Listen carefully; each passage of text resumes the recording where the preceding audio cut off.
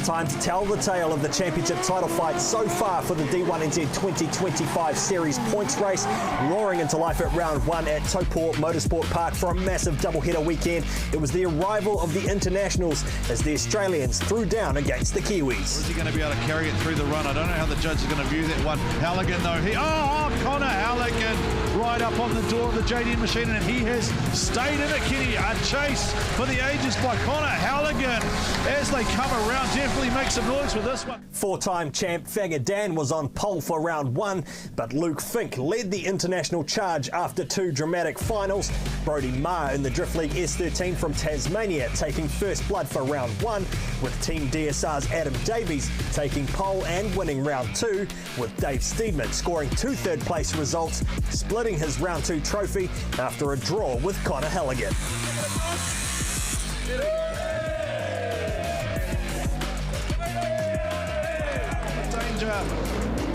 Kurt Blackie has had the angry pulls for lunch. He's right on the door of Clayton Daly out in the lead position. Round three of the D1NZ Championship title fight brought the teams to Auckland City at Go Media Stadium, the shortest track on the calendar, with plenty of concrete serving up carnage in the top 16. Getting Connor here, and that's what I was talking about. Oh, Connor Halligan!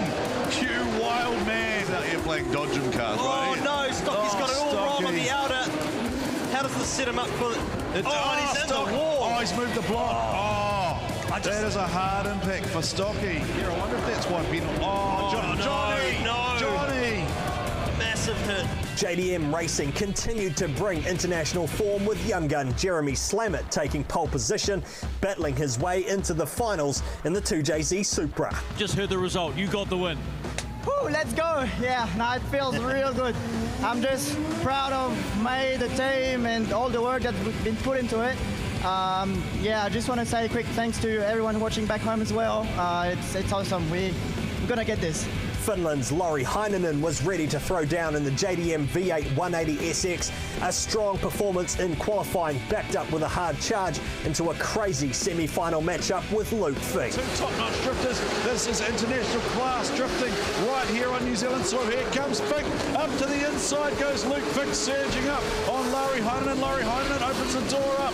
Luke Fink could reach out and touch him. The two JDM monsters door to door. Lauri Heinonen up onto the pro line. Both of them keep it going, both of them are on the gas. Lauri settles it down with a little dab of the brake, and along the wall he comes. And put your hands together, Mount Smart Stadium.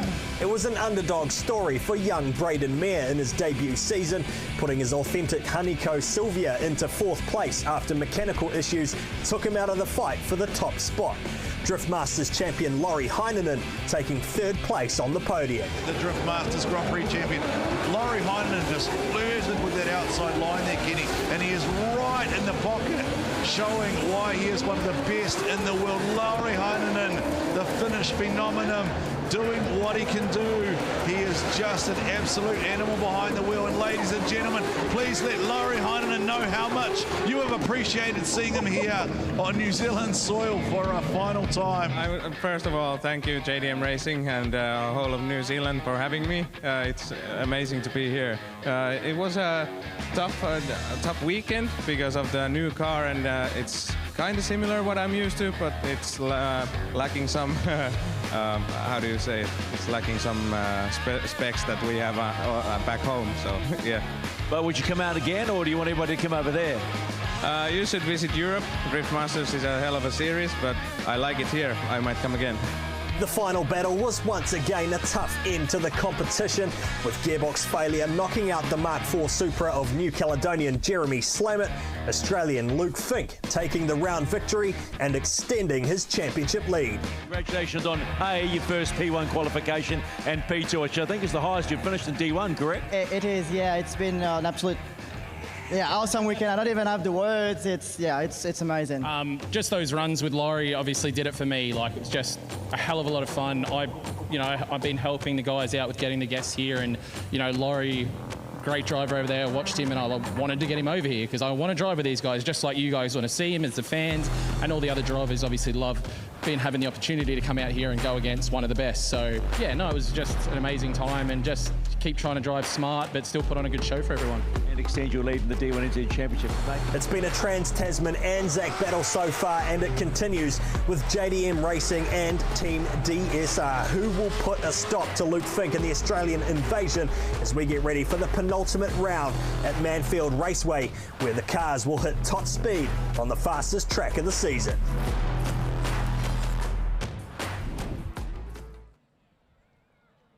Ladies and gentlemen, welcome along to the D1NZ National Drifting Championship here at mighty Manfeild in the fantastic Feilding. We are here, we are live, we are thriving. We've seen some fast and flowing action here this morning. A big welcome to all of you out there in the crowd, the biggest crowd we've seen here at Manfeild for years. Give us a wave, guys. Give us a wave. Fantastic to see so many of you here, so many of you enjoying the drifting action. And how many of you are enjoying my guest commentator for the weekend, the Pro Sport Champion from 2024, Keisuke Nagashima? Keisuke, welcome, my friend. How are you finding things so far? Mate, it has been an action-packed day here with the Pro Sport. Yeah, putting on a show, and I'm looking forward to what the pros can do today. How good were our pro sports in that development series? They went up and up and up in levels. We saw the smoke flowing, we saw them get faster, we saw them get on the door, we saw guys go 130,000% off the track. What are we looking forward to in pro this afternoon? I'm hoping the exact same, but obviously with a 265 sticky tyre, you're going to see some action today. All right, speaking of action, we just had some monster trucks go out and do their thing. We've broken 2 monster trucks now. Hopefully we're not going to see any broken cars this afternoon, but sometimes that's the way the cookie crumbles. And a couple of big stories coming out of practice, of course. Brodie Maher is not in his normal car. No, he's actually in Connor Halligan's second car, who was also another Tasmanian driver, was driving that in Pro Sport. So he's tag teamed that car, the Tassie tag team, I call it. All right, and what else are the big stories coming out of pits as we head into pro? Of course, one of our series leaders, Luke Fink, had some issues as well. Yes, 100%. So he's actually gone into Ben Odge's car, and they're doing double duties in that today. All right, so we'll get his thoughts shortly because he is lurking in the wings as the #1 qualifier. But I think we should take a look at how things are going to play out here at Manfeild. Let's take a look at the competition format for 2025. The 2025 D1NZ Championship brings together new elements and a new lineup of changes for the competition format. Each driver is scored on line, angle and style by 3 judging officials, with each judge given 100 points to play with all 3 scores now averaged across the 3 judges. Qualifying runs are now also back-to-back to keep the cars warm and on consistent track conditions. After qualifying, our drivers are then lined up in a seated battle tree, ready for door-to-door competition. Drivers need to set or better their qualifying performance in the lead while maintaining the scoring criteria for each event. The chase driver's objective is to match or better the lead car's performance while trying to maintain close proximity. Our tandem elimination system has changed for 2025 with new scoring elements. Each official will now split their points across 3 battle scoring criteria, where drivers need to set both a lead and chase run, now scored out of 100. Each judge will now only score either lead, chase or style, with 100 points available for each official. The highest scoring drivers will then advance into the next round, battling through a top 16, top 8 and a semi-final top 4 before we battle for the final spots on the podium.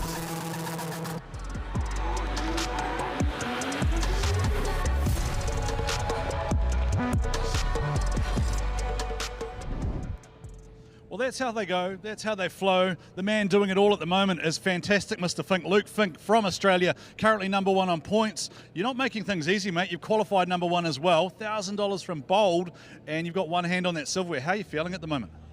Feeling reasonably confident. I've jumped, obviously Benny's been kind enough to let me jump into his S15. Unfortunately, JDM Racing S15 just had a few dramas there, and we just sort of had to make a hard decision to park the car up. You know, it might have came good for today, but it just wasn't worth the risk. We know Benny's car's really good, so yeah, we jumped into that. I'm feeling okay. I'm on about 4.5 laps in that car now, so as confident as you can be with 4.5 laps. You got a Falcon in Japan that you drift to, haven't you? Yeah, of course. What, yeah. Doesn't everybody have a Falcon in Japan? Everybody has a Drift Falcon. Speaking of Japan, let's learn about the Drift Japan Tours prize that the drivers are competing for here this weekend. We're in Japan and we're on tour.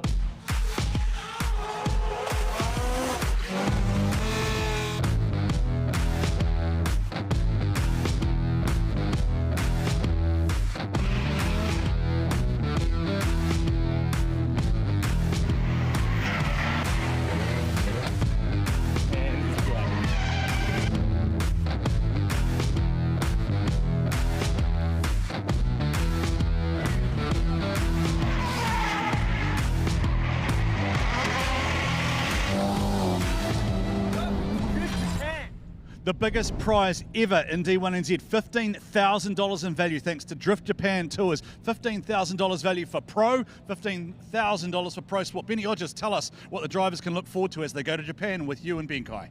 Yes, obviously we are sponsoring Pro and Pro Sport. We're taking the winners of both those series with us to Japan to have an epic adventure with us. Obviously, as co-owner of Drift Japan, we take them overseas. It's all inclusive, 3 track days, everything covered, fuel, tyres, food, have accommodation, transport, everything's ready to drift. All right, and one of the coolest things is people like me too can join the tour. So can you out there in the crowd. Benny, how do they jump online and find out more about this tour? Yeah, so obviously if you're not competing, you're not winning, you just need to jump on driftjapan.com.au, check out a package online, jump on our socials, send us a message, we'll chat you through it and we'll get you on a tour. All right, we're about to get down and dirty here at fantastic Manfeild. Let's get into the track rundown and get into the top 32 battles. It's time for round 4 of the D1NZ Drift Championship, and this weekend we are in the mighty Manawatū, the lower North Island of New Zealand.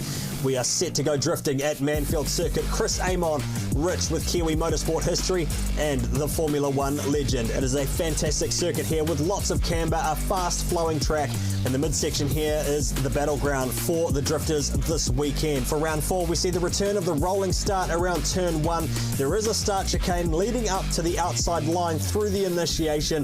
It's crucial to get the car pitched in on a midline approach, carrying lots of speed here to really set up that first outside zone on the right hand side of the track. From here they cut across to the return of the traditional inside clip as a reference point, heading into outside clip 3, which is a touch and go to lay up the approach over the hump and onto the banked camber. It's wide, it's a lot of throttle and a lot of speed to set up off outside zone 4, stretching that diff ratio and the car speed to really throw it in deep. A lot of camber here again, and the judges are asking for a longer outer zone to keep the cars wide before dipping down into that final apex. Alright guys, Benkai from D1NZ, the chase judge here for your lead run example from the Swarm Drift boys there in the BMW and the Drift Japan S15. So we're on a nice faint entry, sitting high on the bank from the lead car. It's going to be full throttle, a little bit of off-throttle, switch into the zone, rear of the car into the zone, then hit the first touch and go, then push out wide to the second touch and go, full throttle up the bank as wide as possible, fill that zone, snap here, a little bit of off-throttle adjustment, then back on full throttle to push through the final inner clip, and then out wide across the finish. And that, ladies and gentlemen, is your lead run for D1 round 4. Keeping an eye on those 6 major scoring zones will be our judging officials for the event. Former pro driver Matt Kwok, our lead judge, alongside Benkai Bruin, our chase judge from Australia. Tony Gallagher slotting in for style, and the return of former Drift South champion Joel Counter stepping in as our driving standards observer and review judge for the weekend. And these are the set penalties that will mark the drivers down during their laps here. It's important to stick to the judges' line without dropping wheels off the track. Stay away from those ripple strips, straight lining the car, steering corrections, unforced errors, and of course not dropping too far back in the chase run.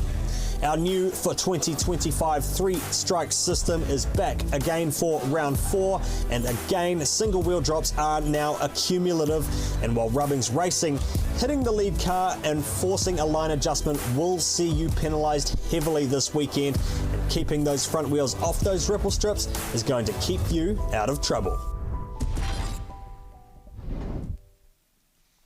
Well, we are getting set and ready. Alrighty, away we go with the top 32 for round number 4 here at Manfeild. And it is Adam Whitehead and Braden Mayer. And this is the first of the battles in the top 32. Adam Whitehead on the lead. Young Braden Mayer in the chase position. We've already seen younger sister Zalia do her first battle here at Manfeild. Got a win and went into the 16. And there's a big rolling burnout on initiation from Braden Mayer. And Adam Whitehead shut that down, and he is shaking the head, and I think he just punched the steering wheel, Kenny. Yeah. And that is a frustrated Adam Whitehead, and the way he's rolling that round the outside makes me think that is mechanical, and he thinks something is broken. And that was a frustrated Adam Whitehead, and those eyes tell you the story.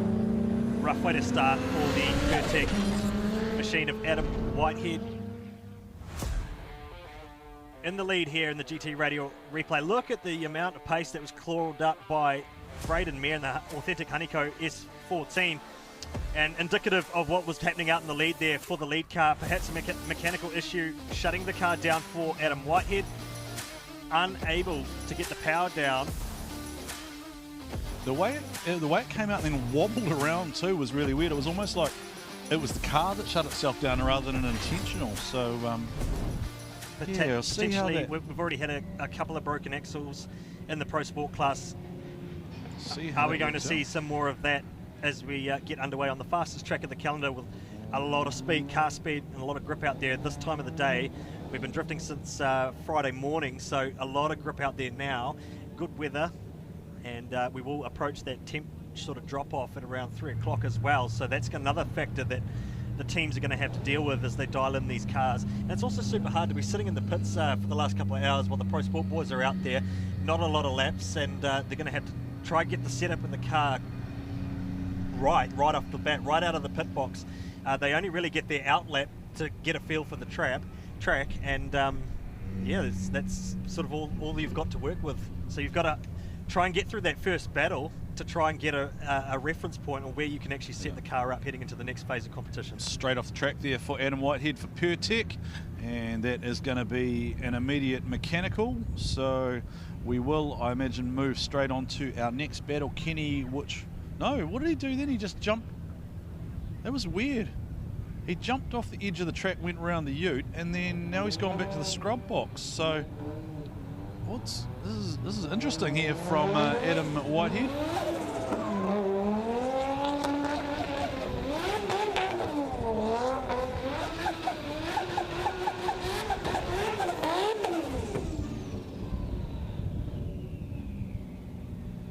So you'll see how this plays out here, Kenny. Some interesting things going on, but look, we move onwards and upwards. We've already seen, for those of you who have just joined us on our Sky TV broadcast, our Pro Sports competing this morning with Blake Miles getting a victory over Jordan Richards, both in their first ever D1NZ competition finals, and Aidan Daly went home with the third position. Now, some gesturing there from Adam Whitehead, just talking to our track officials. We'll get to the bottom of what is going on there. Adam didn't choose to scrub again.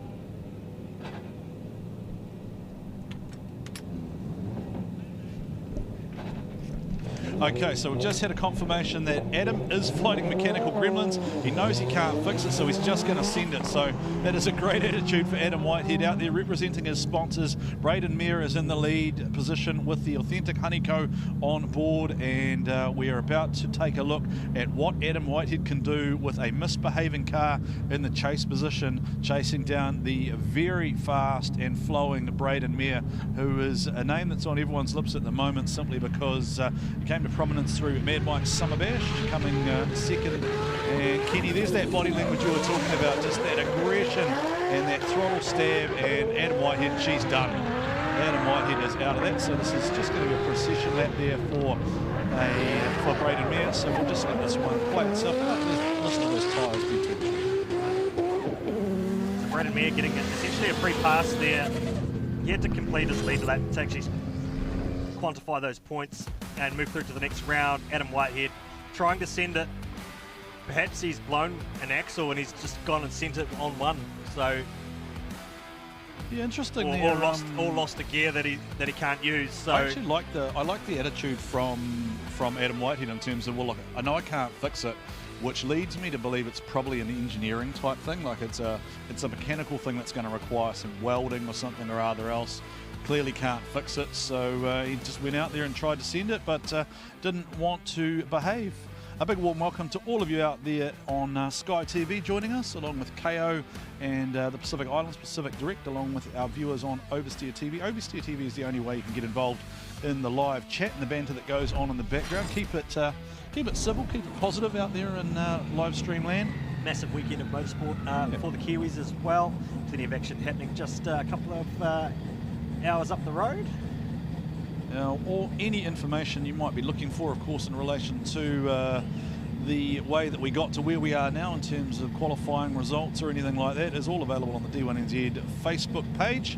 as Kesko tells Braden that he's gone through and Adam limps back around. All right, with Braden, you have got the win, mate. Obviously, Adam kind of pulled out of that, but how are you feeling? Well, obviously, I don't want to take the win like that, but we'll move on, I guess. Go to the next one. 100%. I mean, it's your first time in Pro. How's the season been for you so far?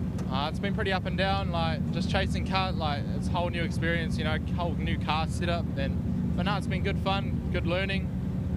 Good on you, mate. We'll see you in Top 16. All right, here we go to Dan Caldwell from the South Island and Ben Hodges. Usually Dan Caldwell would be the furthest travelled of the two in the battle, but Ben Hodges all the way from Australia in the Drift Japan Tours S15, 2JZ underneath the bonnet. Dan Caldwell up front with the big old alley. Oh, there's a big straight line from Hodges in the chase position there, Kenny. Now, this is an interesting story in that Benny Hodges is struggling with that car, and Luke Fink's got to drive that car later this afternoon. Yeah, so is there a further evolving story there for his teammate Luke Fink, who is leading the series points. Just look at the pace of these Pro Championship cars with the big 265 semi-slick rubber now out on the track.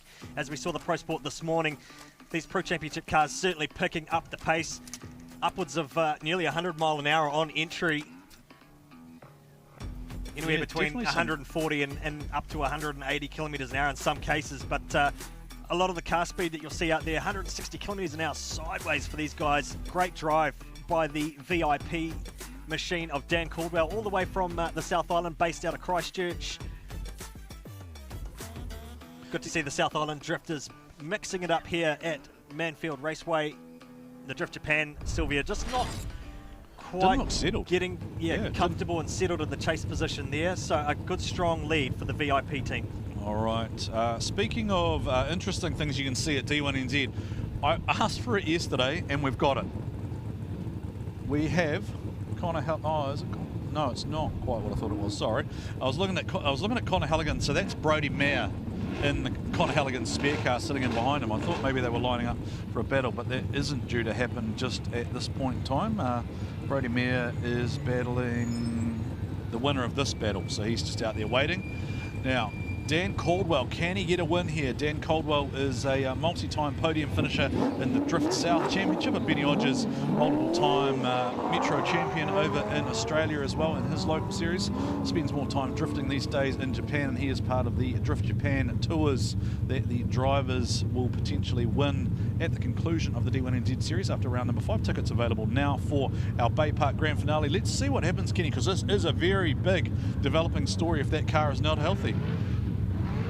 It doesn't look like, no, it just doesn't, no, it's, massive contact. Now, what's caused that? Now, this is... It's going to be a brain scratcher because it was a two-stab approach to the entry for Ben Hodges out in the lead. Look at that rear wheel. No, he needs to get out of it. Look at that rear wheel. It's bent. Look at that rear wheel. It's massively hit a whack. Dan Caldwell was hit him hard. So that's the second lap. They are going to have to get that car back to the pits and repair that car for Luke Fink. But let's unfold the story here. There's the two-stab approach that I was talking about. That's slowing massively. There's no smoke. Yeah, There's no smoke. The lead car looks so tight, but then you see the contact wheel to wheel. It's it's broken the front wheel of Caldwell's car. That is a huge impact. Wheel to wheel, so front wheel to rear wheel contact, and has caused some damage for both of those cars out there. This is a massive, massive story, Kenny. Was for those of you who don't know what happened, Luke Fink had to jump into Ben Hodges' car yesterday to qualify, and that is the car he is scheduled to compete in. But because it's shared duties, then that car needs to be prepared again. Now, the good part, I suppose, is that they've got a bit of time, but they don't have that much time because a lot of the top 16's already locked in. What this might come down to is the first lap, and just at first glance, there is potential that this could be a shared fault. Just with the nature of how that entry was unfolding for the chase car to deal with. Oh, so, look at that for the Caldwell. Damage. That's massive for Dan Caldwell. Massive damage for the South Island-based team, VIP, Dan Caldwell. 427 LSX underneath the bonnet, and he isn't getting any outer tyre wear because that tyre's sitting right on the outside. He's done a great job to drive this car back into the lane. That will not feel very good at the steering wheel. Look at that. Look, that rim is destroyed. It's broken the lip off it. Of course, what other damage has unfolded there too? You've got the hot brakes. You've got warm parts under the what's coming out? Is there front anything end of the coming car out as underneath? well. Is what they're looking at. Managed to scrape Look at through that without any. Look at the Look crab. this car crabbing. It's crab walking up to the line. Look at that is the most bent. Look at Ben Hodges' face. Look at Benny's face. Tells the story. Keske. Benny boy, that was a bit of damage on the rear of your car, mate. I mean, how was it? How was it? Yeah, we were flying into that sweeper. We were going fast, and obviously he was trying to catch up with me and just tag the rear end. Something's really bad in the back. I could barely keep it down the straight, so hopefully we can get it together. Drift Japan can get Luke on podium, so we'll see how we go. We don't have many spares. Obviously, coming from Australia, we don't have a whole lot, so we'll do the best we can do and hopefully give Luke a drive. Nah, sounds good, mate. Get it fixed. Good luck. All right, we'll go see Daniel. There's bits of car. Dan, yeah, I think your tie rod's a bit broken there, mate. But yeah, I feel that. I think it's a bit broken. Yeah, no, it's a bit unfortunate. I just threw it all out there and just misjudged it really, and hopefully I haven't wrecked this car for the day. But yeah, it is what it is. Pretty annoyed myself really, but it is what it is. Yeah. 100%. No, good on you, mate. We'll see you at Baypark, eh? Cheers. Pretty philosophical there from Dan Caldwell from the South Island, and I don't think I've ever seen a car drive like that, Kenny. Like, how did he get that back with that smash rim and not really much functional steering in the front there? That's now just turned the opposite way. I would love to know how the judges called that, because so would I, it actually, looked a bit tight on entry there, and there was such a great lead run there from the VIP car initially. So unfortunately for Dan Caldwell, massive contact on entry, and yeah, that's all she wrote. Both cars a bit worse for wear, and a lot of pressure for the JDM Racing team now to get that car turned around. Well, the only thing I can think of is that Ben Hodges would have been judged as having deductions in his chase, but Dan Caldwell must have been zeroed out for the contact impeding the lead car, which is the rule that was brought in, and it is pretty clear in the judging criteria from this morning. So it did specifically say that any contact which impacts the lead car and unsettles the line will be adjudged at fault. So is this mechanical for Brodie Mayer?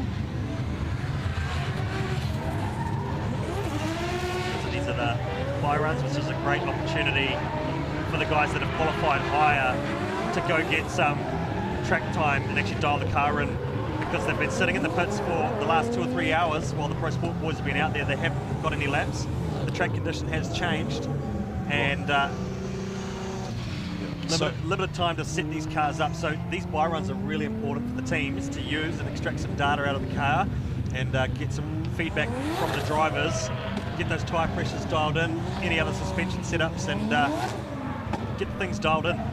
Yes, so for those who haven't seen the video, the reason Brodie Mayer is in the Conor Halligan-owned spare car is due to the fact that his car caught on fire yesterday. So Brodie Mayer had a pretty massive fire, and I think it's been shared about 6,000 times now via various social media platforms.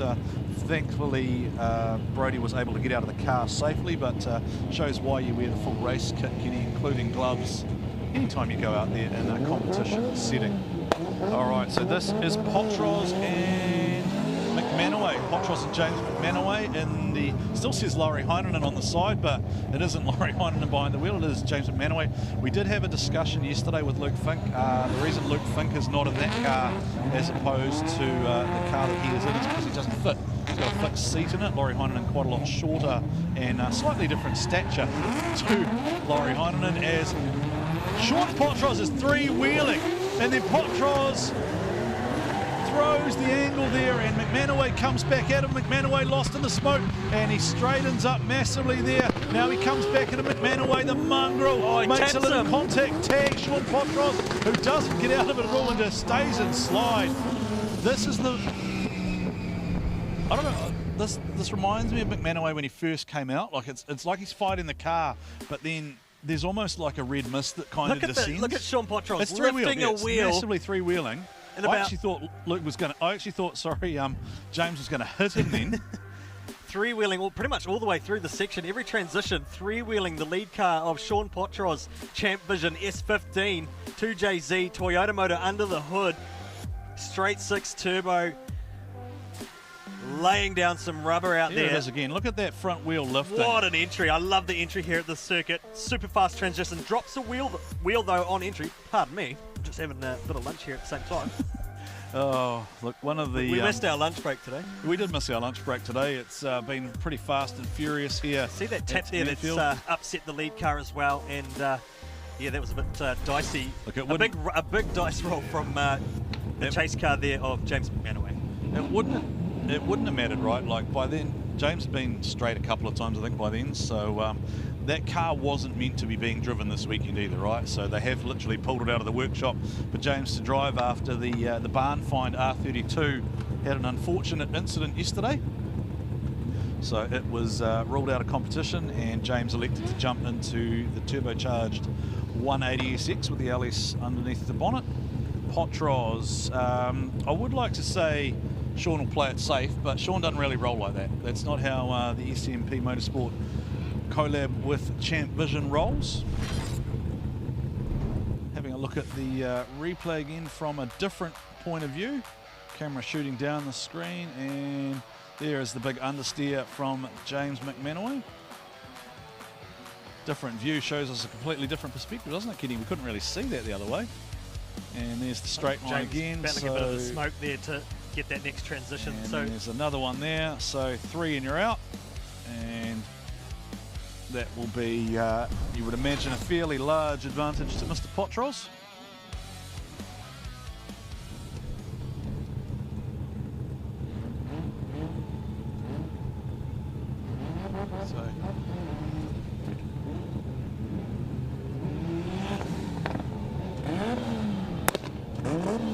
So we'll wait for James to pull into stage. See what he does this time on his lead run. Sean Potros.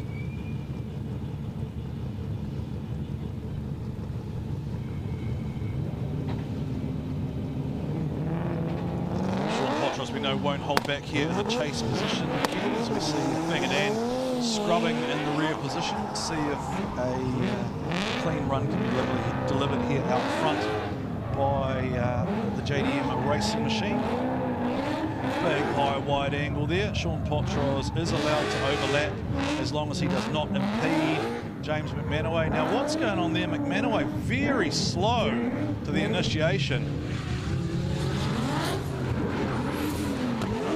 Potros actually looking like he is playing safe here. He looks like he doesn't want to get trapped in any sort of mess from a car that's potentially misbehaving out the front there, because James McManaway, while he's producing tyre smoke there, probably about 3/4 of the speed you would normally see from a pro car here.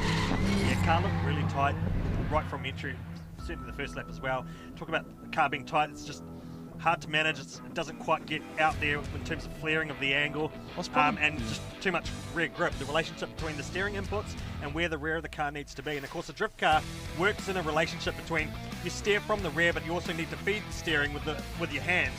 So it's a mixture of throttle and steering input to make these cars do what they need to do. And he looks like he's just, the car's tight. It's not throwing out where he wants it to be.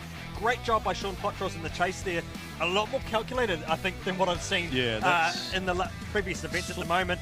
Just a little bit more calculated, keeping it clean in the chase run there, and keeping his his car nice and clean and tidy without any further contact. Well, Sean's got a big fan base here, being from the Taranaki region. It's kind of the local event for them, as we see the Taurus monster truck. So you can go down, for those fans who are in attendance, you can go down and pay $10 to go on the Taurus monster truck. And we are just waiting for the result to lock in and the totem to come up on the screen. Keske may grab a word with both, because I imagine that James McManaway might have some colourful things to say about the car he's just driven. Possibly, he's just come back into the pit chute now, so maybe able to grab a quick word while Kurt Blackie scrubs.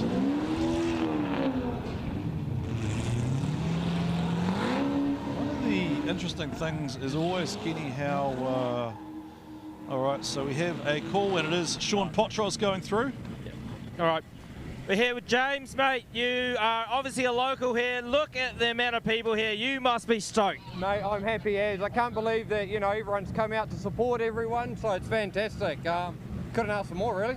I mean, it's unfortunate what happened in the battle, but I mean, look, yeah, it's such a great result, isn't it? Mate, I'm just happy to be here, happy the trucks are here, and happy everyone's here to witness it. Yeah.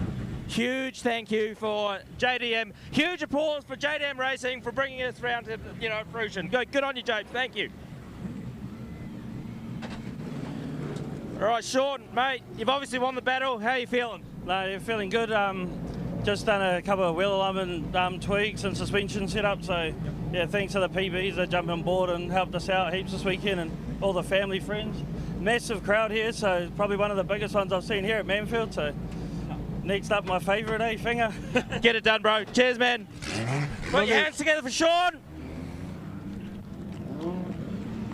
Look at that, Kenny. Look at that crowd. Every vantage point here at Manfeild has been grabbed by eager viewers. And look, again, a shout out to JDM Racing, of course, being a big part of powering D1NZ for 2025. And we talk about Manfeild, we talk about Feilding. Here is your hometown hero in the parts trader Lexus V12 Hartley Engines and Motorsport built V12. What I was just going to reference there is you will have heard reference to the PBs from Sean Potros. So what he's talking about there is actually Murray, Case and Cody Pullenbury. So our 2024 Pro Champion, the Pullenburys, are here crewing for Sean Potros. So I know Sean is very grateful to the PB team for coming down and sharing their knowledge with him. It is helping him from a setup perspective, and he is certainly hungry for a result here at what is his home track. As we take a look at the scrubbing by Sam West and Jaron Olofkrona. And one of the things I do love to do, Kenny, is with Jaron Olofkrona having gone NA, I do always enjoy listening to the sound of that car scream. So don't be surprised if we do go a little bit quiet in the commentary, just to let you enjoy the sounds of NA V12 billet block motor underneath the bonnet of the Lexus RCF, the parts trader Olofkrona drift motorsport machine. And it is about to take flight against Sam West. And Sam West, Kenny, Mr. 120%. Doesn't know any other way, doesn't know to hold back. I spoke to him this morning after yesterday's practice. Now, the reason he's weaving side to side like that is because Sam West has had a heap of steering issues. We saw it cost him at Mount Smart. We saw it actually impact him yesterday in qualifying. So Sam West trying to tame a car that just doesn't want to go where he wants it to go. And for a pro-level drifter as good as Sam West is, that's got to be frustrating. So here we go. Let's just have a listen to the V12 sing. Oh, Sam West has got it all wrong in outside zone 1.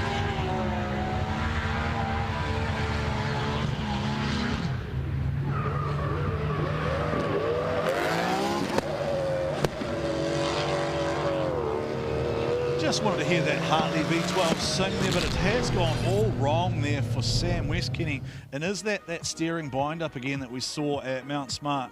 Looks like it just goes to lock, and then when he goes, yeah, it's just overcooked it.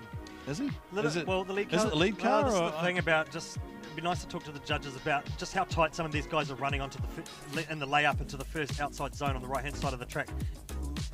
Laying up that transition, getting it right. So you'll see a wobble here from an angle adjustment from the lead car, and then has Sam been left nowhere to go? Well, Sam saw the opportunity. There was a correction from the lead car, tried to dial in a bit more angle. Sam tucked in there straight away and tried to get on the door. I think you're right, though, because if you watch that footage back again, Sam's on the handbrake. He's just dragging. The rear wheels aren't spinning. He's trying to pull speed out of that car to stop himself crashing into Olofkrona. That's the hard thing about being in the chase position. Watch this again. Watch this. Especially on fast circuits like this. Is right here. You'll see it from this angle, I think. You'll watch Sam's rear wheels are locked up, see? I think Sam might have almost done that himself, potentially, by trying, the lead car... It's too greedy, maybe. The lead car flared, it opened the door a little bit more. He went and took the pocket, but I think it might have been better to just actually hang back out of the pocket until after the first scoring zone. Yeah, and it would have set him up better for the rest of the track. So yeah, but it's Sam West, right? He doesn't do that. We spoke to him yesterday. I said, Sam, you're going to hold back, mate. Just drive it 105%. Instead, not interested. It's just not the way he rolls. So anyway, onwards and upwards we go as we move through the top 16. No, sorry, the top 20. 32 pedals. It says 24 on the top, but it's 32. So I'm getting put off by the numbers on my sheet here in front of me. It is the top 32. It is Sam West, and it is local man Jaron Olive-Kroner, and they are fighting for a spot against Connor Halligan. Here is Sam West stretching the legs in the 180 SX2 JZ underneath the bonnet, 800 odd horsepower, Jaron Olive-Kroner. Now, I feel like there will be a deduction in the lead position there from Matt Quat, just because the way that Sam West has done it is not really the ideal way to get it done. He has got it done nonetheless. Jaron Olive-Kroner not too bad in the chase position, and we know that there are no chase points available for Wet, so Olive-Kroner potentially, unless he is adjudged to have contributed to why Sam West went off, you would think there probably will have the advantage. So proximity almost non-existent. That's a terrible way to put it, but big handbrake dragged out of the transition there to settle the car down for Sam West, and it got him on a wrong line approach heading up to the bank. That car's bobbing and bucking really violently. They need to. I don't know whether they need to. It's got the pace. It's got certainly. Well, you watch it. Look at certainly got the ability, but perhaps just a little bit of setup. Just keep the thing settled. I think you would call it. It's almost like a pogo, right? It's like a pogo sticking effect.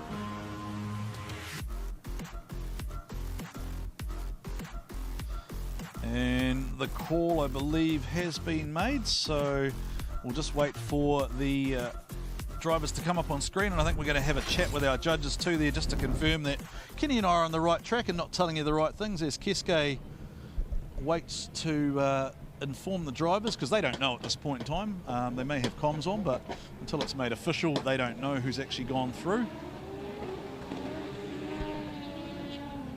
Graphics are done. Going through is the local man, Jaron Olive-Kroner. Jaron Olive-Kroner gets the win. And then I think we are going to hear from the judges as to how they call it. You're obviously a local here. How are you're feeling comfortable at your home track? Yeah, man, feeling really comfortable now. We had a bit of a tough time this morning, but yeah, we managed to pull the car together and make it happen. You know, shout out to Sam. He's a fantastic driver, so it feels pretty good to come away with a win there. But yeah, really happy. Thanks to all the crew so far, and yeah, let's go on. Let's do the next battle, man. Sounds good, mate. We'll see you soon. Cool. Thanks, bro. All right, Mr. West. Holy heck. How was that, mate? Oh, it's just bloody all weekend's been a nightmare, eh? Nothing went wrong with the car that time. That was the driver, but, you know, just not enough practice. And you looked a little bit greedy there, but, I mean, you try to put on a good show and good chase. You know, there's only 110% with me, you know, like, go out, put on a show for the boys and, you know, the sponsors, the wife and kids at home, you know, just make everyone proud. So drive hard and time to go home. Yep. They'll be proud of you, mate. 100%. Well done. Awesome. Love you, kids. Yeah, love you too, Sam. Up to the judges. Oh, the man love moment. Speaking of man love, three guys we love because they do the job that we would all hate to do. Ben Kai, Bruin, Matt Kwok, Tony G up there in the Three Wise Men's residence. How are you, boys? Yeah, good, mate. Actually, it's quite funny you say that, that literal line that you just said, that they all do the job that we never wanted to see. Dave Stedman showed me a video of when I was in commentary only a year ago, and I said that exact same thing. So, Warren, this seat's yours next year if you want it. Nobody wants to see me judge, mate. We've been there, we've done that before back in 2003, and it didn't go so well. How you guys going down there? Good? Oh, look, we're good, but you guys obviously are having to make some tough calls there. For those who've just tuned in maybe for the Sky Sport audience, etc., we're going lead for lead, we're going chase for chase, we're going style. So for you, Tony, as the style judge, how are you differentiating between cars that can be very similar from time to time? Yeah, well, it's just reiterating, like you say, lead for lead, chase for chase, style for style, is that while a car can both zero out in the chase, that myself and Matt Kwok can then get a 0-0 from Benkai, and then Mac will give a double lead score, and then I can score that lead on style, and we can come up with a decision rather than a one more time from time to time. So sort of seeing the entry at the moment, it's been a bit tough for these guys going out there, and after not being in the seat so far until they get out this afternoon, so limited track time for these guys. A lot of guys running a little bit tight. Yeah, well, Mac actually just made the interesting point. We don't normally see a lot of people go out for their bye runs, but because the track's changed so much, yeah, that's what we're seeing. All right, back to work, boys. You got cars on tracks, so you better pay attention because you are the three most important men here. Sorry to put that weight on your massive broad shoulders, but I'm sure you can all carry it. Johnny Latham from the South Island in the Doherty sponsored machine. Rody Knowles for Amalgamated Roofing. Rody, the likeable veteran, back in pro, back in drifting. And listen to that TRD NASCAR motor sing. I'll just let you have a little listen to this thing. Rody Knowles is playing off.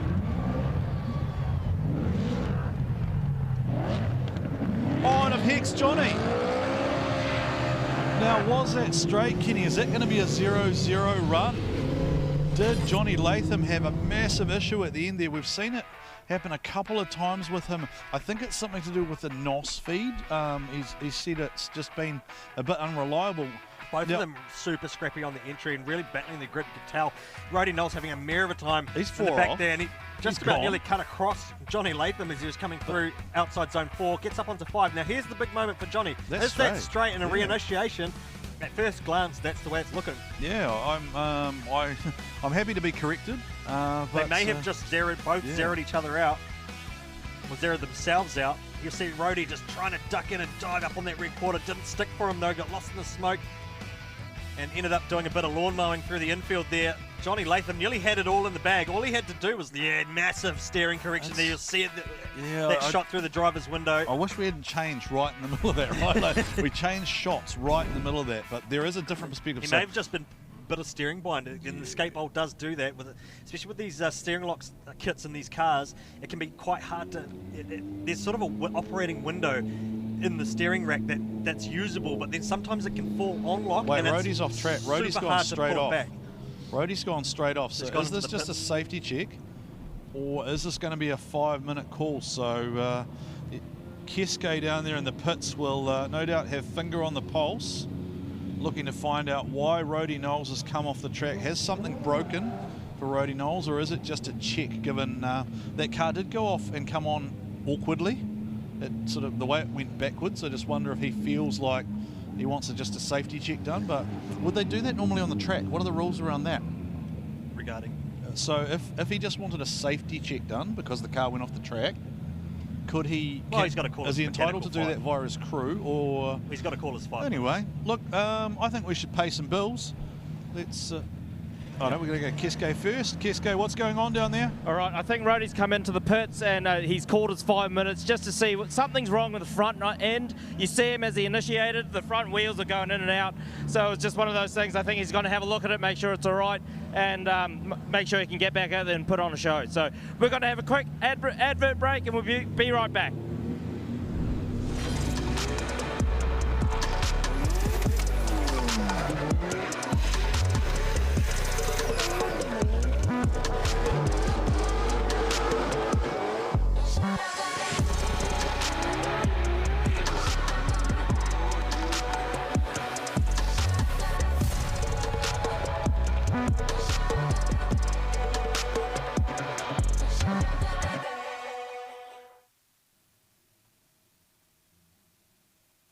All right, so we're back here with live pictures of Johnny Latham sitting on the track with that TRD NASCAR motor sticking out the bonnet. And we're just waiting to see what's happening with Rody Knowles, because there seems to be some sort of steering issue with the Rody Knowles car. It didn't look settled on entry, which Kenny picked up.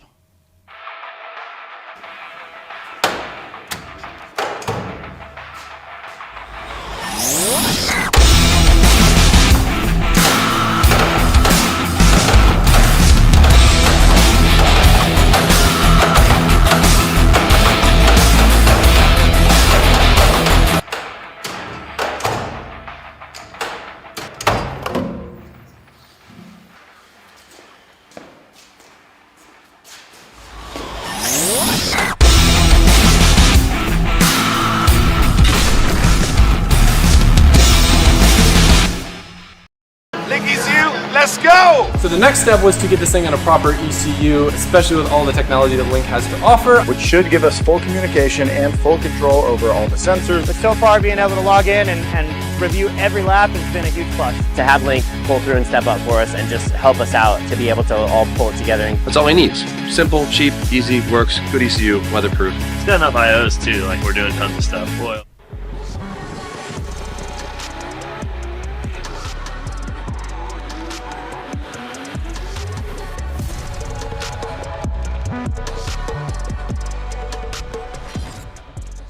We are with Rody here. I thought it was the front. They're actually checking the rear, so they might think that there's a bent wheel or maybe something with the wheel bearing or something wrong with the rear end of the car. So they're checking it out. They've got it on axle stands. They are timed. They are under the pump a little bit just to make sure that we'll see how much time he's got, eh? So at the moment, has been pretty much 2 minutes elapsed, so there's 3 minutes remaining in the 5-minute timeout for them to sort out what they can figure out with the car and make sure that he's ready to go out there. It wouldn't be good if he went out there with the damage in there now. Obviously, could cause an accident, so they just want to make sure that it's okay.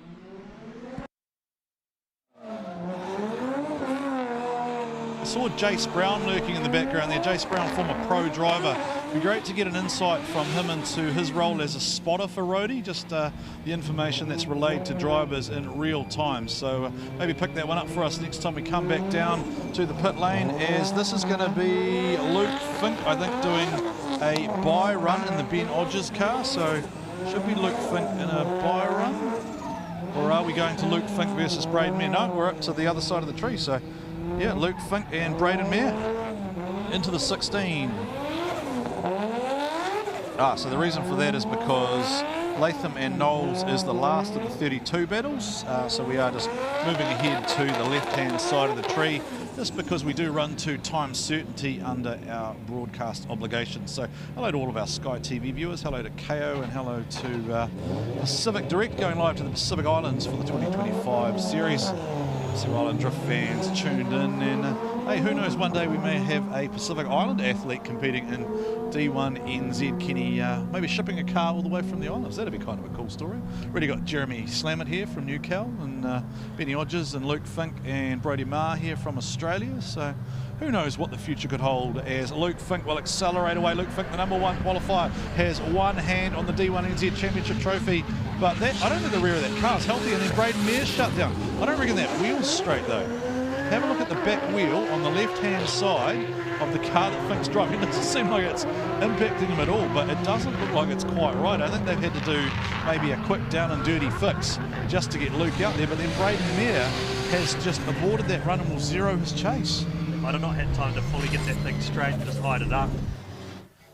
They might have been limited with the time factor. See, look, you can see the wheel. They're like, it's they certainly got the tools available. It's the time that's the problem for the JDM team to get the car prepped properly. So what has gone wrong for Braden Mayer in the chase, though? He didn't even initiate. He didn't even start. So yeah, that's an interesting one, right? He was on some form earlier on. So has he had an engine cut drama there, or?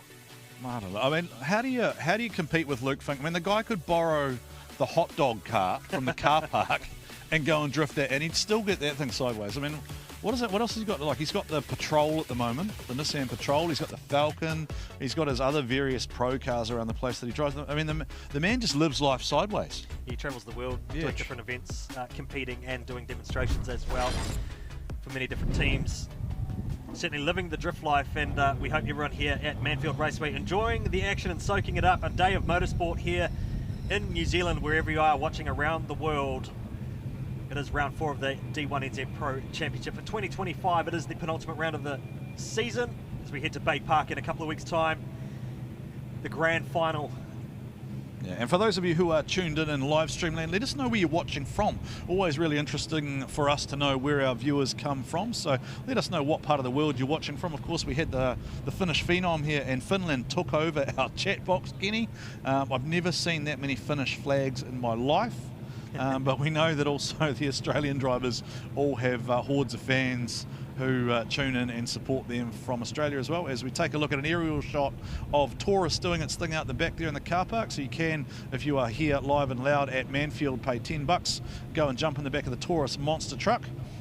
There is Braden Mayer just making his way down the pit lane, and he looks like he will be heading back to call of 5 minutes. So that probably means that we're going to have to move forward in the next battle, which is going to be Rhodey and Jaron again. So Jaron's entitled to scrub again because the tyres have cooled down, and then Rhodey will do the same. So whatever it was in the car, they're obviously not too concerned for Rhodey Knowles, but he... What do you reckon, Kenny? I mean, as a commentator, not a judge, again, we always point this out, commentator, not a judge, was Jaron at all potentially at fault there? Is there anything you could see that could potentially have contributed to Rhodey going off? Or It was a little tight, just from my point of view. I think it was a little tight on the entry there in the layup into the first outer zone. But certainly, I think Rhodey just having some dramas in the chase position there, not quite settled in the car, and seeing what they were looking at, it would be interesting to know what they actually were looking at in the rear end of that car. all right, let's see what happens as they switch around here, because we would imagine that Johnny Latham certainly has the horsepower advantage here. He'll definitely have the torque advantage with the TRD NASCAR V8 at his disposal. It also has a big old blue bottle in it of NOS. I'm not sure if it's hooked up for this round. Didn't see the nitrous purge on the line, which probably indicates it isn't running at the moment. But Rhodey Knowles with a bit of work, we think, potentially here to do. It's not turning in, is it? Or was it just late from Rhodey? Did it not go where he wanted it to go? Later to dial up, No, he's dial not. a bit more No, angle, he's but going to spin. Is there going to be contact? Oh, Rhodey. That would have been a scary moment for Rhodey, because he would have heard Johnny Latham coming. You can't miss that distinctive sound, and Rhodey turns it round in the lead position, and that will, I would imagine, send Latham through. Johnny Latham. I don't reckon this turn, look, it's not going where he wants it to go. Yeah. So he's into the section understeering. Took a big steering input to really get it going. And Linky's you, let's go! So the next step... Get out there on the entry, but Johnny Latham from the South Island representing Drift South and all the Drift South fans, competing for the South Island in the D1NZ this year for a full campaign in that NASCAR TRD machine, and he was battling engine dramas at the first couple of rounds, but look at this, great job by Johnny Latham to back out of it and just slow the car up. I think Rhodey stayed in that too. I think Rhodey had a moment there where he kind of thought, I'm going. All right, I'm going to try and drive it off the track, and we have a confirmation officially that Johnny Latham does get the win, and that locks him into battling Jeremy Slemon. So our top 16 is official. Luke Fink and Braden Mayer we've seen one pass of. We're about to see Dave Steedman, Michael Thorley, then we see Brodie Marr and Ben Odgers, then Daniel Woolhouse and Sean Potros in what will be a wild battle. Connor Halligan and Jaron Olivecroner, Kurt Blackie, Jordan Joyce, Jeremy Slammett and Johnny Latham, and then we have Clayton Daly and Adam Davies. Now, the interesting part here for me, Kenny, is potentially Luke Fink and Dave Steedman as 1 and 2 in the title fight, could be head-to-head in the top 8. So that is going to place some pressure on both drivers. So just waiting for an official call to be made here, and it is Johnny Latham. Apologies for getting ahead of myself there. So Mac actually thought it was a one more time. I don't know if that's right, but anyway. You got the win there, mate. It was a little bit of a messy battle, but how'd you do? How'd you feel? Yeah, it was a bit of a messy one. Bit of a shame to have it go down like that. Rhodey's a legend. So yeah, I've been looking forward to this one. But yeah, happy to go through and try to tidy it up. Oh, you're through, so yeah, put on a show for the next one, eh? Cheers, mate. Yeah. Rhodey. Yeah, what do you have to say, mate? I mean, it was a little bit sloppy. The cars obviously have got a problem. Yeah, oh, look, we did a little bit of damage over the ripple strip on that last one, and it turned in good one way, and then obviously switched back the next, and that was all she wrote. So, hey, look, I was just lucky that, you know, that Latham was up to the task of missing me there, and yeah, look, we're good to go. We'll be at Baypark. Just want to obviously shout out to Amalgamated Roofing, Electrical Solutions, Cream Insurance, and Bex and Brad Alasasha. I've enjoyed this weekend. It's been good, mate. We'll see you at the final one. No, sounds good. Thank you, Rhodey. Cheers, mate. Alrighty, here we go. Dave Steedman, Dangerous Dave from Tauranga, the George Clooney of Tauranga up against Michael Thorley in the NZ 180SX. We've already seen partner Kim Thorley out competing in a pro sport this morning. Dave Steedman settles down to business, but this is way more aggressive from Michael Thorley than we've seen before, Kenny, and he's going to wipe himself up off the track. That was way faster than I've seen Michael Thorley approach that entry all weekend, and maybe the drivers are onto something there. Those conditions look like they have changed massively. I don't know if Keske can maybe get a bit of a read down there from pit lane, but maybe some of these setups need to be changed. Yeah, it's all going to come down to the afternoon track condition, and then it starts evolving too. We've just hit daylight savings last week. So it's going to get cold, it's going to get darker as we head into the later part of the afternoon, and certainly the track temp doesn't really hold. We get that, what I call the track temp roll-off, and it was quite evident at Topol Motorsport Park for round 1 and 2, and it's all about just roll. You've got to evolve the car with the track. As you progress through the battle phases, you've got to try and get a read on what that track condition is doing, because as more rubber gets laid out there, the temp is still dropping. Yeah, we do know here in the Manawatū region, it does get cold really fast. Like when it gets cold, that temperature just drops away because of the location and where we are. So obviously, as you go up the island, you're a little bit warmer temperatures. Let's go down to Keske and see what sort of update he's got for us from the pits. All right, we're here with Ben Hodges. Obviously, there is a lot of talk about track conditions changing, so we'll just get a bit of a driver's point of view. How are the track conditions out there at the moment? Yeah, so obviously the clouds have come over. It's cooled off the track a little bit. So on the racing line, it's quite grippy. As soon as you're off the racing line, it's like ice, as you've just seen a few guys come off track. So I would say being online is going to be the way to win this one. No, 100%. It's one of those things, you've got to really adjust your settings to the car, your tyre pressures, your suspension, your shocks, everything, right? Yep. Yeah, well, obviously that last battle had some dynamic toe, so we don't want that happening. But yeah, the guys that have the setup dialed should go to the top today. Yeah, obviously with your little bit of a bingle, there was a nudge, the toe arm came off, you got it fixed, Luke's out there. Well done, mate. Thank you. Let's see where we go. Dynamic toe. Yeah, I like that one. So dynamic toe is code for got smashed into at high speed by Dan Caldwell, who broke his toe arm. So that's what he means by dynamic toe, as in nothing was straight whatsoever. Here we go with Michael Thorley leading away now over Dave Steedman, and Dave Steedman needs to win this battle to stay in the chase. Dave Steedman currently second on points in the championship, with Adam Davies, his teammate, in third, and he needs to get this win here over Michael Thorley, who we saw go off the track earlier. And Dave Steedman needs to be very careful here that he doesn't get trapped in a position he doesn't want to be. Dave Steedman done more than enough laps though to know how to modulate that throttle, knows how to drive there, just sitting nice and comfortably there in the pocket, knows he can put a bit of pressure on Mike Thorley there, maybe reach out, give him a little tap, and there is Dave Steedman showing that form that makes him a real threat here at Manfeild. Kitty, Dave Steedman I think will progress through off that battle. What a run from Team DSR's Dave Steedman, hunting down that NZ 180SX of Michael Thorley, a pair of RB30s, the 3.2 stroke RB30 of the Hydrolink Mimico machine of Dave Steedman in the chase. Straight 6 turbo Nissans out there battling door to door, and what a great drive from the pair of them. A great lead run, opening the door for Team DSR to get up in the chase pocket, and a few little mistakes there. They will unpack it a little bit further here on the GT radial replays. They switch on through. Very, very, very small dab of the handbrake, but you'll see there a wheel off on the ripple strip for the chase car in behind as they switch on through. Michael Thorley trying to get out and fill that out of zone 4, switches into 5, another short dab. Now he's one of those drivers that does a short dab at the start of outside zone 5, so very different style heading into the skate bowl, but has Dave Steedman done enough in that chase run to secure the win and move through into the next round? Well, Thorley did come off the track, right, so when that's happened you are at a massive disadvantage unless there is any way, shape or form that your fellow competitor can be adjudged to have contributed to that. So we'll wait and see.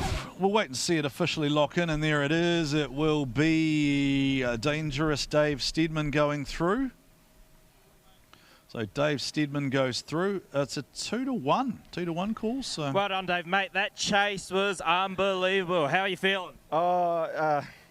I feel a little bit lucky, actually. I made a bit of a mistake on my lead, so yeah, I was stoked with the chase. It was a lot of fun. Yeah. So much fun. It's always awesome battling Michael Thorley, so just wrapped to go through. No. Well done, mate. We'll see you in the next one. Thanks, mate.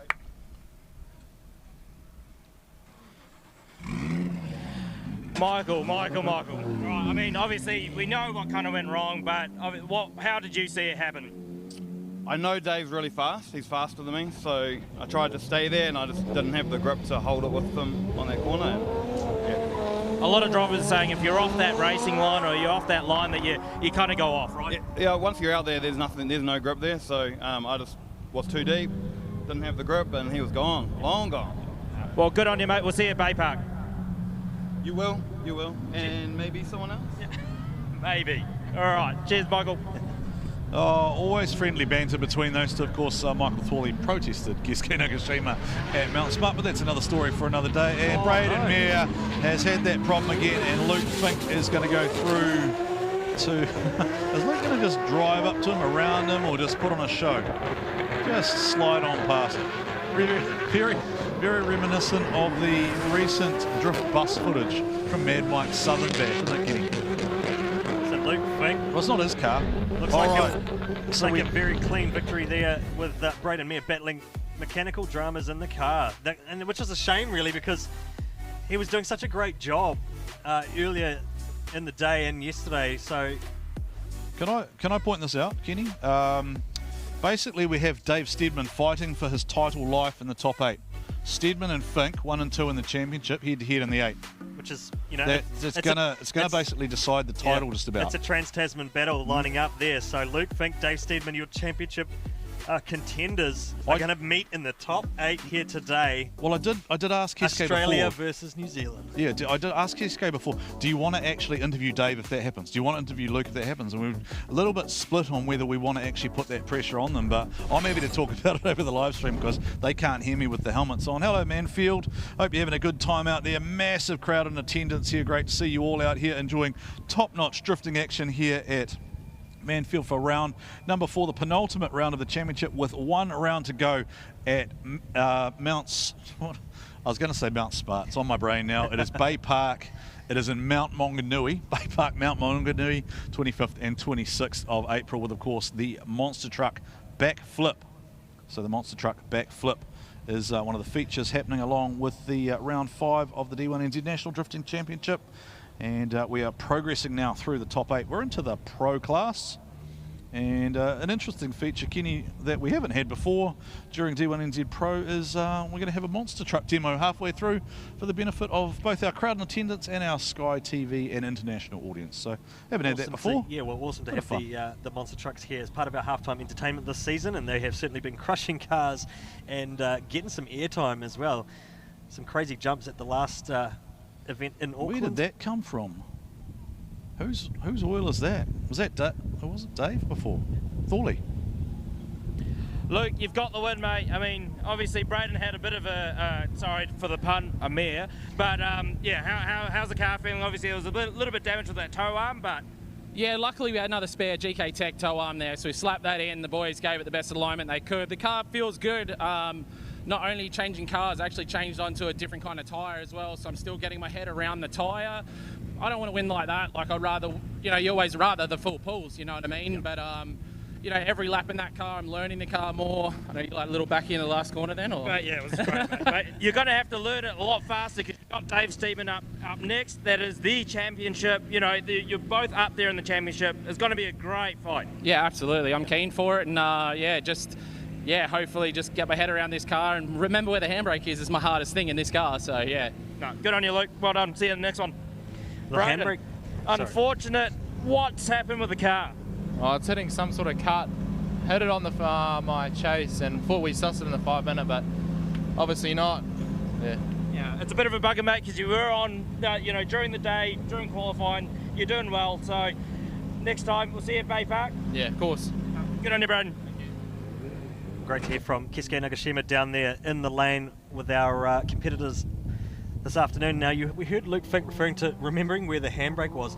Changing cars, I think Ben Odgers uses the lower stock position handbrake as opposed to some of the other cars which will run the handbrake, which is actually up near the steering wheel. So that would throw you off a little bit. Yeah, it's an interesting thing, just the various driver preferences. I mean, the easiest way we can kind of explain it to is, like, they were talking about Laurie Heinonen being in the other JDM car, and he runs a very unique setup where he sits very upright and very close to the steering wheel. Now, speaking of clashes of unique styles, Kitty, Fangadan, the wily old veteran, 4-time champion, and Sean Potros, the recently crowned 2025 Naki Drift Master, with a lot of friends and family in attendance here. This could go one of two ways, Kenny. It could be a demolition derby, or it could be the best battle potentially that we see all day, because neither of these two is really known for holding back. I mean, these two, when they came together at Taupo at the opening round, and Sean Potros nearly had him, but spun out on the final corner. And he was very annoyed about that. And so really Dan annoyed. Mulhouse, a 4-time champion, going up against Sean Potros, who is one of the big heavyweights in this series. These guys are going to throw down, no doubt. This is going to be a spicy battle. Yeah, and Sean's on the Tri-Ace. It's a bit of a tyre battle too. Sean's on the Tri-Ace tyre, and Fangadan, I believe, on the Good Ride tyre this weekend. So it's up against the old tyre that he used to run. So Fangadan making a change of tyre choice for the 2025 season in the Castrol RTR Mustang. Yeah, and that was an interesting discussion to be having, sort of Baypark. Now I'm getting confused the other way around. It was Mount Smart, he was telling us about just that tyre is just better suited to that car and the conditions that they face and the way that they tune it up or detune it effectively in a way to try and make it do what it needs to do. So Fangadan for Castrol, long-time supporter of him, the OG Drift Corper versus Sean Potros out of the Taranaki region. Fangadan will have the lead and Sean Potros will have the chase. See what happens here as both drivers will no doubt attack the section as fast as they can. Both don't really know how to hold back. See them weaving there, trying to get some heat into the front tyres. And when they do that, Kenny, that indicates to me that both of them looking to throw big angle here. They want to get the response out of the front, scrub any marbles off the front before they get into the start procedure here on the rolling start. Fangadan tips it in. Yeah, Fangadan stroking that throttle. Fangadan cranks it up to angle. Fangadan with that big snappy transition. Sean Potros runs up the inside there, and there was a wheel off there from Potros. It has enabled him to close back up onto Fangadan there, but then he's found himself in an awkward spot. Then Fangadan chokes it up on angle, but it doesn't affect the speed. And then I think Sean Potros has grabbed a little bit of inside curb again there. Sean Potros, I don't think he realised Fangadan was going to accelerate away as quickly. I think he maybe thought he would have been closer there. Then Fanga cranked it out to angle. Then Sean did the right thing there, went to the inside there, but he's just run a little bit too far up the inside there. It's ripple strip, but it's not grass. You see the front and rear brake light strip light up, so that's the left foot being used in the cockpit there for Sean Potros. Fangadan doing a good big swing and transition run for the Castrol RTR Mustang. And we were talking about the tyre earlier. The Mustang's certainly looking a little bit more dynamic in the way that it's been driving compared to previous years. Sean Potros, you'll see the wheel off there on the inside curbing. There's a little bit of allowance there for him trying to hunt back, but really it's going to be a penalty against him. And Fangadan just doing a great job out in front. And that transition, though, I actually think the judges will favour that a little bit because it was right on the edge of choking himself out, but also locking Fangadan out to get onto outside zone 5. A great transition by Sean Potros to actually get back on the door. You want to talk about close proximity chasing? That was pretty cool. Yeah, that's a great example. Especially at the hardest part of the circuit to do that. Good example of a very talented driver allowing a very talented driver to deliver a solid chase, and Sean having to work hard to try and close up on Fangadan. I would say Fangadan will be a bit of a this will be a bit of a no mercy send from Fangadan, because he knows that if he holds anything back, Sean Potros is just gonna stomp on that right pedal and disappear. So, they're having a look, had a look across, gave him the little point. Sean Potros is just pointing at the lights going, pay attention, old man. I'm bringing the fight to you. James right there. Here we go. Now the difference, of course, with Fangadan in the chase position is because Fanga's on the left-hand side of the car, he is sitting right next to Sean Potros. Normally there's a gap across the car, but he can hear almost and see exactly what Sean Potros is doing, and there is no mercy being shown by Fangadan. This is the closest we've seen anyone on that initiation point. And here comes Fangadan. There's that three-wheel again from Potros. Cranks it up to lock. Where's Fangadan gone? Gone to the inside of the track. Fangadan runs off the inside. Sean Potros onto the gas. Sean Potros. Oh, Fangadan is off the track. Fangadan is off the track to the inside. Comes back on. Didn't lift, but Fangadan got himself lost. Has Sean Potros contributed in any way, or has Fangadan just out Fangadan himself? Kenny Ruddle, I've never seen that before from the series veteran. Left-hand drive versus right-hand drive, V8 versus turbo straight six. What a battle here for Sean Potros and Fangadan. Now that is going to be super crucial. The transition off for the Castrol car, but you also talk about the inner line there that was taken by Sean Potros in the lead as well. And then he got lost in the smoke. Fanga got lost in the smoke on transition and just ended up putting 2 wheels up on the grass, potentially 3 wheels. Managed to recover out of it by outside zone 5 to regain proximity. What a spicy. We said it was going to be spicy. Well, that was hot and spicy straight off the start. Right now there's a riot going down in Taranaki, right? If Sean Potros gets us caught, and look, we can't guarantee it. We'll talk about being lost in the smoke. That entry is telling for me. Fanga was actually pulling himself out of the smoke at the start of the run. So that's what was going on there. And perhaps maybe that's something to do with the way that the sitting left-hand drive in through the transitions might be contributing to that. Alrighty, so going down to, here's a look at our trophy, first place, and the 10 Tools toolbox. And who's rolling down the lane there? There they are. It is Mr. Potros, the Potros Effects, Stock Street Autos, Champ Vision on board, True Code Clothing, Attraction Signage, Triace, and there is Fangadan. Now let's have a look. What's the look on Fangadan's face? Do we have an official call? Sean Potros gets the call. Sean Potros gets the call, and down to Cascade we go. Fanga, mate, what a battle. I saw you trying to put it on him from the start.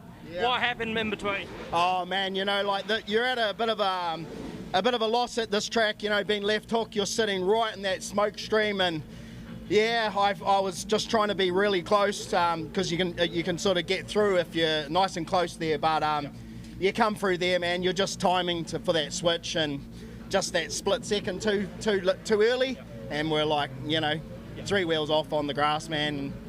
But just that hesitation of that timing. It's just a white cloud in front of you. 100%. So, no, good on you, mate. I mean, we'll see you at Baypark. I'm sure you'll put on a show for the crowd. Yeah, well done, mate. That was awesome. Fangadan still smiling there, Kenny, as we go and catch up with Sean Potros, who no doubt will be happy to have got that one back over the series veteran. How good was that, mate? Oh, no, that was good. Finally, it's been a long time coming to get one back on Fanga, so it's always a good battle with him, and track's good, so yeah. Massive thanks to my sponsors that are making me get here today. Tom, Tem Electrical is a major one, come aboard like the last round, and yeah, thanks everyone that makes it. You don't need to thank anyone now. You need to put some tyres on and get going. Good on you, mate. Check out the adrenaline. Sean is pumped, right, because he was so angry with himself when he lost that battle at Taupo to Fanga, because he had that one in the bag. He had it in the bag, and it was just one last clipping point, and he overspun, and that was all she wrote. We'll get underway now for a hometown hero battle up against the man based out of Taupo. It's Connor Halligan versus the local hero, Jaron Corona. And this is our first look at Connor Halligan in the top 16. Connor Halligan, until the very last pass of qualifying yesterday, was sitting in the #1 qualifier spot, only for Luke Fink to come out and snatch it off him with the very last pass of the day. And that is exactly what he did yesterday. Just fast and fluid and flowing. Connor Halligan just bagging those rear tyres up, gets back on the gas, and he will smoke out Olive Krona, who is now lost and has probably put a wheel up off the track there. Connor Halligan is gone, and Jaron Olive Krona is just a memory. Jaron Olive Krona just got absolutely taken to Gapplebees then, Kenny Ruddle. Have you seen anyone do that to another pro car in recent memory? I can't think of anyone who I've seen do. Just watch what happens here. Connor Halligan just buries the gas, and in the smoke, Jaron's just got, this is what Fanga just talked about. He's got no idea where Connor's gone. Well, Manfield's notorious for this late in the afternoon, especially if the wind dies down and you get lost in the smoke, essentially. We had the likes of the Team Jenkins Motorsport boys. You know, Ben Jenkins often said, you count, when it's a haze of white smoke in front of your windscreen and through the window, you're basically having to do either muscle memory or counting seconds out in your head. 1, 2, 3, switch. Yeah. If you get it wrong, then it's all she wrote. That's your battle done. So there's a lot that comes into this with coming straight off the entry here. You've really got to get into the pocket, because the further you fall back, the harder it is to chase, and it just becomes so much more difficult to claw that track position back. Oh, there's the crowd again. You guys love waving at yourselves on the big screen. Give yourselves a wave. There we go. Throw the hearty man away. It's great to see so many people here in attendance at Manfeild. We clearly see the love for drifting here in the central North Island. We are building up into the top 8, our top 16 runners underway. Potros through over Fangadan. Luke Fink, Dave Stedman, though we keep mentioning, we're going to keep mentioning it because it is effectively the title fight coming down to potentially that top 8 battle. If Luke Fink wins that, then Dave Stedman, his closest competitor, is on the trailer and he will not claw back any points. That will make it up to Brodie Marr and Adam Davies to try and remain within striking distance as we head to Baypark. But here we go with Jaron Olive-Kroner leading away, the screaming NA power of the Hartley built parts trader machine, the Hartley engine under the bonnet, and Kester Olive-Kroner, the brains, the heart, the soul behind the Olive-Kroner drift motorsport machine. And Connor Halligan needs to be real careful here because he's doing some odd things, but I think it's Jaron Olive-Kroner is, it sounds terrible to say, but I just felt like Jaron's just not going fast enough for what Connor wants to do. Now, that is actually going to be potentially Connor's fault if he gets stuck in the wrong position here, because Jaron's not doing anything significantly different from what he was doing in qualifying. Well, all he can do is go as fast as his car allows him to go. Yeah, and at the end of the day, he did run it inside line there a bit too much. Something that's perhaps evolved from practicing qualifying through to competition today is that first inside clip is not really there anymore. They're actually asking you to be off the, well, stay, one, you have to stay off the ripple anyway, but two, they want the car further out to get this outside clip 3 a lot better. What was that? He was cut that in a on the repeat? track a lot. Was that a repeat of that straight line again from Taupo though? Well, we'll just have to. Is it have a look camera at the angle? No. Caller's official. Caller's made, and we'll wait for them to come back down the lane until... Connor Halligan's certainly throwing down a lot of angle, a lot of car pace, and the V12 Lexus just not able to get the flaring right through the angle transitions.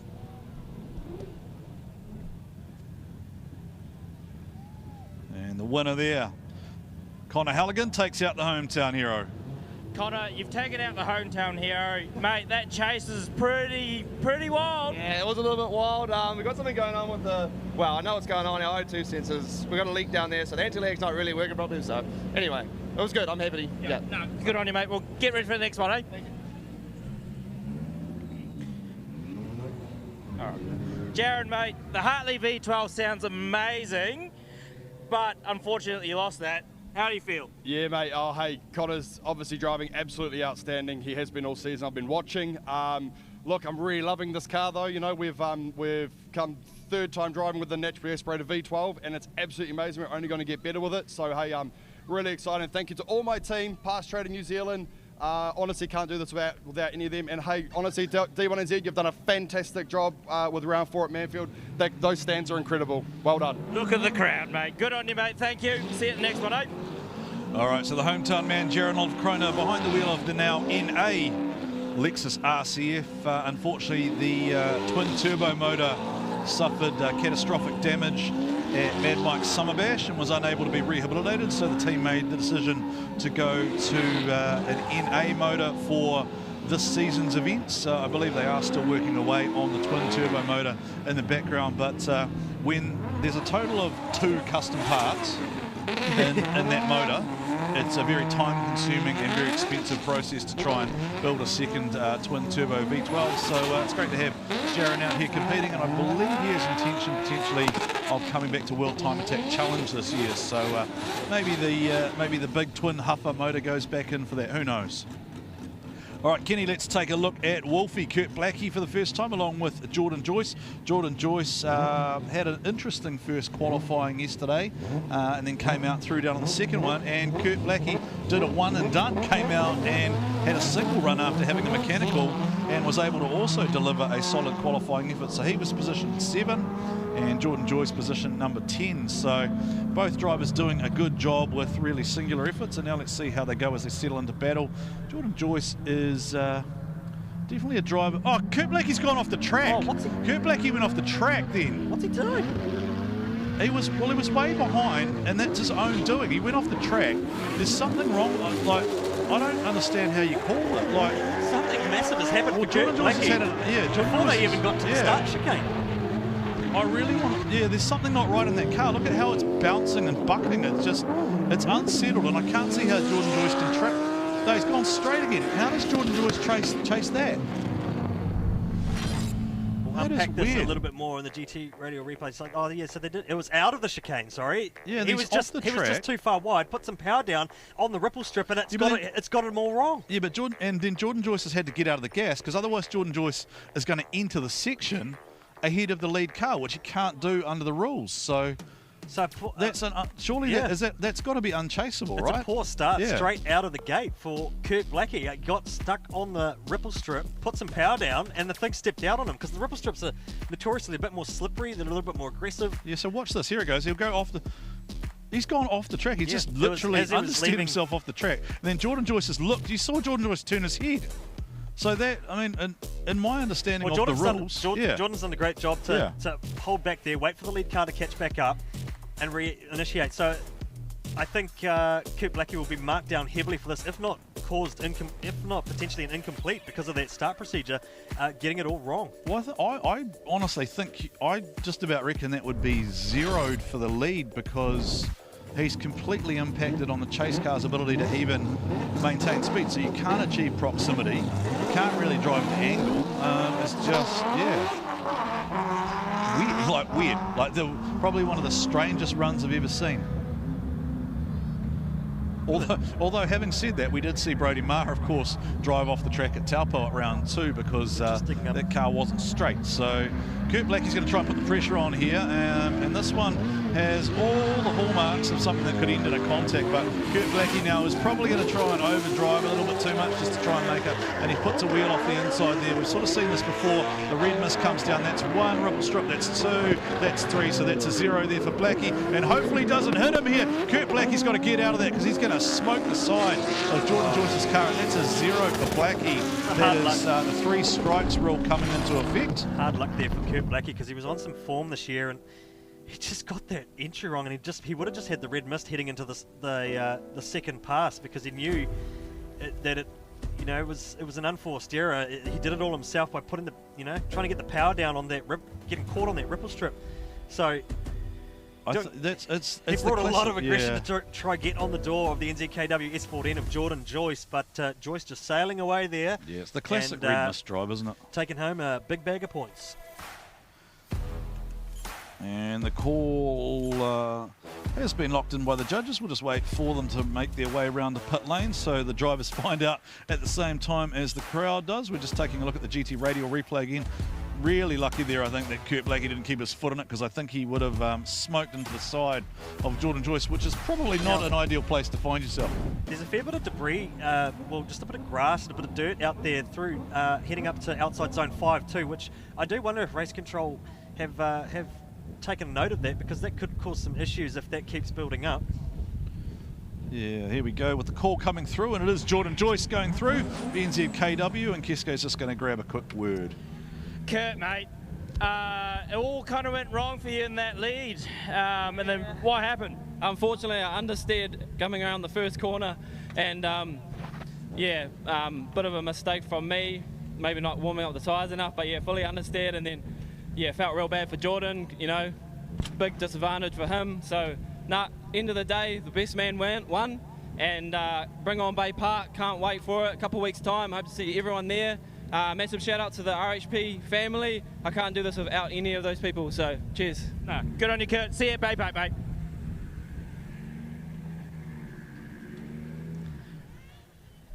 Jordan. So, obviously that lead that Kurt put on, it kind of put you off a little bit, but hey, your lead was great. Yeah, I probably jumped a little bit, and I seen him getting a bit of wheel, losing traction and stuff, but he still managed to get out in front. That was the main thing. You ran the lap, and then lead run was the best I could do. So happy to be through. The bro's ready to party, so get through the next one. Good on you, mate. NZKW S14. Put some tyres on. Get ready, mate. Well done.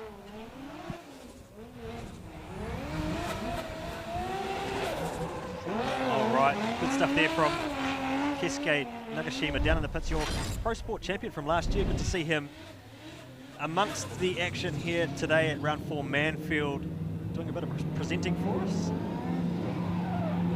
In the scrub box at the moment, guys, scrubbing some fresh rubber down in the TTI scrub box, TTI gearboxes, of course. Many of the drivers running the sequential TTI this weekend.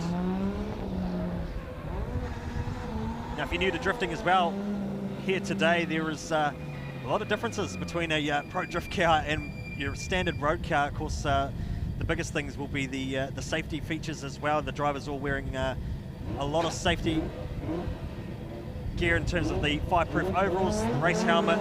You've got neck protection. You've got the homologated roll cage as well, falling under the Schedule A of Motorsport New Zealand. And then we've got our own series regulations as well, Schedule DR, D1, and the series articles, of course, as well as the judges' rulebook, and all of that is publicly available at Motorsport New Zealand. Check out the Motorsport New Zealand website. As we take a look at the next battle here, massive gap opened up in the lead. Ben Odgers trying to chase down Brodie Marr in the borrowed car.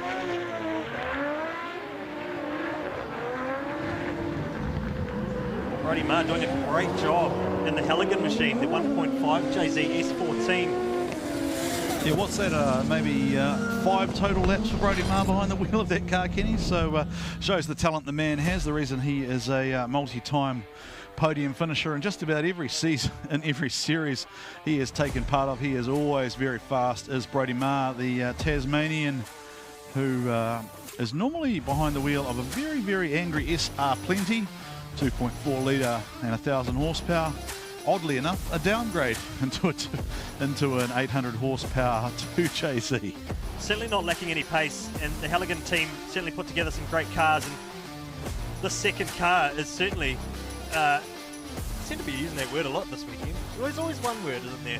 Oh, but it's looking solid heading into Baypark, because we will have the D1GP Drift Games and Drift Masters Star coming over to Baypark for the grand final.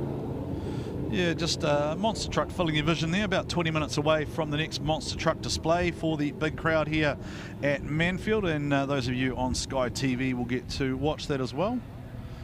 So there's some exhaust wrap or something dragging along underneath the car or something like that. Just I'm sure Launchmaster Willie down there in the Link ECU start box will pick up on that. Oh, where is Willie? He's not on camera. Must be operating remotely. Brodie Marr adjusting the mirrors there, wanting to see what's going on. So Ben Odgers, the Drift Japan machine, and Connor Halligan in the borrowed Connor Halligan race team machine. There's Willie just checking underneath the car, just trying to have a look at what was dragging underneath. That is Launchmaster Willie there, just doing a quick safety inspection just to make sure there is nothing dripping or dragging underneath the Ben Odgers machine, because it is being double dutied if you're catching up on the news. So Brodie Marr's in a borrowed car, Luke Fink is driving Ben Odgers' car, and Ben Odgers' car's already been smashed into at pretty high speed. So there we go. I'm not that bad at my job, am I, Kenny? Just confirmation there that it was a bit of exhaust wrap hanging down under the car. These things happen as it comes loose, often under the extreme conditions these cars are subjected to, particularly when they're double duty. So here we go with the battle between Brodie Marr and Ben Odgers, and this is for a spot in the top 8 against Sean Potros. Brodie Marr in the mix for the championship title race as well. So another story, both Australians that were in the top 5 of the series points had to borrow cars for this weekend. Brodie Marr out of action after a fire during practice, so he's now stepped into the Halligan machine in the chase run here. Ben Odgers leading. So Brodie Marr electing to basically stay sideways there and kind of drift on angle up past, allowing Ben Odgers to transition. Brodie Marr didn't get out to the outside there, but now dips down to the inside, just about tags Ben Odgers, and Brodie Marr looking to continue his march onwards and upwards after winning round 2 of the round 1, round 2? Round 1. Round 1 at Taupo. Brodie Marr won behind the wheel of his own car, and he has remained in proximity of the title fight ever since, although had a fairly rough round 3.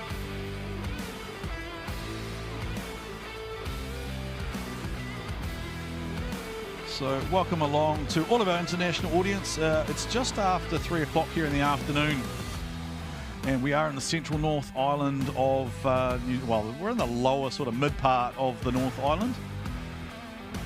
And conditions definitely changing out there on track, Kenny, as we go down to Keskay pit lane side.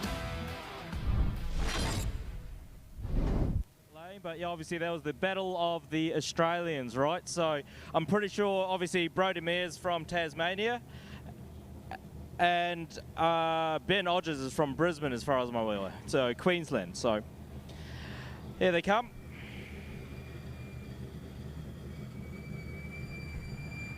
And the official call is made. It is Brodie Mayer gets the win, but Benkai Bruin actually wanted it one more time. So Brodie Mayer gets the win, but... Ben, mate, I mean, obviously you got to get the car sorted for Luke, but how's that for you? No, I was just happy to do a clean run with Brodie, obviously both from Australia. I know he's fast and just didn't have the pace, I don't think. Are you from Queensland? Yeah, we are from Queensland. Oh, cool, mate. I mean, it was great to see a couple of Aussies come to New Zealand, come to Manfeild and put on a show. So good on you. Yeah, hopefully the crowd got a show. Thanks for coming out. Awesome. See you at Baypark. The most popular man on social media right now. Brodie. I mean, yeah, that lead was great. And you chased, obviously, how'd you feel? I'm just going to put it straight out there. There is a serious amount of water coming out of that car. Like, look at the windscreen on this thing. It all come out of it at turn 1. Completely cooked my chase. I think everyone needs to have a bit of a look at that before Luke goes out, because that's like a serious hazard that's going on. I think I probably did enough to get the win anyway, but yeah, I've never seen so much water coming out of the back of a car before. So anyway, quick shout out to the Halligans, 919 Motorsport. Obviously we had a lot of dramas with my car at the yesterday when it caught fire. Hopped straight into this thing. They've prepped an awesome steed, and yeah, I'm feeling pretty comfortable given how many laps I've done. So well done, mate. We'll see you in the next one, eh? Get ready. All right. Interesting comments there. So water coming out of the fluid coming out of the car. So they'll have race control will take a keen eye on that in the pits. Very interesting. Yeah, to have another driver reporting condition. I mean, obviously they are within their rights to do that. Kenny, you and I were talking about this yesterday in terms of any type of hazard or anything that could be distracting to your fellow competitor is an issue that they are entitled to report and have looked at because of the high level of motorsport. Yeah, the rules state that you can't have fluids leaking. And of course, some of these cars run water squirters, which are allowed to be used on cool down parts, but you can't use it while you're out there during the run. So sometimes in the past that has happened to drivers. They've left the button on, the sprayers are still going, and they've lost the battle because they've left them on and the water's flying back out the back of the car. Well, I wonder if, I mean, I think the Ben Hodges car does have rear-mounted radiators, so maybe it's got a water tank and sprayers. As you say, oh, Johnny Latham! How did he not hit him just then? Johnny Latham is screaming TRD, NASCAR motor, and Jeremy Slammett, the likeable New Caledonian with the LSX underneath the bonnet. Jeremy Slammett now creates the gap. Johnny Latham dives down to try and close up that proximity, but good battle there between both drivers. Different strengths on different parts of the track there, Kenny. Big old wild entry from Slammett, same as what we saw yesterday. Quietly just thinking this was going to be a spicy battle because both of them doing really great driving so far this year. Latham been battling a lot of mechanical issues, but I've always wanted to see what he could do up against some of these other top-ranked guys. Jeremy Slammett is certainly one of those top performers after the last round at Mount Smart in Auckland, taking pole position and getting on the podium. And Johnny Latham just taking a very different approach to that final skate bowl, the hairpin approach through to outside zone 5. Right there on the door through transition, he managed to make it stick. So that was really, really cool from Latham. A little bit of a use of the curb there, but staying in the pocket, he'll have a little bit of leeway there, but he's gone through a way different approach there, which set him up for a much bigger attack on the apex there to try regain proximity, as you say. During the run, I heard him punch a gear down, and he was just on the limiter.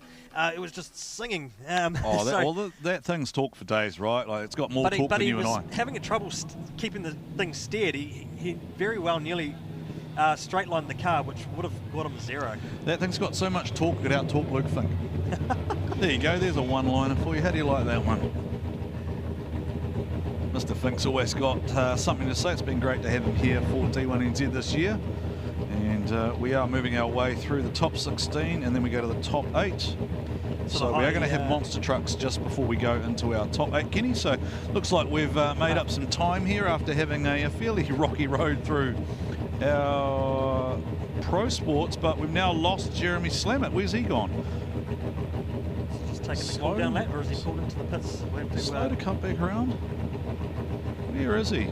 Jeremy Slammett's car, of course, is very distinctive. It's the ex Jody Donovan car with the AE86 front on it, and there is one of our technical staff looking underneath the front of the car for Jeremy Slammet. He's obviously not happy about something. So it's at first glance, it's a Toyota GT86 front end, but it's actually a Mark IV Supra JZA 80 body. So 2JZ under the hood, Toyota 2JZ straight 6 turbo for Jeremy Slammett, based out of, well, he hails from New Caledonia, but he's actually living in New Zealand at the moment.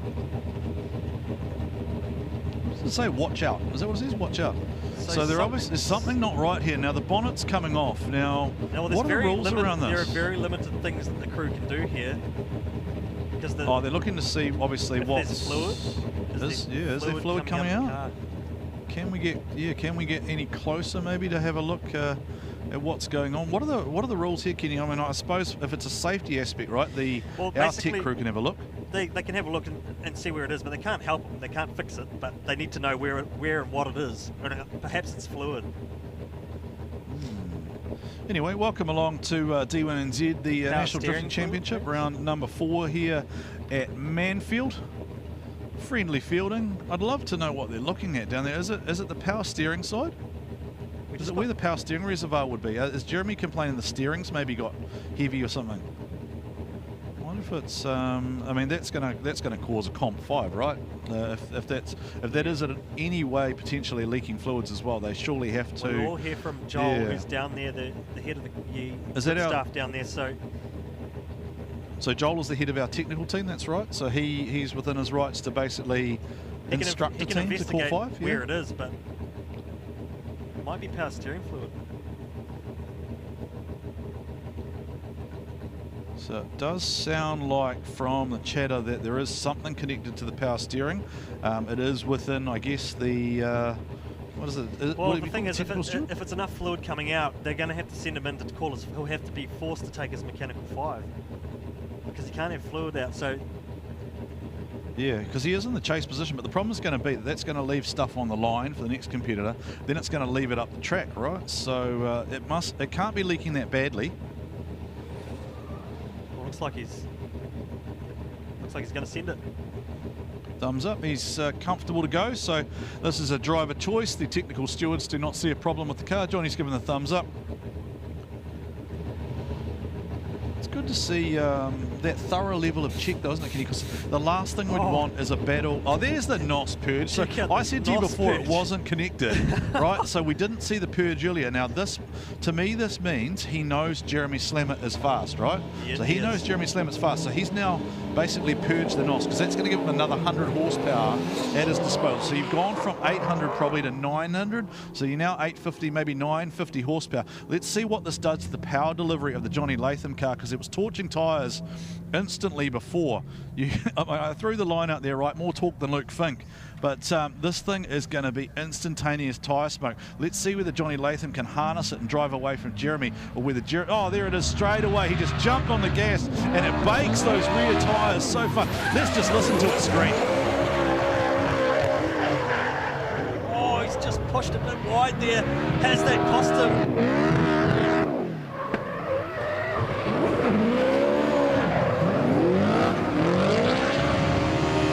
Turned those tyres to vapour, Kenny. Like that destroyed those tyres, but obviously that extra little bit of speed. That car is a weapon, and I tell you what, it's a fresh build, fresh comp build in terms of running the new TRD setup, and with the nitrous oxide on board as well, as we referred to earlier off the start line. There it is, and there's that 2 wheels off. I think it's one off and a ripple strip, so I don't think it's fully off. So it's a big. And was that a straight line from Slammett in the chase there? Was that a reinitiation heading into outside zone 5? Well, so you got a deduction on your lead, So, a lot of understeer. He's battling a lot of understeer in the chase there. So Jeremy Slammer, we saw the technical crew looking inside the car. So that's one off there, and then it's one on the ripple. Power steering dramas there for Jeremy Slammer. Right here. There. I'm going to call it straight. I'm going to call it straight and a reinitiation. That's just from my seat in the commentary box. But how did the judges look at that? Well, we could potentially have a one more time as the other scenario there if they kind of square each other off, so to speak. There is one more battle to go, and then we are going to have a monster truck demonstration. So it does sound like we've got a result potentially from our judges. Judges watching reviews. As we watch Taurus do another lap.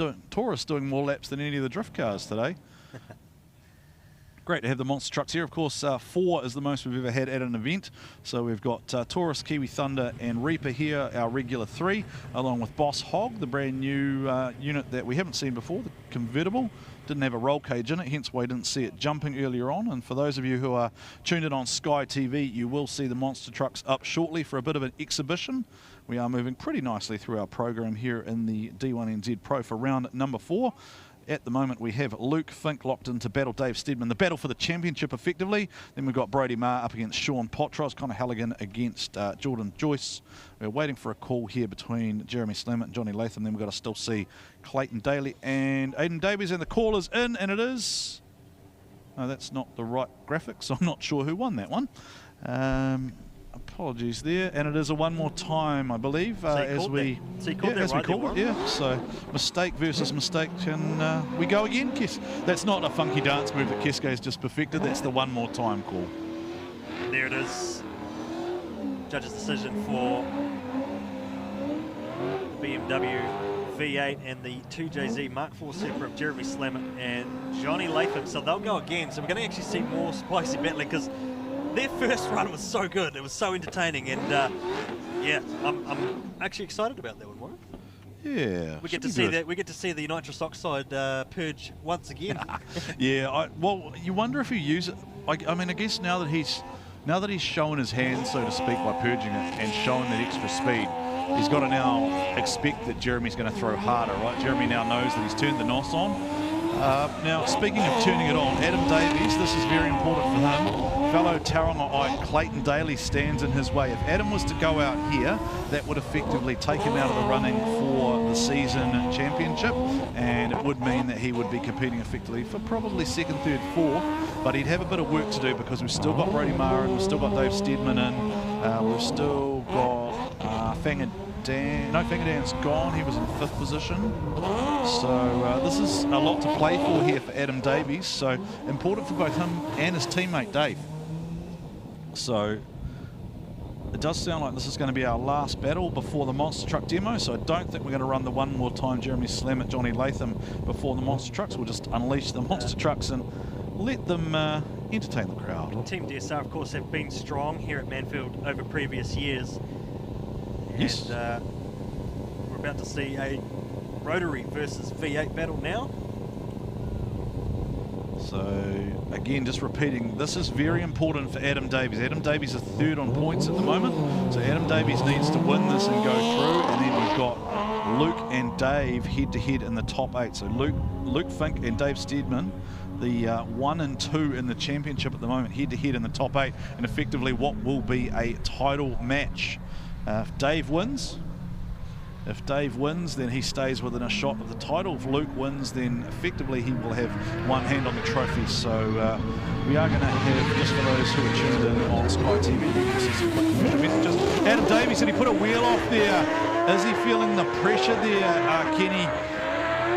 Clayton Daly throwing, then Clayton Daly throws a wheel to the outside. 2 wheels to the outside. Daly goes side to side, and maybe a bit of an overdrive, a little bit too much excitement there for Clayton Daly. I thought Adam maybe had cooked it to start with, then came back at him. But then late in the run, real game of 2 halves there. Was that the 3 strikes rule? We'll just have to unpack it here in the GT radial replay. Great aggressive start from the pair of them, although you'd have to say Davies throwing down some angle. He's had some frictions too, though. Yeah, he's had a 1-2 taps, use of the ripple strip. So what happens through here is the RHP machine hits a 2.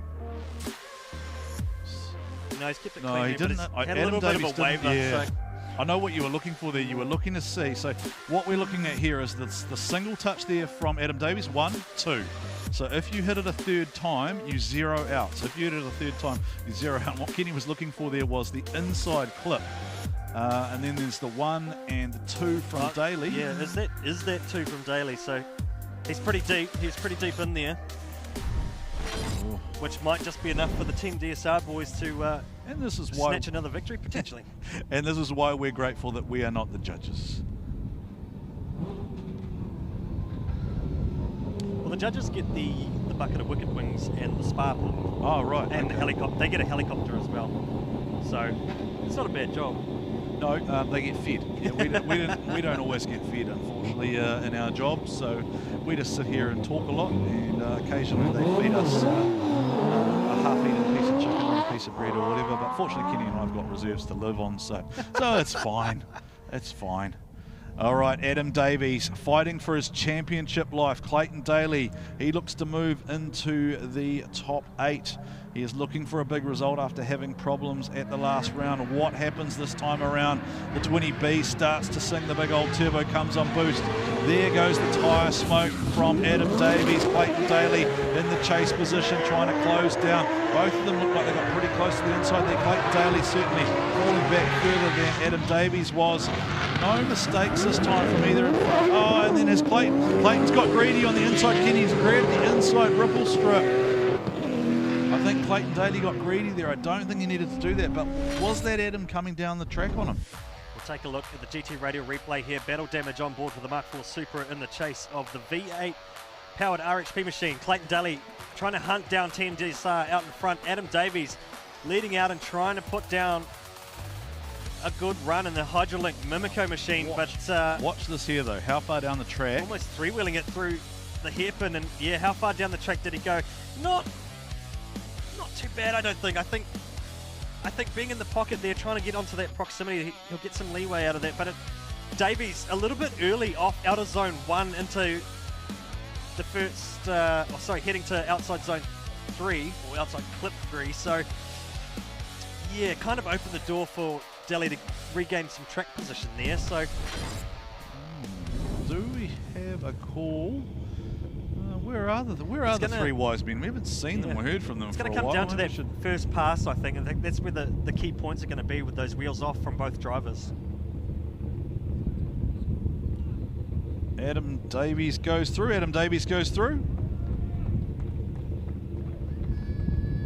Clayton, I mean, that was a pretty cool battle. You look happy. How was it, mate? Oh, rap.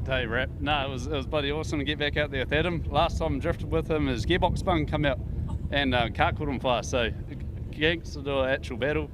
And just want to say hi to Pops too. Yeah, no, thanks, bro. Good on you, mate. I mean, the car seems good. You seem on. You ready for Baypark? Yep, ready to go.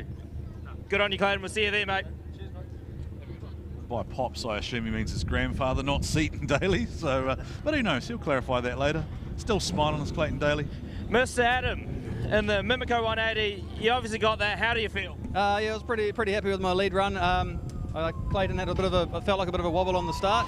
Sort of messed me up a little bit, but hey, it was always good having a battle with the local, you know, and those RHP boys work hard, so it's been awesome to have a proper battle with Clayton. I think last time I was on fire behind him, so that's what he said, mate. Hopefully he's not the same as me. I don't know, he's looking not so good there. But anyway. There seems to be a fire happening on Clayton's on, so you got one for one, I think. Maybe, yeah. No, good on you, mate. We'll see you at the next one. Awesome, get ready. We're about to see somebody go running past, but I think we're going to a commercial message.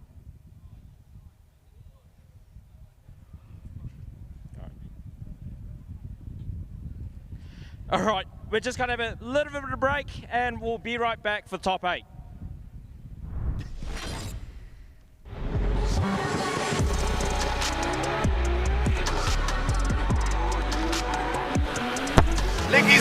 Let's go! So the next step was to get this thing on a proper ECU, especially with all the technology that Link has to offer. Which should give us full communication and full control over all the sensors. But so far being able to log in and review every lap has been a huge plus. To have Link pull through and step up for us and just help us out to be able to all pull it together. That's all he needs. Simple, cheap, easy, works, good ECU, weatherproof. It's got enough IOs too, like we're doing tons of stuff. Oil, fuel pressure, boost control. All those features I have thanks to the Link ECU.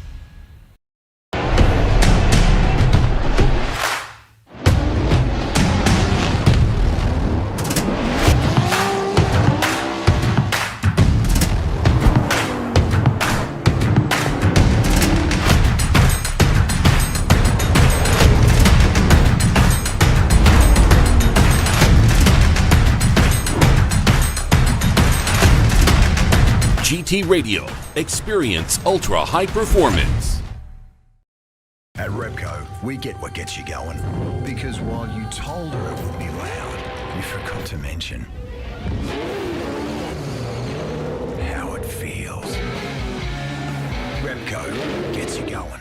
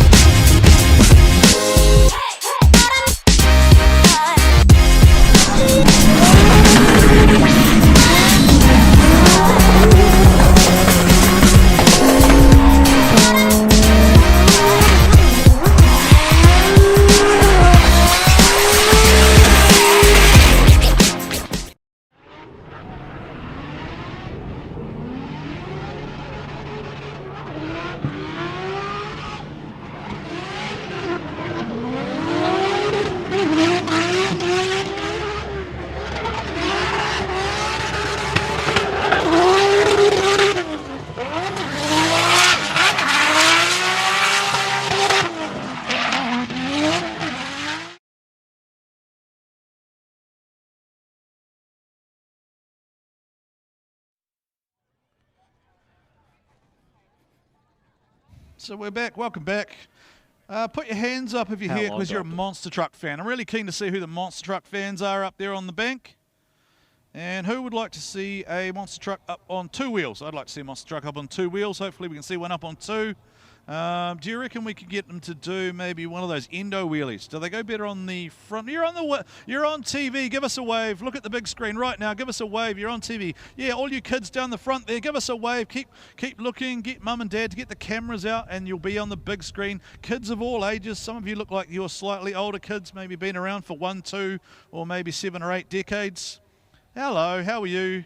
In the red tee, and there's Taurus. Taurus has got his helmet on. So we're about to see Taurus come out and run over some cars. Taurus giving us a wave. And we go down to Keske, who's going to bring us some... All right, mate. Guys, we have seen, this is the biggest crowd I've seen at Manfeild. Who's ready to see some monster trucks? Give us, come on, bring it up. Woo!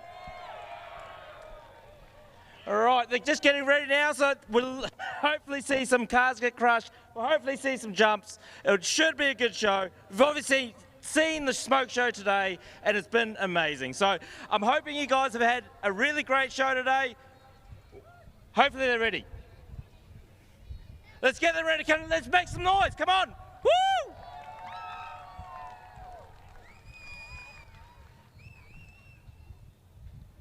Let's go.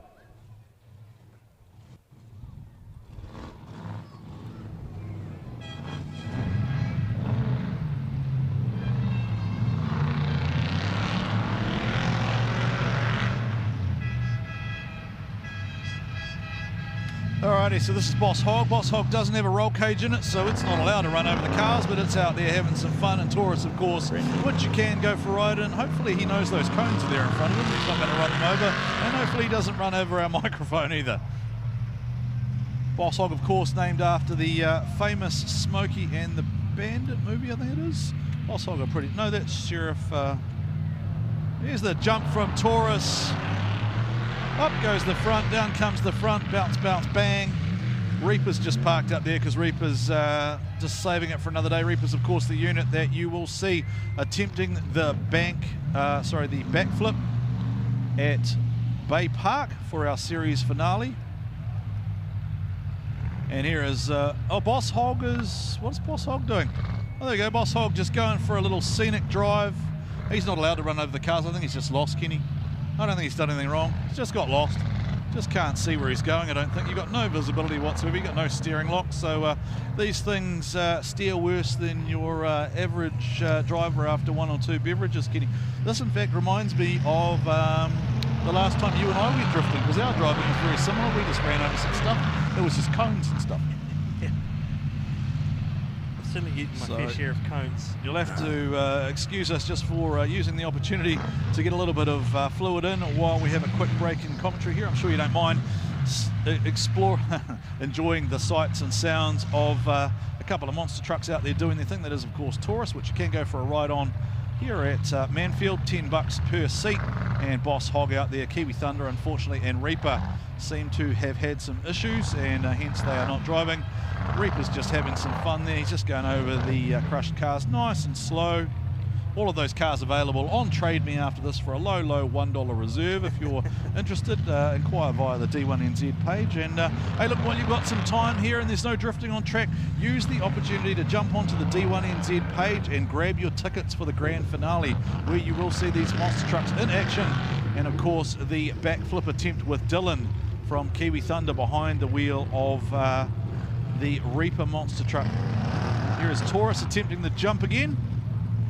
Going to fly the drone over it while it goes over some cars. Well, there were cars there, Kenny. They're not really cars anymore, they're just cars. They're looking a bit flat now. A little bit of a bounce, and I can hear noise now. Is the Reaper going now? Reaper looks like Reaper's fired up now, so all right, this is good to see. Reaper's going again. So this is Dylan.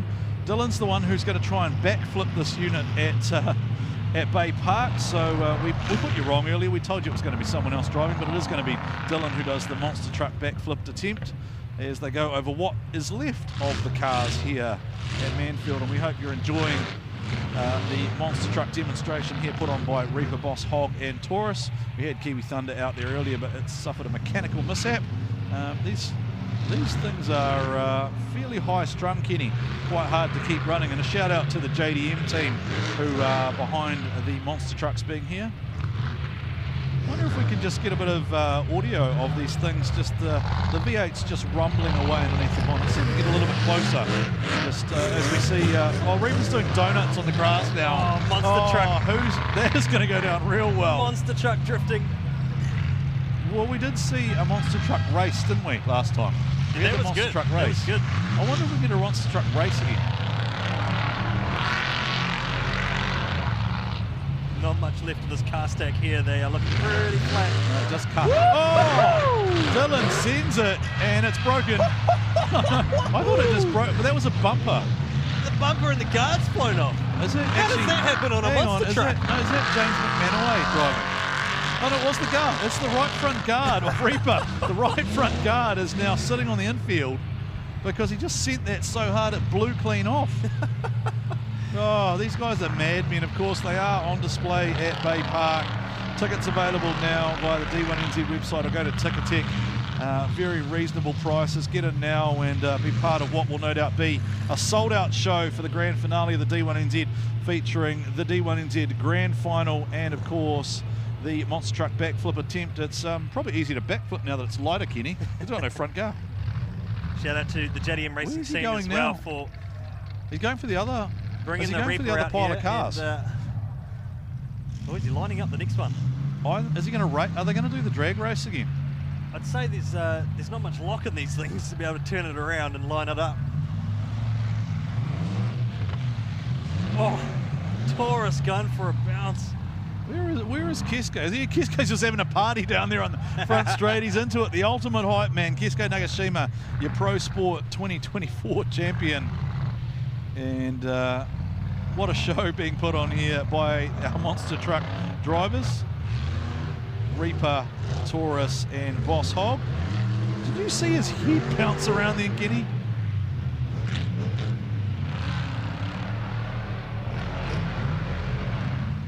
I think we're going to see monster truck donuts again, are we? I hope he stays away from that tarmac because these things tip over quite easily.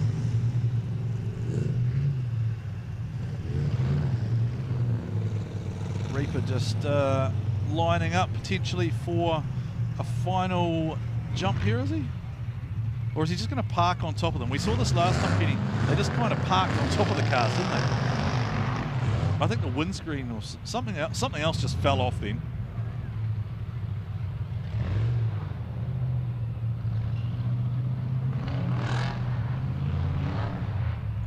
Is Boss Hog just staying there? No, just a little bit of a tease. Saw Dylan's head bounce around before on Reaper, and crazy pieces of machinery, these monster trucks. Just going to park them up now.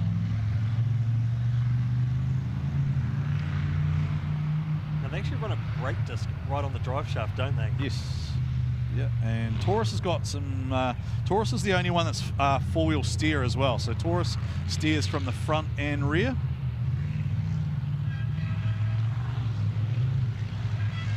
Taurus certainly doing the hard mahi today.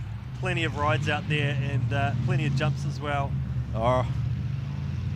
Alrighty, let's go down to Kesko. Kesko, are the crowd entertained down there? I hope so. How is that, guys? Give us a bit of a yell. Give us a wave. You! The big V8 monster trucks doing their job, keeping the crowd entertained. So it's a bloody lovely day down here at Manawatū, at Feilding and Manfeild, and we are ready for the top 8 battles. Who's keen to see the top 8 battles? Make some noise. And make some noise for the for the monster trucks too, mate. They are amazing machines.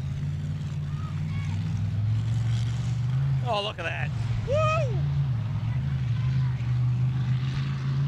Fantastic halftime entertainment here for the D1NZ Pro Championship. It is round 4 here at Manfeild Raceway. The mighty Manawatū, only one round left to go at Baypark, as we talked about earlier. Tickets on sale now, and we are looking forward to the grand final at Baypark Stadium, of course, alongside X-Air back again, featuring some of the best skaters, BMX, scooter, rollerblade, action sports. What is that belt that's hanging out the front there? Is it supercharged or something? Oh, the car's, it's actually tethered to stop itself bouncing apart. So there's tethers all over it to stop it actually just bouncing apart. That's a great safety feature, isn't it? Alrighty, so Taurus bouncing one more time over the top. Ladies and gentlemen in the crowd, can we hear it one more time for Reaper, Taurus and Boss Hog?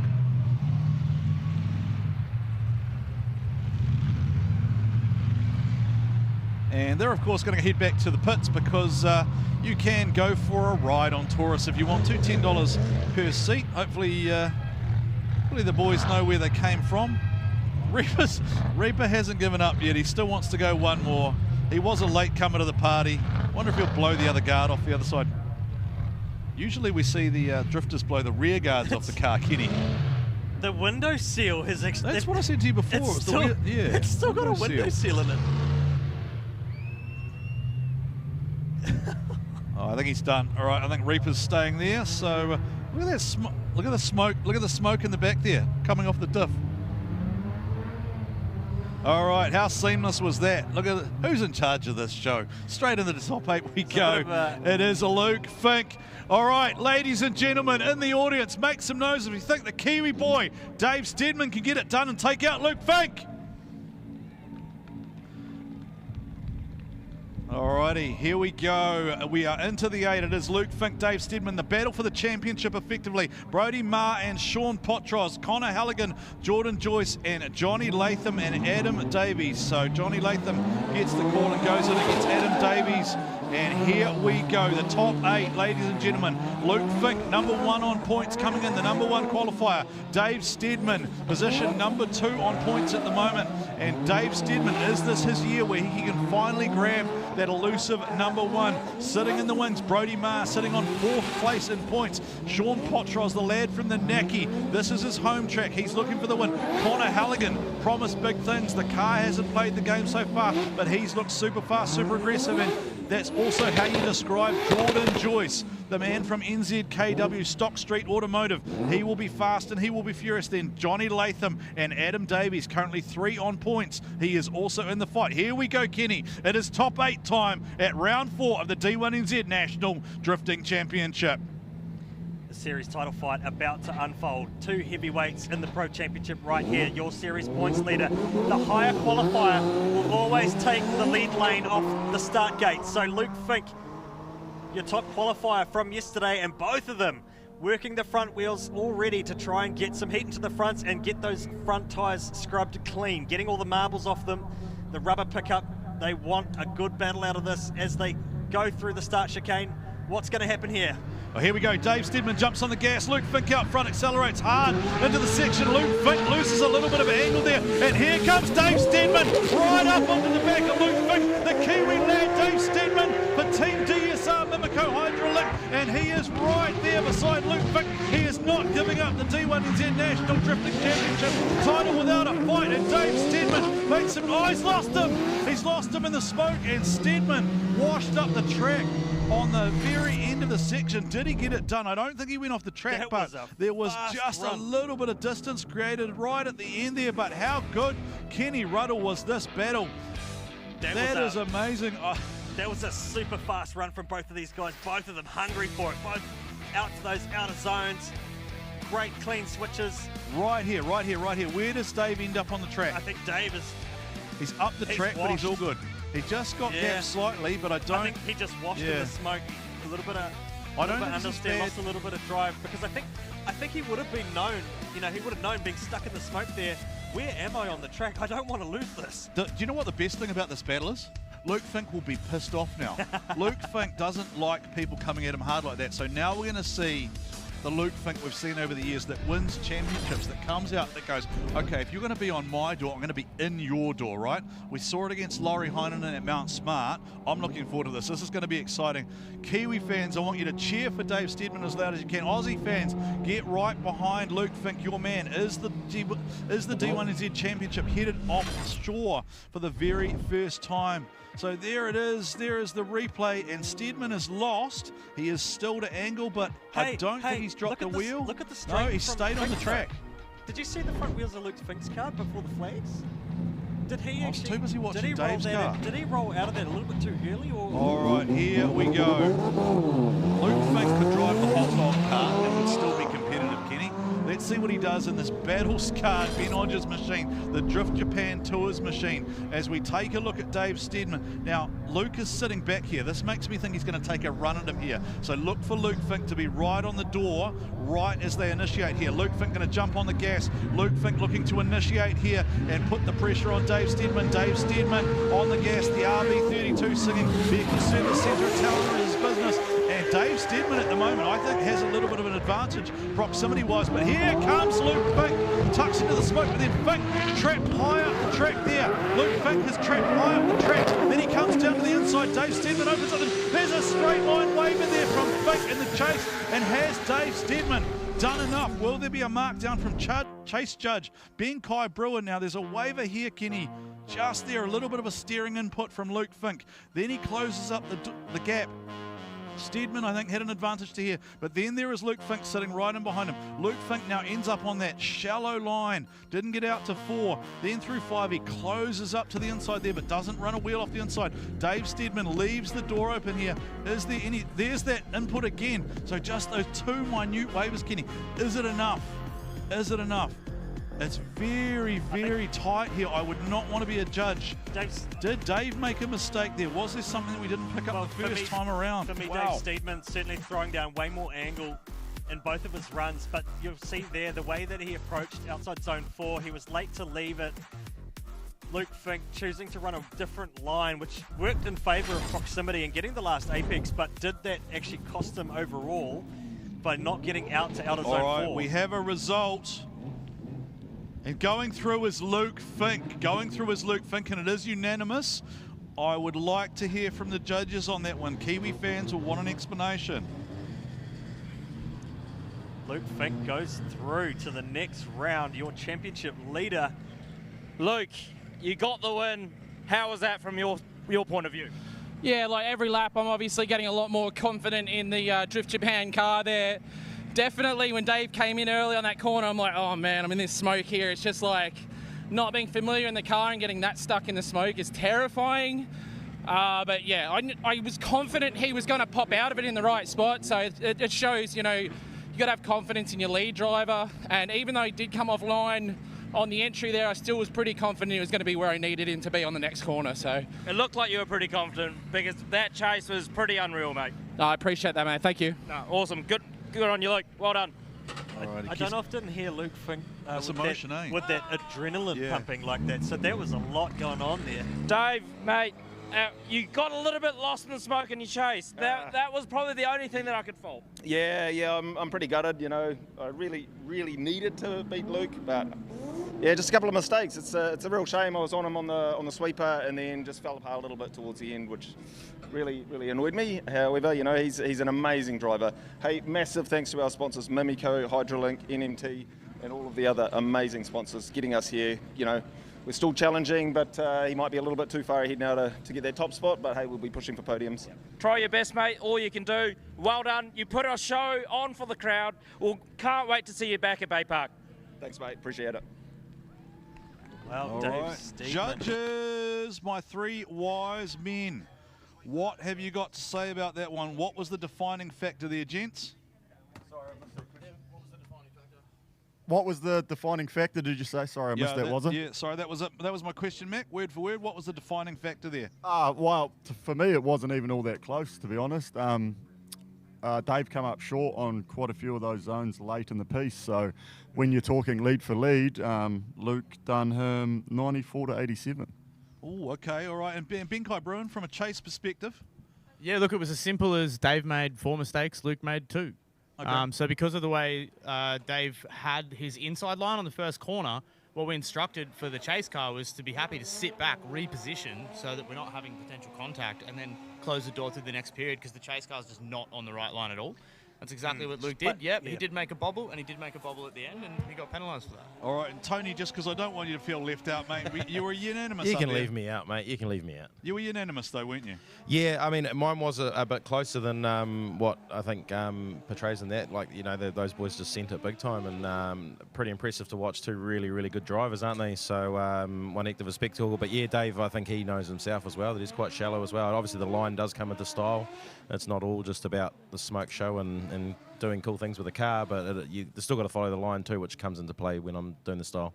All right, thank you so much, boys, for making the hard decisions that none of us want to make. And certainly the first time, Kenny, that we've really seen that raw emotion as well from Luke Fink, just the adrenaline, as you pointed out there. And he was pumped on that battle. I think he knew that he was going to have to work for it. I think he probably also deep down now maybe feels that he has got maybe 2 hands on that trophy there with Dave Steedman, his closest potential rival now on the trailer. It's still early days yet because we've still got a whole round of competition left to go. Luke's made it through into the semis, but could someone still peg him back here today and upset the points table?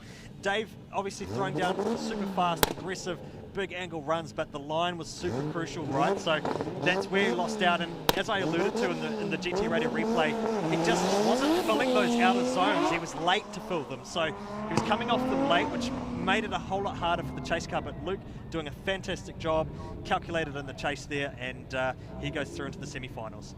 Alrighty, so I'm going to try and run some quick calculations in the background here, just because my brain is that way inclined. But we are into the into the battle now between Brody Marr, currently 4 points, and Sean Potros in the SMP Championship machine. And where is Potros going? Sean Potros has gone big straight line from Brody Marr out front though.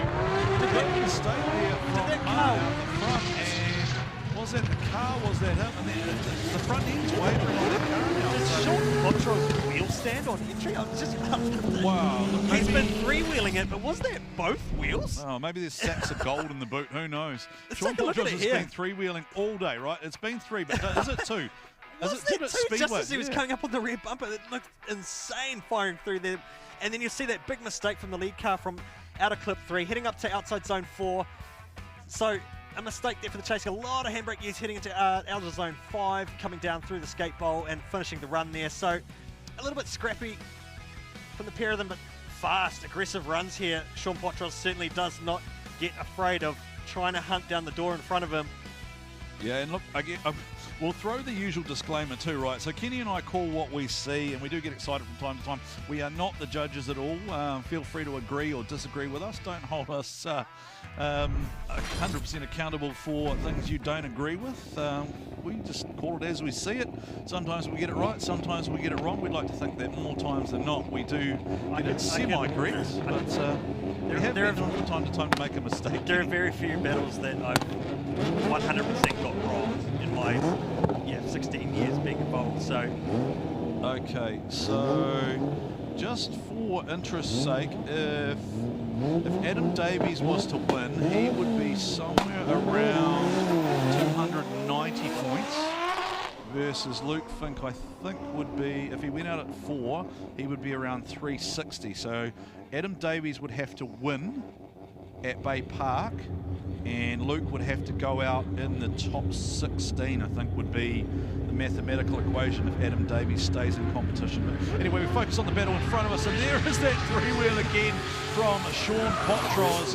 Again, those numbers are just rough, what I'm talking about in the background there. Brody Maher drags a wheel across the inside rumble strip. There he is, an unfamiliar car. If you have just tuned in on Sky on KO on Pacific Direct, Brody Maher in a borrowed car here. The Connor Halligan race team have loaned him a car, and he has just driven him across the inside there. He's just about drilled the rear of Sean Potros. The Halligan race team spare car that will be driven by Ryusei Akiba at D1NZ's grand final at Baypark. He is a D1 GP driver. He is a Drift Masters driver. He'll be behind the wheel of that vehicle, and Brody Maher has been loaned that car. Actually, if you're online at the moment, once you finish watching D1NZ, you can actually have a look at the Irish Drifting Championship, and he's competing in that too. So well-travelled driver. Plenty of those coming into D1NZ these days, but Brody Maher having a few problems there, Kenny, and I feel like that likely will go the way of Potros, but Potros had a lot of wheel work on the entry there, and he did a lot to actually get the car to steer.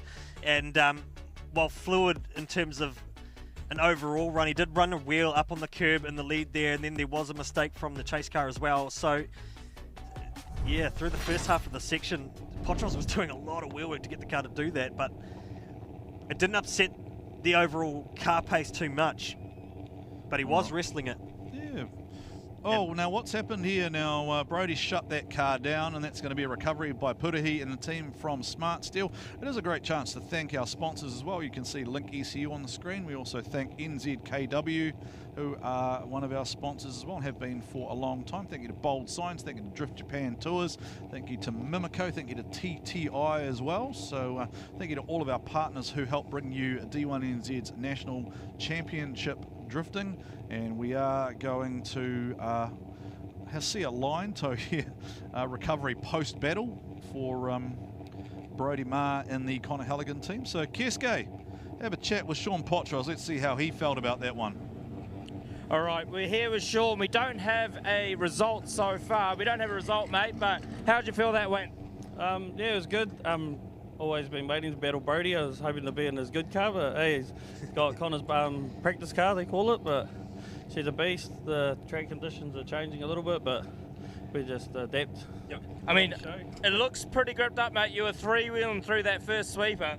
Yeah, well, like when we started here on Friday with the practice, we're actually on way lower pressures on like 20s, and we're actually like up quite a bit now, and the car's meant to be looser, but it's just getting more hooked.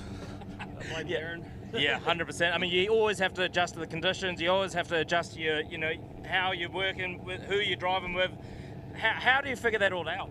Oh, well, we just tried to see, make it as grippy as we can, and then we planned to make it stiffer and up the pressures to make it slippery, but it actually got grippier, so we're not actually too sure what was going on there. And we've been on a wheel alignment machine in town this morning, so got that all checked out, so it's actually meant to be looser, but essentially it's still driving forward.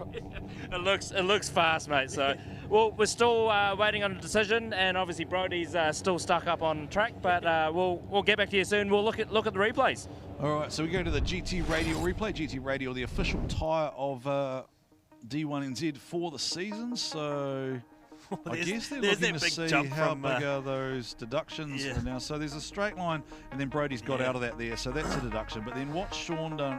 So let's just go lead for lead, chase for chase. They'll be checking that to see if it actually was a 0 or whether it was just a massive correction. So Potros also dropped a wheel in his lead run too.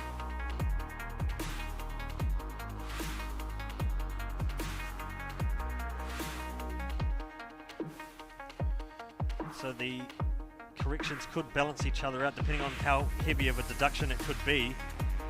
We do have a decision, but it's a one more time, so get your tyres ready and go out for another one.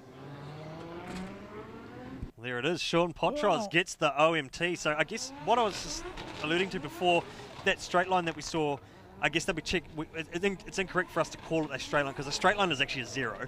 But they were checking to see if it was indeed a straight line. But a massive correction there by the lead car, Brody Marr. But the problem is it's gone OMT, sudden death. They've got a sudden death matchup, and Brody's still out on the track. Yeah. They're gonna get and the it's tow flatbed truck. towed, right? So we need to find out. We really need a comm from, I guess, rescue.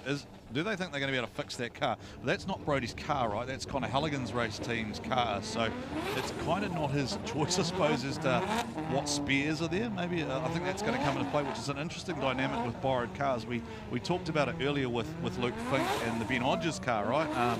Ben Hodges was quite open yesterday in saying, look, you're fighting for a title, so that would mean that if we had to, that Ben Hodges would pull himself out of competition, but we do know that there is a limitation to what spares are available. Anyway, we'll take a look at Connor Halligan, Jordan Joyce, two very fast, very fluid drivers here, S14s for both of them.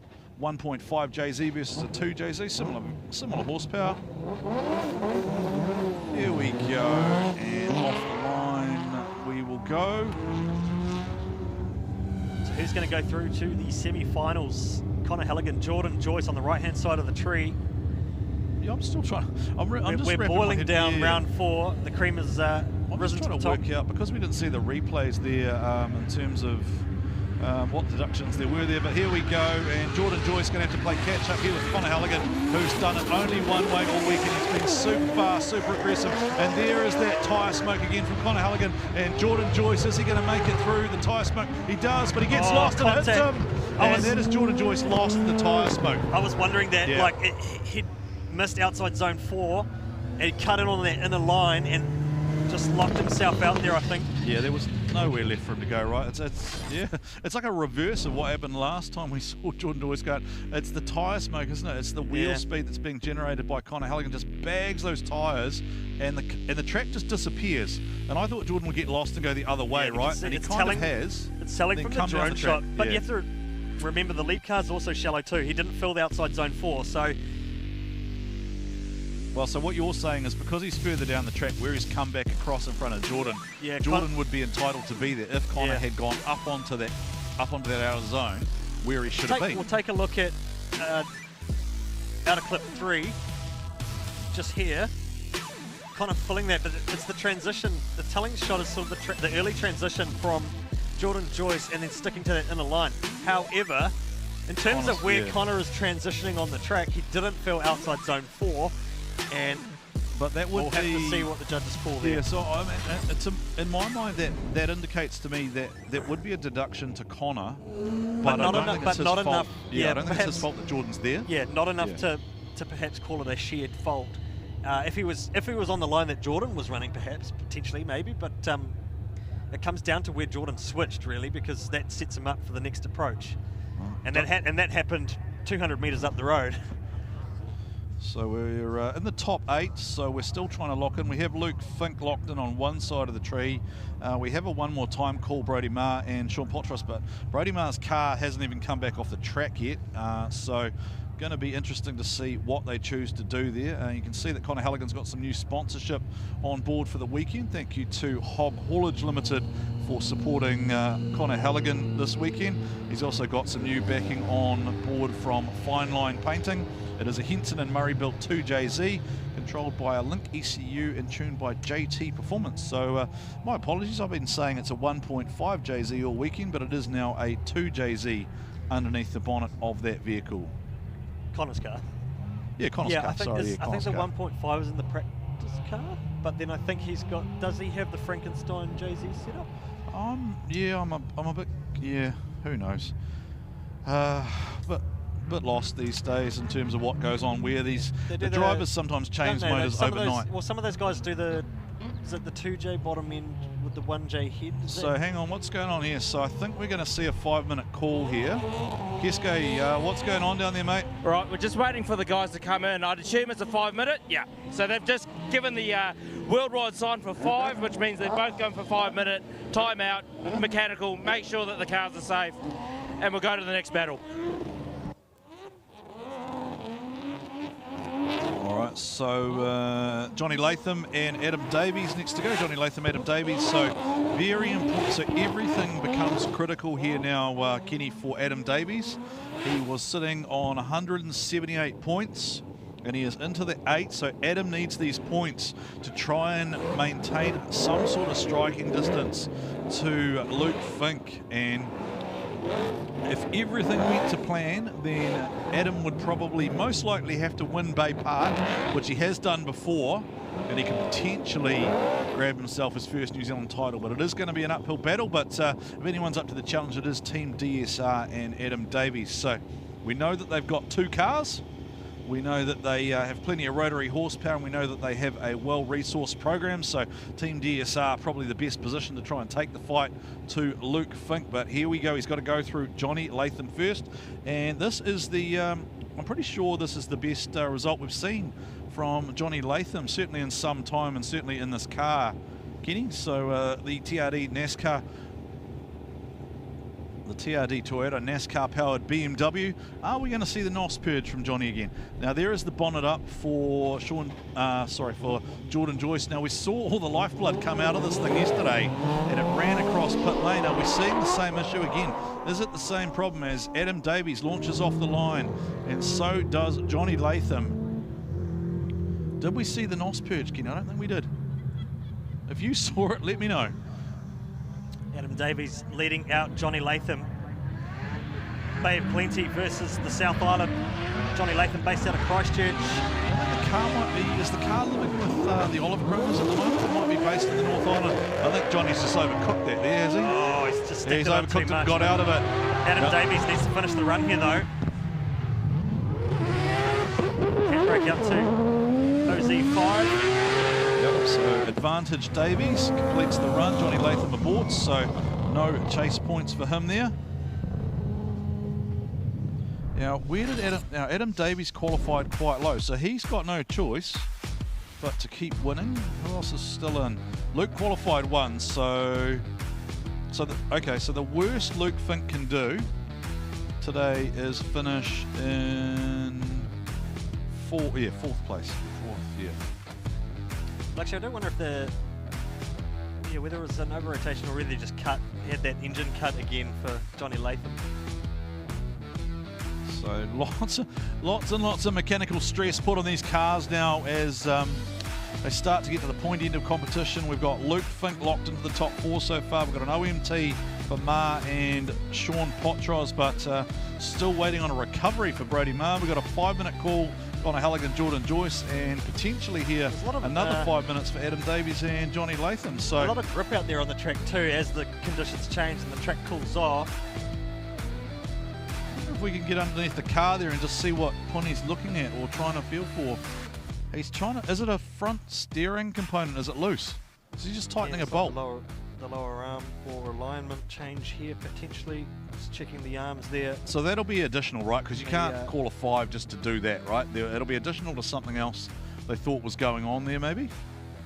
Although, because he whacked him, didn't he? Yeah, so maybe it was bent. So maybe Jordan didn't feel the car was safe to drive in the manner that it was handling. Johnny Latham has just called his 5 minutes, so well, it looks like he's going to call a 5 minutes. Sorry, sometimes a bit confusing with all the chatter going on the race control channel. Most likely Johnny's going to call it here, given he shut that car down. So those 2 cars there are not part of the same battles. Potros is ready to go, Davies is ready to go, and everyone else is just sitting waiting.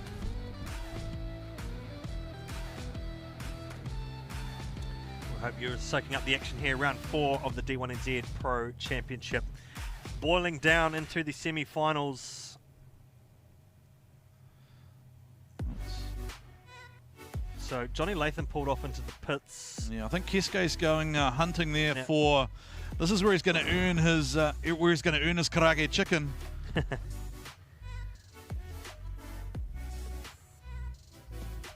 Could do with a katsu right now, actually. All right, Keske, what have you got for me? All right, so we are just a couple mechanicals, but we are going to just go to ad break just quickly. But everyone, obviously, they had a bit of a bingle, and they have just got their 5 minutes, and they've sorted it. So Connor's going out there, and we'll be back soon. Thank you, Keske.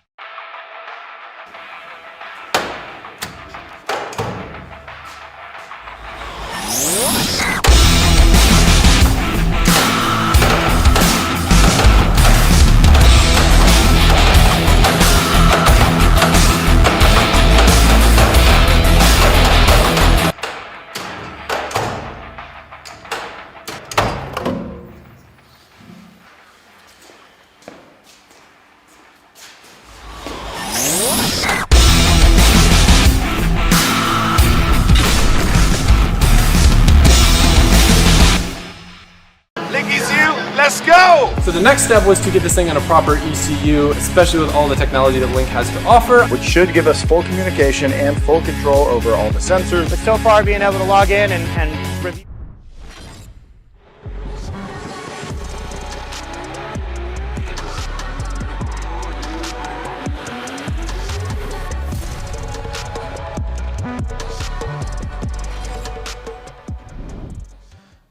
Connor Halligan back on track, focused obviously on the primary car, hog haulage on the side along with fine line painting, JT Performance, McKinstry Roofing and Henson and Murray, his engine builders behind the 2JZ, and he certainly has got that 2J singing this weekend, hasn't he, Kenny? He's looking very strong. Good to see Jordan Joyce has made it back out as well. Jordan Joyce fighting his way through potentially for a spot in the 4, and Jordan Joyce usually goes quite well here at Manfeild. Hey, we could even see the two great mates, Sean Potros and Jordan Joyce, potentially in the top 4 against each other, depending on how things shake out. So here we go. Joyce will have the lead. Now, these guys are not really so much in contention at the moment for the overall championship, but certainly are well in contention for the round win. We have focused quite intently on the championship hunt with that big battle between Dave Steedman and Luke Fink, of course. And Luke Fink got the win there, and Luke Fink now has one hand effectively on the trophy, and it's all going to be up to Adam Davey now. Jordan's had a massive wash in the front end there, and that will have unsettled Connor a little bit in the chase position there, watching that car straighten up and waver. But he hasn't lifted too far. But then Connor Halligan back on the gas here. Connor Halligan stays in the right position there, sits back, doesn't tuck down to the inside too far, get too greedy. Nice modulation there from Connor Halligan in the chase position. We saw, of course, the contact on the first run, so it'll be interesting to see how the judges play that one out and who they attribute fault to, Kenny, because I don't really have a view at the moment in terms of... Massive understeer and massive wash for Jordan Joyce in the lead, so straight away that's already going to be a markdown for the lead car, which Connor's done a great job to actually deal with that happening out in front of him. He's sitting unafraid to get on the door. He's one of those drivers that loves to swap paint and get up on the door. Both of them dropping down to that inner there. I'd say it all comes down to that front end wash. Big understeer, big push for Jordan Joyce. He took 2 or 3 stabs to get that rear end out and get the angle dialed in, but both of them on a more of an inner line there, not quite filling. Jordan Joyce not quite filling the outer clip. Yeah, well, look, it comes. I think it does come back to that first one, though, doesn't it? Yeah, gets the last 2 zones. How do they attribute that the fault in the first pass? Was Jordan in the wrong place, or did Connor come back across him because he was shallow? And that's not something I want to get into too much because, let's be honest, I'm probably going to get it wrong, and then everyone's going to complain. So I'm going to wait for the 3 wise men to make a decision there. As we wait. By and large, it comes down to the onus of the chase car not locking up the lead car during transitions. Right now, super clear on that coming into the All right, result weekend, coming through, and this will tell us how this played out, and it is Connor Halligan goes through. So effectively, I think Jordan was probably in the wrong place, wrong time there. Hello, Keske. Hello, mate. All right, Jordan. We've obviously seen a little bit more damage than before on your left front wheel. What happened there, mate? No, we jumped up a bit too early on that inside, clipped him pretty hard. The boys did what they can. Shout out to Murray and the boys for helping out, wheel alignment and whatnot. Shout out to Connor, good run, on the trailer. It is what it is. See you at Baypark. Yeah, man. Good on you, mate. We'll see you at Baypark. Have a good one.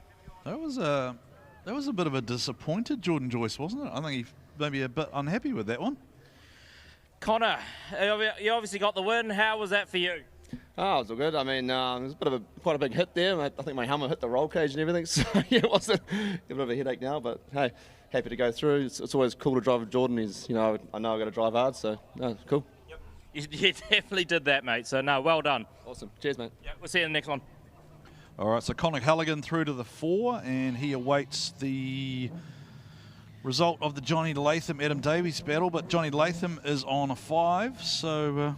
yeah, so both of these battles in the semi-final. So we need to get an update of what happened to Brody Maher in the borrowed car, or did Sean Potros go through? Of course, the 5-minute... So there's 2 5s in play at the moment. Well, the 5-minute action, when and where did it start for Brody Maher? Because they were out of sync, battle sync, so they had a little bit of time up. Let's take a look at some highlights of what's happened so far today. So Adam Whitehead having problems, but electing to run anyway, and that was all she wrote for him in his top 32 battle. So that would send Braden Mayer through. Then we saw Ben Odgers and Dan Caldwell have a massive impact. Dan Caldwell, VIP Frame and Truss, all the way from the South Island, smashing into the back of Ben Odgers. All breaking news coming through from race control. Johnny Latham has withdrawn and Adam Davies stays in. So breaking news, Johnny Latham withdraws and Adam Davies stays in. So it is Connor Halligan versus Adam Davies, and we are about to get an update from Keske, who was down at Brody Mayer's pit, to find out if he is still in against Luke Fink or whether he is out, and this will affect the championship. It was obviously transported in, so we'll just see where they're at. So Keske down in the pit there in the background. We'll hear from him very shortly. Just looking at more highlights here. The RHP machine spinning out against Jaron Olive Corona in the Lexus V12 here at front of a home crowd. So yeah, mechanical 5-minute call happening here. You see the timing official going over the shoulder of our tech official there, who is overseeing the, is it a diff, is it? So we saw a couple of teams, or 2 or 3 teams having axle dramas this weekend. Another couple of teams having clutch dramas this weekend as well. So what's going on down there, Keske? We've got about a minute left. I'm not too sure. They're obviously working the rear end there. I'd assume it is the... Sorry? Yeah, that's right. So it was the diff that kind of broke on them. So they are trying to fix it. Obviously, a diff's a little bit bigger, but we'll see how we go. Well, Brody's under the car, right? So that's going to be a challenge because he has to get in the car. Have they put a new diff in it, Keske? Yeah, mate. They're telling me never say no. So they are working hard to get that diff back in. What's that timer say, mate? Can you see that timer in the hand? How long has he got? Whoa, we're counting down to 10 seconds. All right, so we're effectively done, right? He's not in the car. It's not going to come down, but we'll have a chat with Brody because that's going to be important. Yeah, that's not good news for Brody, unfortunately, mate. We'll get him from under the car and see how he's feeling, see what happened. But he might just stay there. The weekend he's had, he might just stay there. all right, Brody, unfortunate for you, mate. What happened out there? So in my lead, I actually missed the downshift in the middle of the track. And then did the whole track and forth, even the hairpin, didn't even realise. So it was a little bit kind of janky. I don't know if that's what hurt the diff, because I was having a couple of good clutch ups. I went chased it, Sean. Everything seemed pretty good. I got to the last corner and out of the line, and then obviously it's broken the diff. But it was really cool. Like, I've wanted to battle Sean for ages. He's one of the homies. His driving style's quite hard to chase, actually, but it's really cool. It's almost a bit Forrest Wang 10 years ago, kind of like heaps of chalk and angle. So it was really cool. It was really hard to chase still, but I'm glad that we got some sort of battle. Sucks it ended like this, but look, we're just trying hard, man. Like, my car's obviously burnt to a crisp. Big shout out to the Halligans for letting me use their car. Can't say enough about, obviously Connor, Craig, 919 Motorsport, pretty awesome. After the weekend you had, obviously you've had a huge fire with your 1VR, the SR Plenty. You come in, you've gotten to the top 8, surely you'll be happy. You're never happy unless you're P1 though, Cascade, are you? And honestly, I think that this car probably had the potential to go all the way. Like, I was pretty confident, but we just had little problems all the day. So anyway, I'm not defeated, bro. Like, hopefully Potros gives us his 5, and then we'll get that in there, and we'll start the clock again, and everyone can wait a little bit. We waited for the monster trucks. We'll wait for the zip. I'm glad you're very optimistic about it all. But no, good on you, mate. I mean, at the end of the day, what you do for, Tasmania drifting with Drift League and Drift Collective, it's amazing what you do. Obviously, I was there 2 weeks ago, came second, which was great, and with your SR Honey Bus, it was just such a fun time. You had to chuck that in there, didn't you, P2? Oh, 100%. Right, yeah. But no, all smiles around here, and like I said, big thanks out to the Halligans. So it's been kind of a good weekend while being a bad weekend, and honestly, I don't know if we'll make Baypark. I really don't. It's like, I'm obviously in a whole different country, don't have that many spares, had a pretty serious fire like most of the cars obviously torched, so we'll try and get there. We've got a lot of big events coming up as well back in Australia, so timeline's not good. We're only flying back on Monday. We'll see what happens. Hey, if anyone's out there that can help Brody out with, I think it's a wiring loom and bits and pieces to get his car back up for Baypark, I'm sure they'll give you a shout out on Instagram or Facebook or whatnot. So good on you, Brody. Thanks for coming.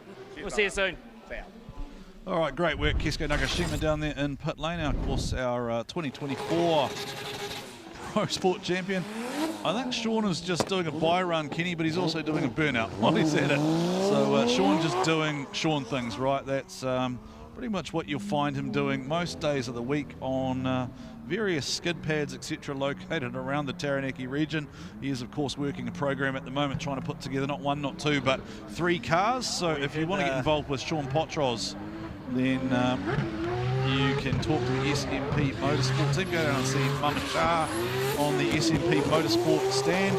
Have a chat about a t-shirt and have a chat about getting involved with the SMP Motorsport program, because Dwayne McKeever will be behind the wheel of a car that Sean is preparing for the upcoming LZ Fest here in New Zealand. LZ World Tour. Sorry, my apologies for getting that incorrect. The LZ World Tour. So Dwayne McKeever will be driving a car prepped by the SMP Motorsport camp. Hearing Brody Maher there referencing Forrest Wang out of America, Formula Drift, he was sort of comparing Sean's driving style to Forrest Wang about 10 years ago. So, pretty interesting comment there, I thought. Yeah, probably not an unfair comparison. Wild and untamed, Hawaiian native Forrest Wang. Did spent a bit of time with him. All right, let's check out some information around the grand final, where tickets are available now.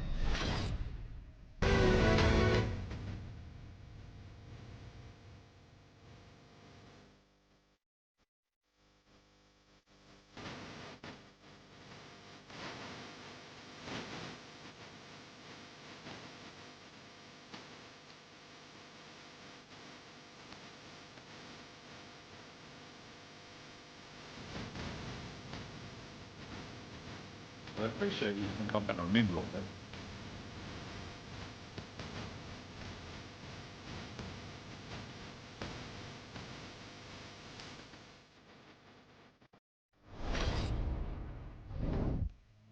So, Kenny, a huge part of the grand finale going to be X-Air and the legendary Ryan Williams in New Zealand to compete. Over 3 million YouTube followers, fantastic athlete. I think he's 8 times X Games gold medalist. 8 BMX. time. Yep. 8-time gold medalist. And you're going to be able to get that all in one location. The D1NZ Grand Final at Baypark, along with X-Air. Yep. Tickets available now. Mercury, Jump online. Mercury Baypark in the arena and in the stadium as well. So we'll have the drifting and the monster trucks in the stadium. We'll have the X-Air happening in the arena. It's going to be a massive action sports weekend. Are you going to try and backflip your drift trike? Because I've seen you flip your drift trike few... here at Manfeild, so I just had to get that one in, right? Well, that's because you're not really supposed to tow the things around a racetrack, but hey, that was a once-in-a-lifetime opportunity, and it was great. Yeah, so we're not meant to mention these things, but Kenny did once ride a drift trike. If you think about those big wheels that kids towed have, behind a Holden Commodore Ute. Yeah, it was always fun. And just like the competition unfolding this afternoon, it was the hairpin that got me. Yeah, looks like it's getting a little bit cold out there. I can see plenty of hoodies going on. There's a nice little shot of Link ECU's beautiful flag there on track. Link ECU sponsoring the start box. We've also got NZKW on board. We've got Ting Tools, TTI, Mimico, and of course Bold, sponsoring our first place qualifier for Pro and Pro Sport. We have already seen Blake Miles with his first D1NZ Pro Sport victory with Jordan Richards in the second position. So a great win for Blake Miles, and Aidan Daly home in third place for his first podium. There is the Miles Motorsport team, MM on the backs there, sponsored by Bold and Core Civil. Link ECU overlays there. I think I'm hearing the monster trucks maybe firing up again, Kenny. Is that what you're hearing via race control? It sounds like maybe the monster trucks want to come back out and have a little bit more fun just before we get into the top four. We've got Luke Fink to go against Sean Potros. We've got Connor Halligan to go against Adam Davies. Sounds like the monster truck boys want to come back out and have some more fun here. I wonder if we asked the crowd, would you guys like to see some more monster trucks? Maybe not those guys on the balcony. They're having a deep conversation there. I think that's the people in the expensive seats, isn't it, in the Link ECU box. Keske, what's going on down in the lane, my friend, before we get to the top four? Give me those insights. Right, so we are at pit lane, but, I mean, realistically, it's not very busy. There's only 4 drivers left in the top 4. Obviously, they're getting ready for the top 4 battles to go and get the points in the championship. At the end of the day, I mean, we're looking for the monster trucks. It's been a big day for everyone, right? I think I've done about 50,000 steps, or that's what it feels like anyway. But yeah, no, it's been amazing. Everyone's excited. Everyone's enjoying the show. And no, it's been really, really fun. So I think that's Michael Thorley, isn't it? Just Michael giving him his Thorley best regards again. Just yelling absolute abuse at me, but that's all right. Why don't you guys... Well, of course, so the backstory to this is that there's Kim, there's Drift Mama. Hey, Kim, how are you? Hope you're proud of your efforts. There's Mike Thorley. That looked like Jace Brown standing there as well. I don't know why Jace Brown's up on the balcony. He's like 20 feet tall up there. He is pretty tall. He looks like a giant from down here, I'll tell you that much. He looks like a giant at ground level as well. So, but that's okay, Keske, because you are average height for a Japanese man. Yes, I'm not. Yeah, I'm all right, mate. I'm average height. You know, I'm pretty happy with how I was brought up in New Zealand. So, hey, let's talk about you, because there's been a lot of requests for you to drive again, potentially at Baypark. How are you enjoying the pit lane reporting versus being behind the wheel? Like I said, there's a lot of nerves in both, right? So in driving, you got to calm your nerves to focus. Same with this. I've got to actually just calm my nerves to actually talk and speak English properly. So it is my first language. It doesn't look like it, but it is. But yeah, no, it's one of those things. It's a good experience. It's great to be here with all the drivers. Like they're all my mates at the end of the day. It's awesome to put on a good day and a good time. Out of interest, what does it look like down there at ground level as an observing driver versus maybe what we're seeing on TV? Does it kind of look the same? Are the results playing out how you kind of think they will? To be honest with you, I think so. I mean, the judges obviously have that decision to make, so I'm kind of glad I'm not in that position at the moment. But yeah, 100%. I mean, it's been a tight battle between every single driver here, like especially when you're getting from pro sport to pro. Everyone's really turned it on for Manfeild today. Yeah, all right. So thank you very much, Keske, for bringing us all of those insights down there. And you're doing a great job being the ultimate hype man for each and every driver, and also winding up the crowd down there on pit lane. So there are the people in the expensive seats up there. That is the Drift Mama Custom Drift team up there in the booth. And it sounds like we've got a car firing into life here. So we're bored down to... It's Adam Davies' distinctive rotary rumble. It's the semi-finals. So this will be Adam and Connor potentially first. So we'll go to... So I guess Sean was waiting, was he? Because of yeah, well, we had those call for Brody. The retirements from Brody Marr and Johnny Latham. So Sean Potros will take on Luke Fink. Yeah, that's a... which is going to be interesting battle. A very spicy heavyweight battle. You then got Connor Halligan and Adam Davies, which I think is going to be a really cool matchup as well. So 3 Kiwis and an Australian. Well, they're all going to... I mean, if you look at that, that's probably the three most aggressive drivers, Luke, Connor and Sean. And then you've got just the consistency and sort of the last 10 years of momentum behind Adam Davies. Yeah, Adam needs to get into the final, right, to be able to get a shot at Luke Fink for the series title, because Team DSR are fighting for that title with both drivers. Both Adam and Dave Steedman from Team DSR are in the mix for the Pro Championship, but Luke Fink had an 80-point buffer heading into this round at Manfeild. Yep. It's 100 points for the round win, but it's also 14 points for taking pole position in qualifying. So I'm sure you'll be able to whip up the maths there. I'm actually just working that out now, right? So Adam Davies after qualifying was on 177. So if he wins this, he would go to 277. Luke Fink came in on, I think, about 286, which meant with the 14 points for P1, that puts him on 300 points. So he goes out of this potentially at 400. If he gets the 400 points, he is out. No. Yes, he is out of reach of Adam Davies. If it goes the other way around, then Adam Davies would potentially be able to jump over him by winning Baypark. And so that's what it looks like. Adam Davies got no choice but to win. In the background, you've got Dave Steedman as well, still in the mix. Yep. And if so, it's basically going to help his teammate out, right? So Adam's really got to do this. He's got to do this for the team, and he's got to do it for all the Kiwi fans. Right? It's Team New Zealand versus Team Australia. Yeah, Adam Davies has to stay in, but he's got to go through Connor Halligan first, right? Because Connor Halligan doesn't care. Connor Halligan is just here to take numbers he's to out get that win. To get the scalps. He's out to just take trophies and bang doors. He did sort of come into the start of the season looking like one of the strong contenders for the title race, but it sort of fell away with a few mechanical dramas for him. Remind me, has Connor Halligan had a pro win over the last 3 years? Has he won a pro round? I know he's won pro sport rounds, and he was a pro sport champion, but has he won a pro round? Potentially. Yeah, I'm not 100% sure on that, because obviously I was... Oh, he's just run on the ripple strip. Who did? Connor Halligan did? He's just done the Kurt Blackie, but he's managed to put some pace down and stack on the angle. Oh, Adam Davies has had a massive waiver in the chase position. And there is that thick blanket of tyre smoke again from Connor Halligan out the front. And Adam Davies going to wash up the track and four wheels off for Davies. 4 wheels off for Davies. Now, Kenny, what do we go back to here? You said that there was something on the ripple strip on entry from Connor Halligan. Oh, he did almost. Was it enough? It was did it check up Adam Davies' run? It was a half-baked replica of what happened to Kurt Blackie on the ripple, and to see it just stepping out, you'll see the whiff of dirt. And I don't think Adams got out of that though. It wasn't like Jordan. No, it didn't put him off too much, but it was just enough that it caught my eye, and I was like, man, he's pushed a little bit there, but certainly a gap opened up.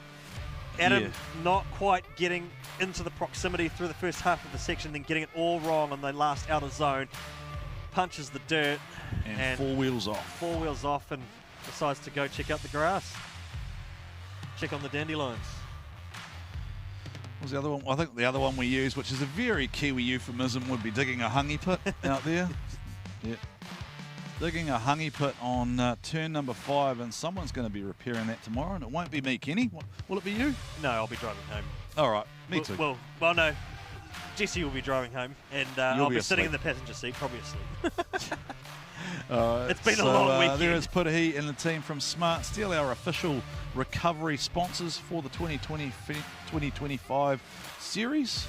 So we are into the top 4. We have Luke Fink and Sean Potros to go, and we are watching Connor Halligan and Adam Davies there. And Adam Davies probably at the risk here of a little bit of red mist, maybe. Be interesting to see how he drives this one. James told me to talk about So it'll be interesting just to see how he approaches this one.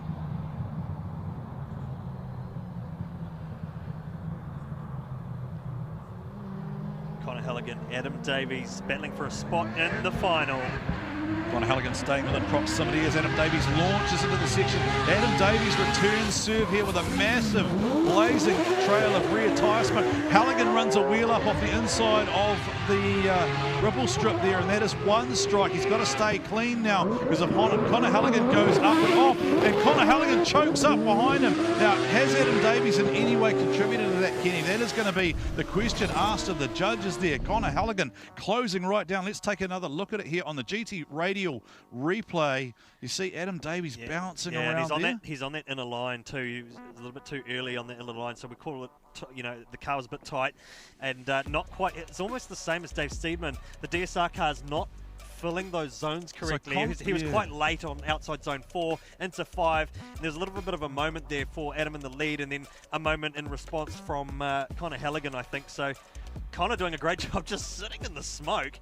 He had to transition out of it, ended up running a wheel up on the curb, but when you think about dealing with that smoke out in front from the lead car, he's doing an immaculate job just trying to keep the car settled. And then look at this, trying to close the door up on that rear quarter. Almost gives him a love tap, I think, and the car straightened on him, but not quite enough to get a major penalty. Yeah, we saw Dave Steedman get penalised for that quite heavily, right? So you got to think it's going to go the other way. So wait for Keske to grab a quick word from these boys before they turn around and potentially go to battle for 3rd and 4th.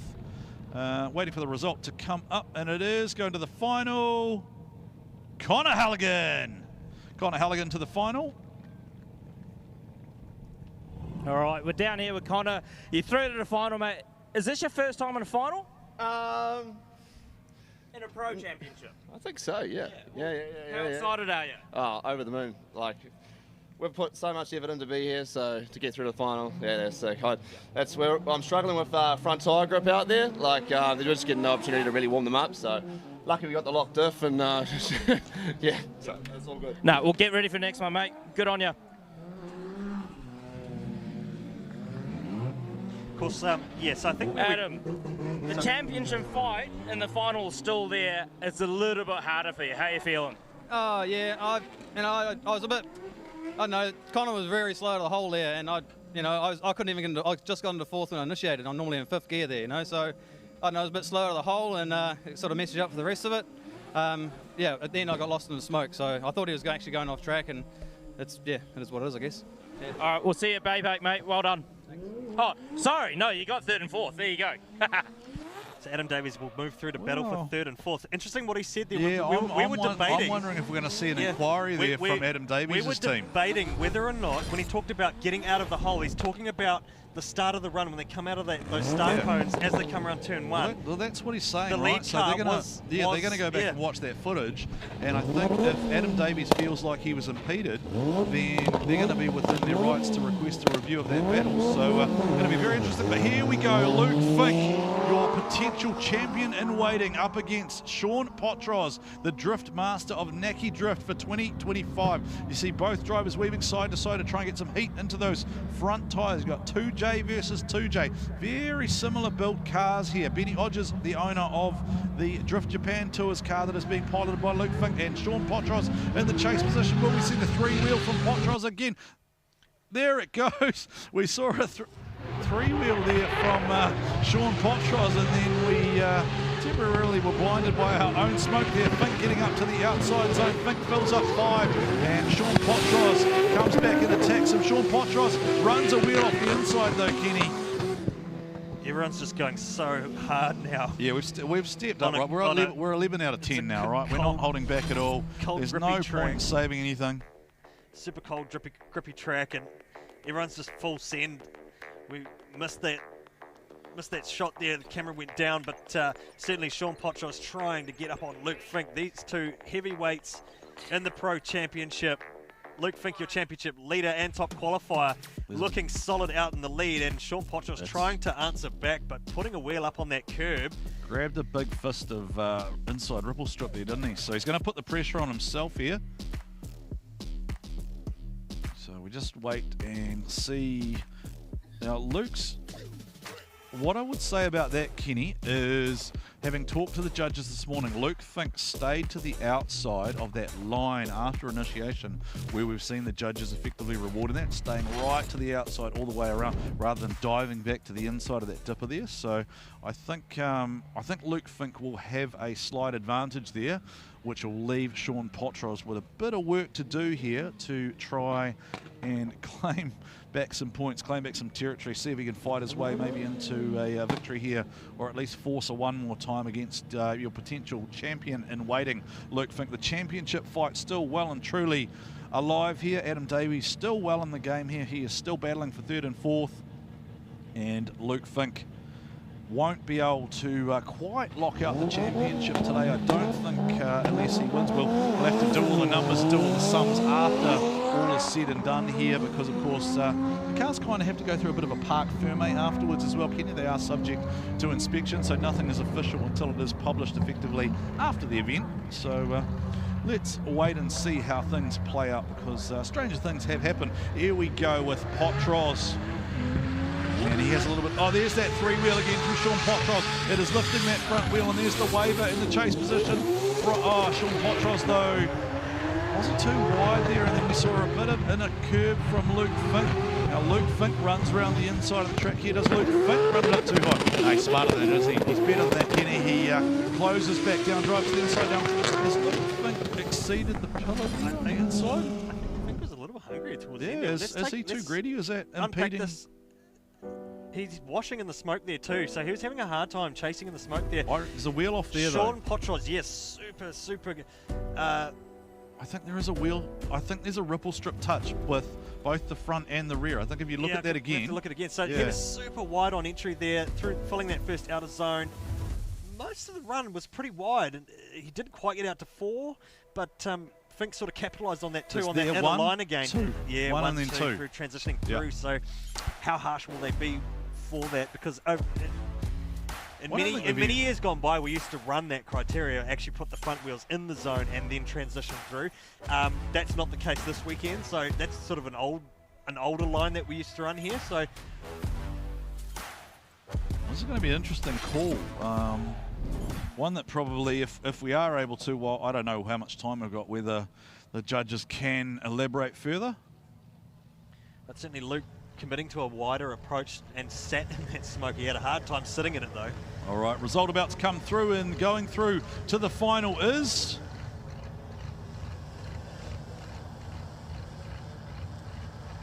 Luke Fink goes through. Luke Fink goes through, and he is in the final. So Luke Fink is in the final. So the worst he can finish today is second, and that means it is Sean Potros battling against Adam Davies for third. We're here with Luke. Luke, you've through to the finals, mate. How do you feel? Terrifying. Honest to God, you don't understand. Like, this guy always chalks real hard, and I did see him in the laps before. He was cutting in on that first corner, but I'm like, I did talk to the judges. You got to be smart with this stuff, you know what I mean? Talk to the judges, find out exactly what they want. You know, in other times, I normally would have tried to stick the nose in there, but the judges said, we'd rather, if he goes in, stay out on your line. You'll be better off because he'll get docked hard. Shit, it's scary doing that, man. Like, I could not see for so long, and in my head, I'm just trying to count and just like guess. You can't. I can't even explain it. You can't see anything. You just close your eyes and then feel where the next switch is, and you just go for it, don't you? Absolutely, and you're one of the few that know. You know what I mean? It's just, you just get lost, completely lost. But obviously, I had the confidence that when we did switch, he was going to be in the right spot. He was. We're able to just push up, and yeah, it was fun. Other than that, it was just that first corner was terrifying, man. Well done, mate. I'll see you in the finals. Well done, Sean, mate. That was sick. How good? I mean, you still got 3 and 4. You're in the top 4. How are you feeling? Nah, feeling good. Had a bad season, so it's good to get this far, and the car's still going after last year. Holy, we think I've probably for more motors than tyres, so. Yeah. So you obviously haven't had a problem with the motor this season? Nah, no engine dramas. We've done a dry sump in the off season, so that's the well, it's meant to be the key for an RB, not a JZ, but hey. It seems like it is the ticket for you. Obviously, you're doing pretty well today. Let's see how you go for 3 and 4. Good luck, mate. Cheers. Cheers.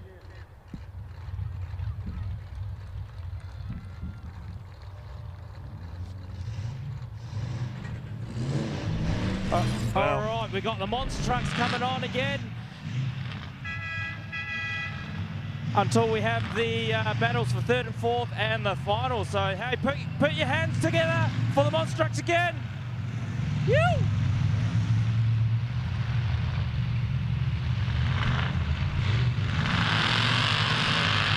Awesome stuff here as we boil down to the finals. We're now waiting for the 1st and 2nd and 3rd and 4th battle here for round 4. We're in the closing stages of round 4 of the D1NZ Championship Series here at Manfeild Raceway in the mighty Manawatū, and these mighty monster trucks have been a big part of our halftime entertainment so far this season, and it has been awesome to have them along the show with us on the tour.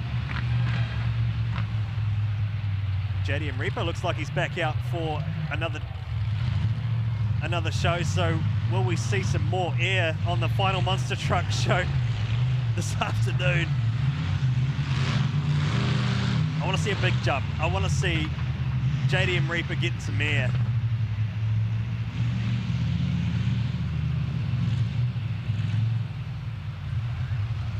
Taurus out there doing plenty of rides today, which has been awesome for everyone here at the track.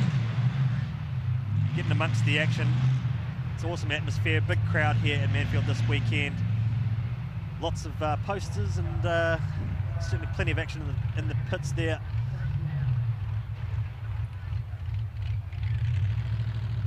Looks like JDM Reaper is trying to line up the ramp.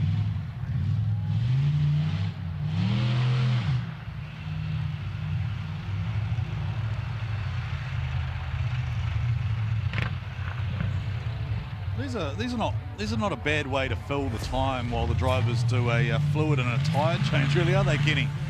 Look at that. The drone flies through and under the Reaper. The Reaper is, of course, the unit you will see attempt the backflip at Baypark with pilot Dylan behind the wheel. And still, I just wandered outside, Kenny, and there are still plenty of eager fans and kids here who are here really just to see them. Oh, that's up and in the air from Taurus.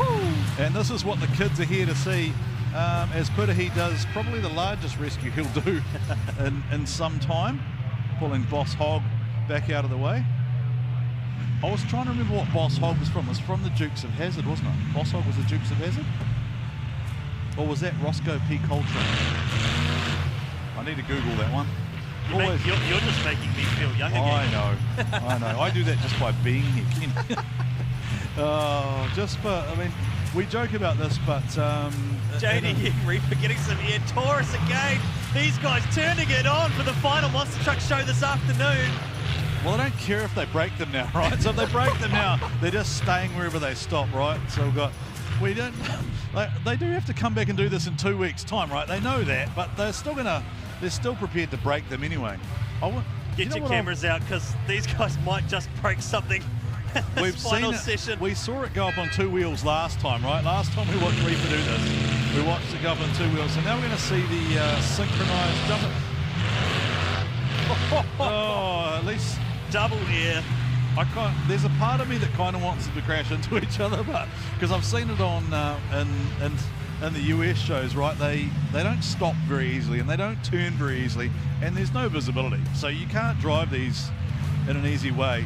Well, I wanted to see some big jumps to finish off, and I'm already impressed so far. What's Taurus got left in the tank? Bucket rodeo stuff as he landed down. I want to see it do the bounce in the rear. I want to see it do the front wheel stall. You know, the one on the nose where they stop on the nose? That's always fun. I've seen them do that. And the other one's called the cyclone, when they tip it on its side and then just stay in it and it spins round and round. A bit like a grandfather dancing at a wedding when they do. You know, do you remember that ad on TV that used to go, my back, the guy dancing at the wedding? That's what it looks like. Oh, Taurus has blown the guard off. The bodywork is off Taurus. Ladies and gentlemen, put your hands together for Taurus and the JDM Reaper. Oh, you can see the crowd on the bank is still very appreciative of the show that's being put on here for fans of both young and old ages. Reaper, Taurus out there just having some fun. Both of them looking a little worse for wear now. I mean, the bodyguards of the panels have started to fall off the car. Oh, there we go up in the air. Oh, and now we're bouncing around. And those tethers, Kenny, being put to good use. Here's Taurus again. A little bit gentler that time, bouncing around, digging those trenches. Somebody's going to be fixing those tomorrow, but never mind, it's all right. It's a good show. It's putting smiles on fans of all ages' faces. We've only got 2 battles to go. We've got 3 versus 4, and then we've got 1 versus 2. So we're just filling in time while the drivers put new tyres on. They fuel the cars up, they check those final fluids, they check those final temps, and they get out here to send it for one final time. This is the D1NZ National Drifting Championship, round number 4, brought to you by 10 Tools this round. The Podium sponsor, along with a number of our other great partners in NZKW, TTI, Mimico, of course, and a number of others who support us each and every time we head out here and put on a show. Taurus still sending it. Bodywork getting more and more destroyed each time. These guys again have to do this in 2 weeks' time. Somebody doesn't drive into that big screen. That seems expensive, Kenny. Getting a front row seat to the drive-in cinema. Is he looking at himself? I think he's actually looking at himself on camera, right? That's what he's doing, because you can see himself. Yeah, that's the synchronized monster truck drift jumping. No, Taurus is eager. Taurus is running it on in there. Up it goes, down it comes. Not too much left.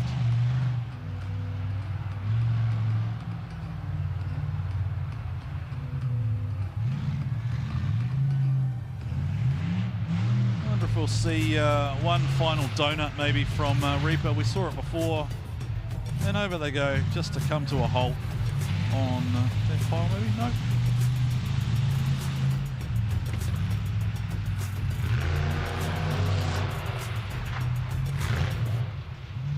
Reaper putting in one final jump. Just hearing over race radio there might be some fluids from one of the trucks, so you're gonna you can see it leaking. Probably you can see the you can see fluids leaking under that truck there. Leaking out of the hydraulics in the middle, is it?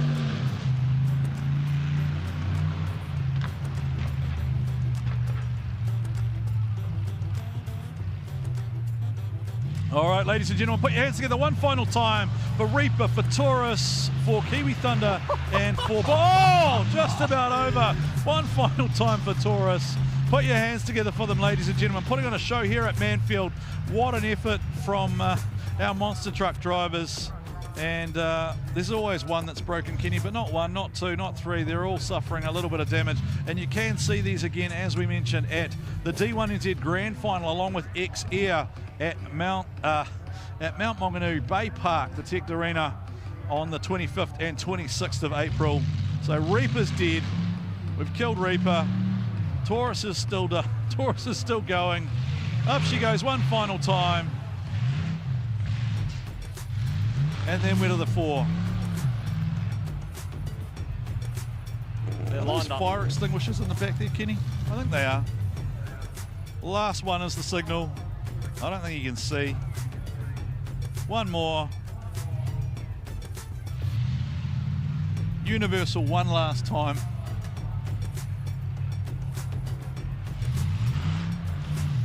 Pretty fantastic action here at Manfeild Raceway.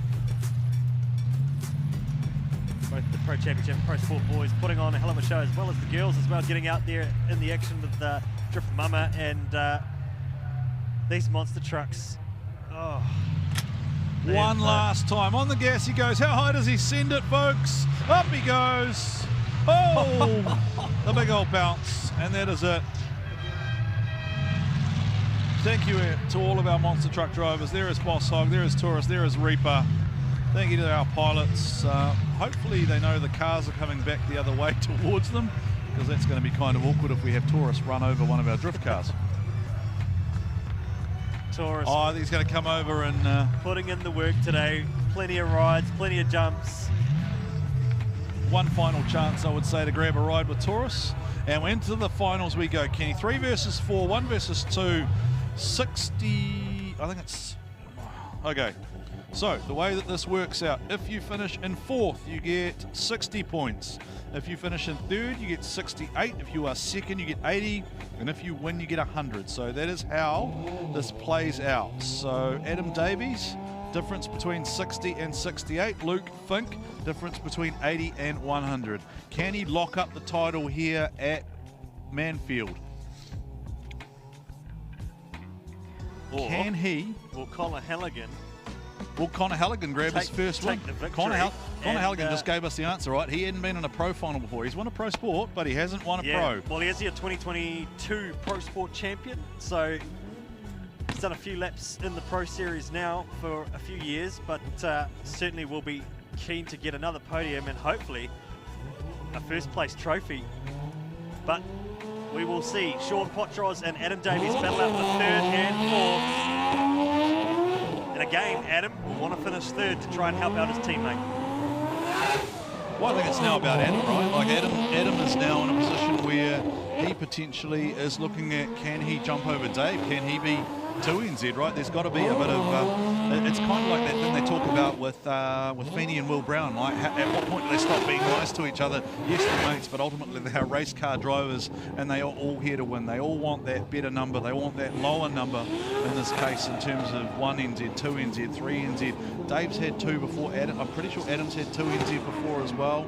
So both of them looking to finish on the season podium. And for Sean Potros, this is probably a little bit of maybe a thank you, a little bit of redemption after a tough 3 rounds. I know that he had a lot of support from friends and family to get here just to participate in this round. So great to see the Champ Vision SMP Motorsport machine out there, sponsored by AirTech, sponsored by TM Electrical, FP Design, Link ECU. Sean's got a whole partners behind him. And here we go, Kenny, for 3rd and 4th place. It will be Adam Davies to lead them away.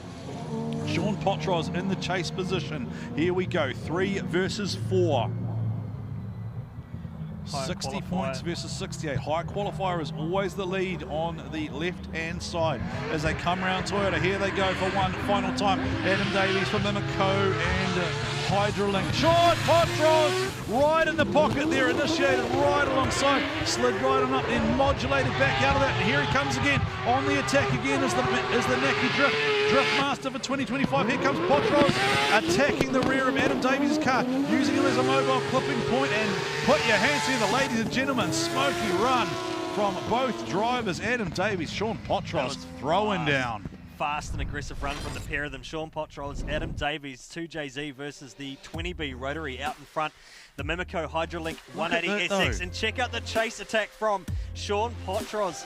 He went to angle to stop himself hitting Adam Davies.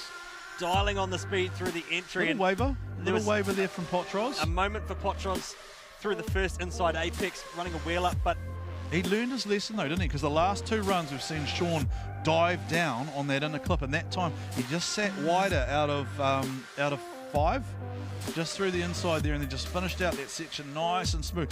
Was a little bit of an inside ripple strip grab there from Potros, and there is definitely a steering input there. I don't think it's a straight line. Though, Adam's still not filling those outer zones correctly, and it's fast, aggressive, he's got a lot of angle. He's late on some of those zones. Yeah, judges have punished that so far, so let's see what happens, right, before we preempt things. I'm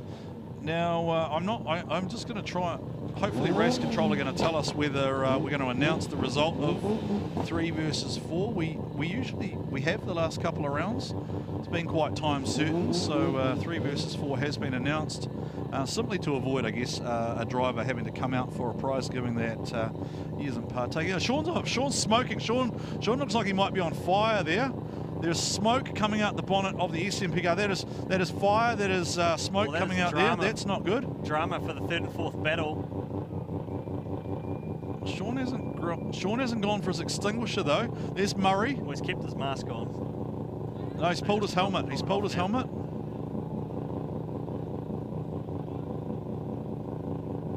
they'll just be trying to find out where and what it actually is. Yeah, that's Murray PB there. So that's Murray Pullenbury leaning through the fence, and that's I think that's Mitch there and one of Sean's other crew. And you see the extinguisher at the ready there, and Adam shuts it down. Is it just an oil leak, or is there something that more sinister there? Because now, Kenny, has Sean used his 5 today? Jordan used his, but has Sean used? I don't think he has. I feel like we're going to get to that point where we're now at 3 minutes past 5, where we're probably getting time certain in terms of broadcast. So we have seen this scenario before where a battle hasn't been able to be completed. Well, it might just be something residual that's just smoking away on the hot manifold. The fact, yeah, Sean's just checking his own bottom. He's obviously happy with it. So yeah, so he might actually just jump back in and get underway for the next lap. So this will go back to. So it might be just some residual fluid or something just steaming off or burning off there. I think I just heard Sean's called 5. So Sean has called his 5. So he is entitled to do this. Now, I don't know if will we move to the final or not. I don't know if we will. We potentially could run the first and second. Yeah, and then run third and fourth after time permitting, right? So, but with time certain, that would mean that they'd have to call a result. Yes. All right, so we await race control to tell us if we are moving forward to our final, or if we are going to wait for 3-4. I mean, I think it would make sense to run the final. Hold. Which is what we saw at round 2 in Topol, where we had the first ever tie in drifting, because all right, scrubbing the final now, Kenny. So we have had an official call that the final is about to get underway. It is Luke Fink. It is Connor Halligan. Can Connor Halligan restore the pride of New Zealand, or will Luke Fink lock in another 100 points and effectively make himself the champion in waiting? Luke Fink in the Ben Odgers Drift Japan machine. Connor Halligan, hog haulage, fine line painting. Henson and Murray all on board with the young man from Taupo this weekend. One final to go. Will we see the 3rd versus 4th? Don't know at this stage, but this is the one you're all here to see, ladies and gentlemen. Those of you out there in Sky TV land on KO and Pacific Direct, we thank you for being with us today. This could be potentially the champion being crowned here. Will Luke Fink get the job done, or will Connor Halligan grab his first pro win? Let's see what happens.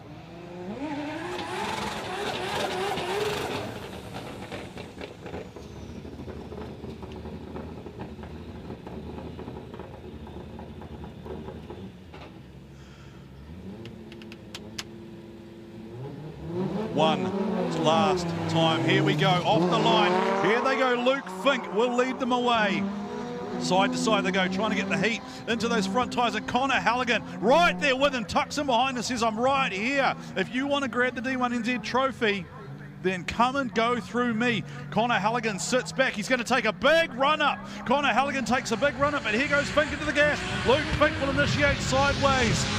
Here comes Connor Halligan on the back bumper of the Luke Fink car. Connor Halligan chokes it up, tries to stay on angle, has to go to the inside there. Luke Fink's bagging up those rear tyres. Luke Fink needs to get out to the outer zones. Connor Halligan doing a good job in chase position. Comes back at him. Here comes Connor Halligan. Both drivers through the section nicely. Put your hands together, ladies and gentlemen. This is your final. And it is Luke Fink, it is Connor Halligan going head to head. Kenny, what can you see in this one? What a run from both of them, and Luke Fink has just been pretty much dialed in with that same consistent run he's been running from qualifying. But you see there the Connor Halligan car in the chase, running that inner line, choking up a little bit there. Fink unusually not trying to get out to outer zone 4. The car was maxed out, didn't quite get out there, but it opened the door for Halligan to try and get up there, and potentially I think he might have actually given him a bit of a love tap there, and might have left some rubber on his door there.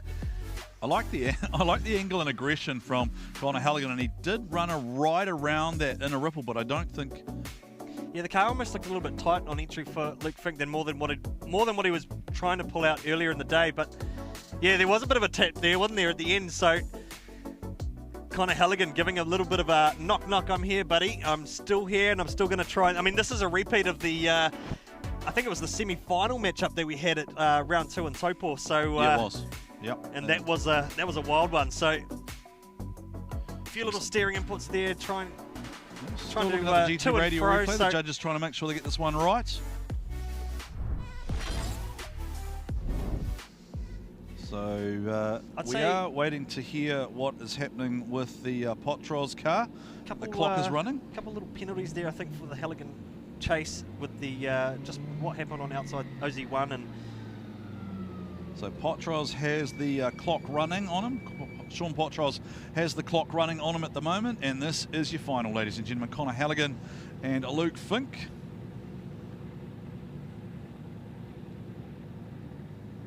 New Zealand versus Australia. It's the second run in the final.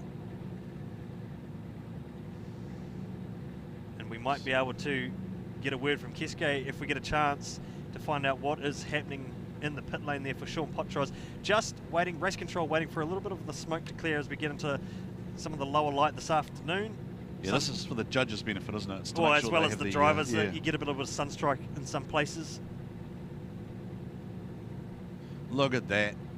This is one of the best. I always love the sunset shot here at Manfeild. It is always one of the great privileges. You work all day here at Manfeild, and you kind of know that you can close out the day, and you just get that shot of the sun setting over the top of the cars for the final time here at Manfeild. Potentially, Connor Halligan leads it away off the line. Luke Fink, does he return serve? Will he tuck in behind Connor Halligan and take the same type of line? Will he sit back? What will he do here? Luke Fink will put the pressure on the young man, Connor Halligan, yet to grab his first pro win. This is his first pro final. Luke Fink, been here, done this before. Luke Fink, well on form. He was in the final. He's gone 2-1-1, I think it is. And here we go. Connor Halligan initiates into the zone. Connor Halligan, you can see the eyes aglow with the visor up on the helmet. Luke Fink tightens up on the angle there. Tries to come back on the attack there. Disappears in the smoke of Connor Halligan's car. Luke Fink nicely through the smoke there. Transitions. Didn't go out to the outside. Flips it to the outside. Luke Fink. Oh, Luke Fink!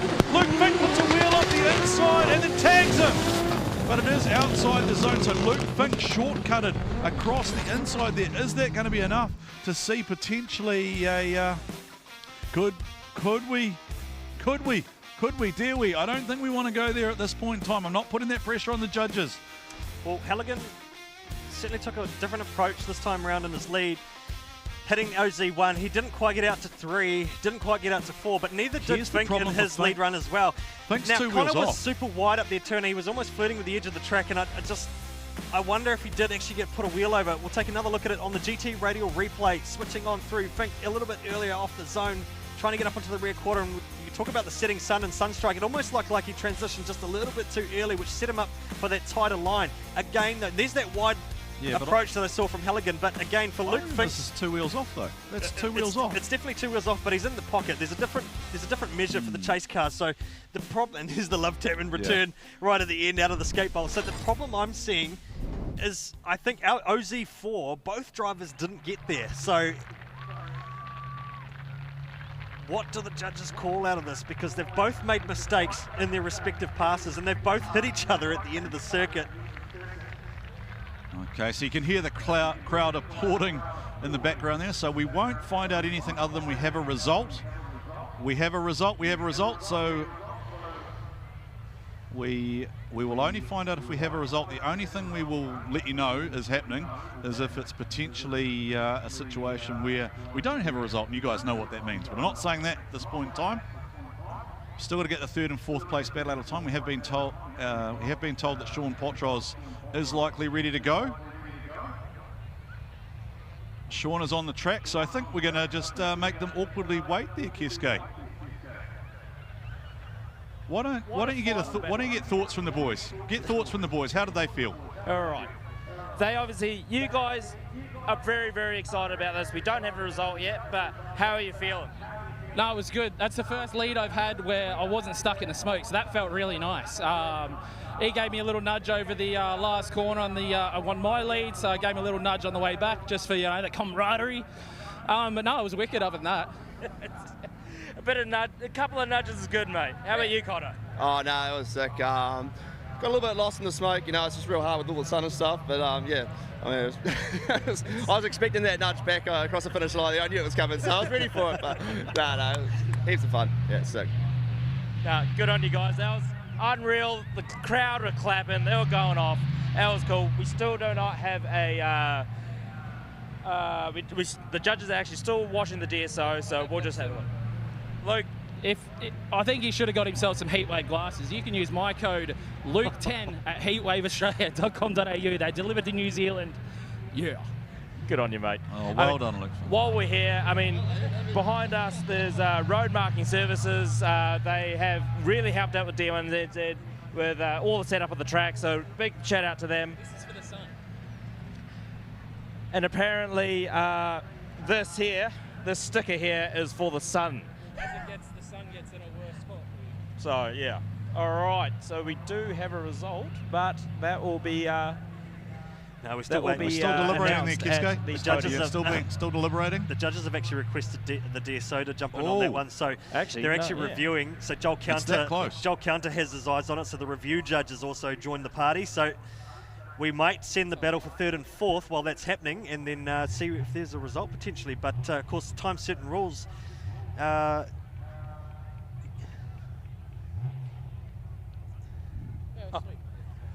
All right, we do have a result, but it is an OMT. You're going out again, boys. Get ready. And I thought that with the mistakes that they were both handing out in their runs and then hitting each other, both returning a serve to each other with the hits, the love taps at the last scoring zone. Yeah, that makes me think that that... I just felt that that got a bit weighted evenly.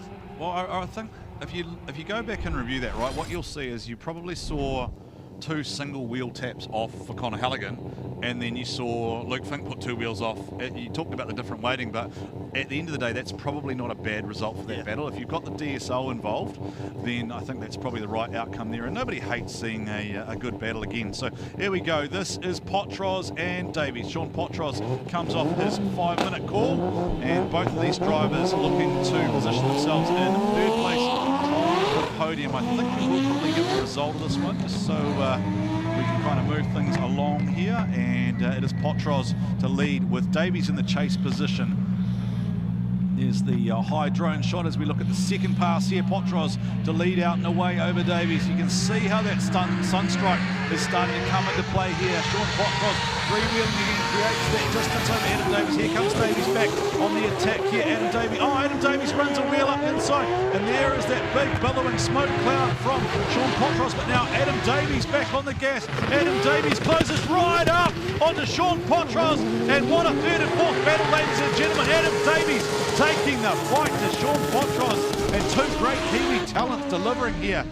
It might be for 3rd and 4th, Kenny, but these guys are not holding back. Look at this. Davies sat back, and they just absolutely attacked Sean Potros, and from here, the track was just blanketed in thick smoke. And I don't reckon you'll be able to see anything if you look out now and you're sitting in the crowd. You will not be able to see that track, but look at that. Here is Davies modulating that attack, came right into the door of Sean and said, hey, here I am. He would have heard that big turbo spooling right in his window. What a drive, ladies and gentlemen, and let's see if that is enough to give us a result here for 3rd and 4th. Great drive there from the pair of them.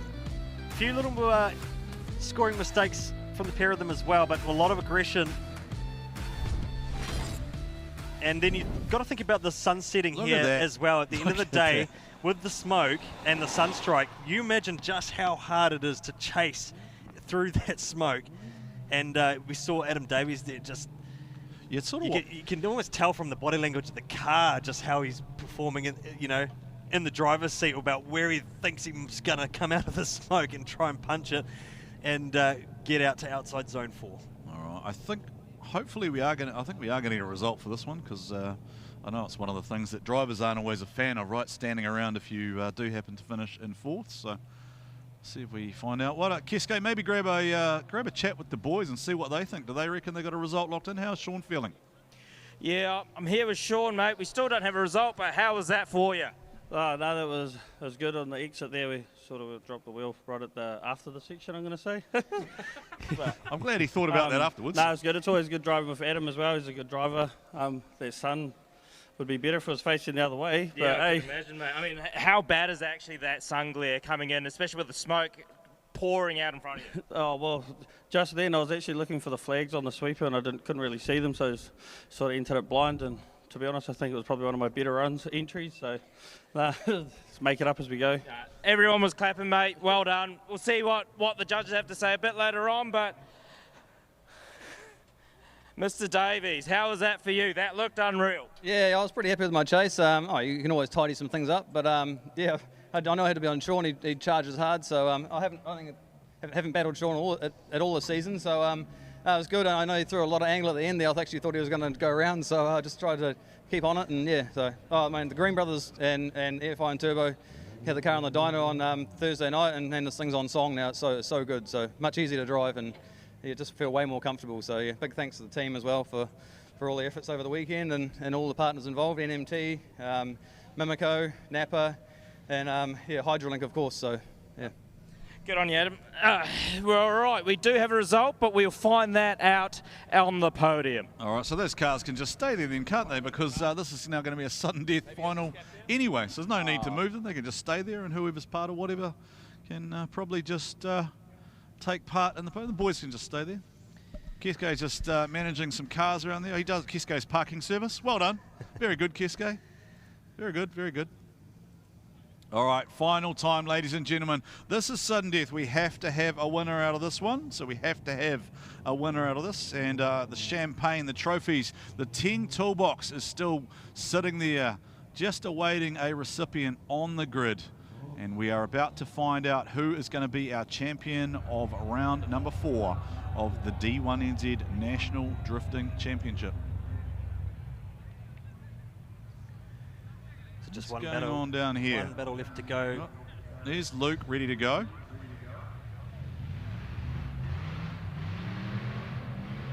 Where's Connor? So Luke looks like he's ready to go. He's got the heat wave visual glasses on. Of course, you can, as he said, you can use his code. I'm not going to repeat it. So we are time certain, but it doesn't matter because we're going to have a winner from this one, Kenny. One more time. Sudden death, can't go another time.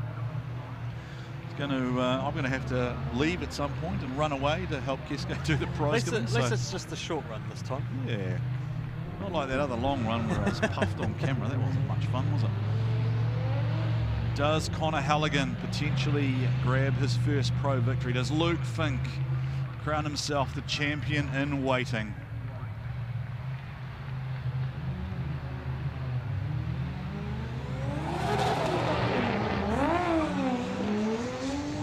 Halligan, 919, 2JZ, Henson and Murray built engine, hog haulage on the side, fine line painters.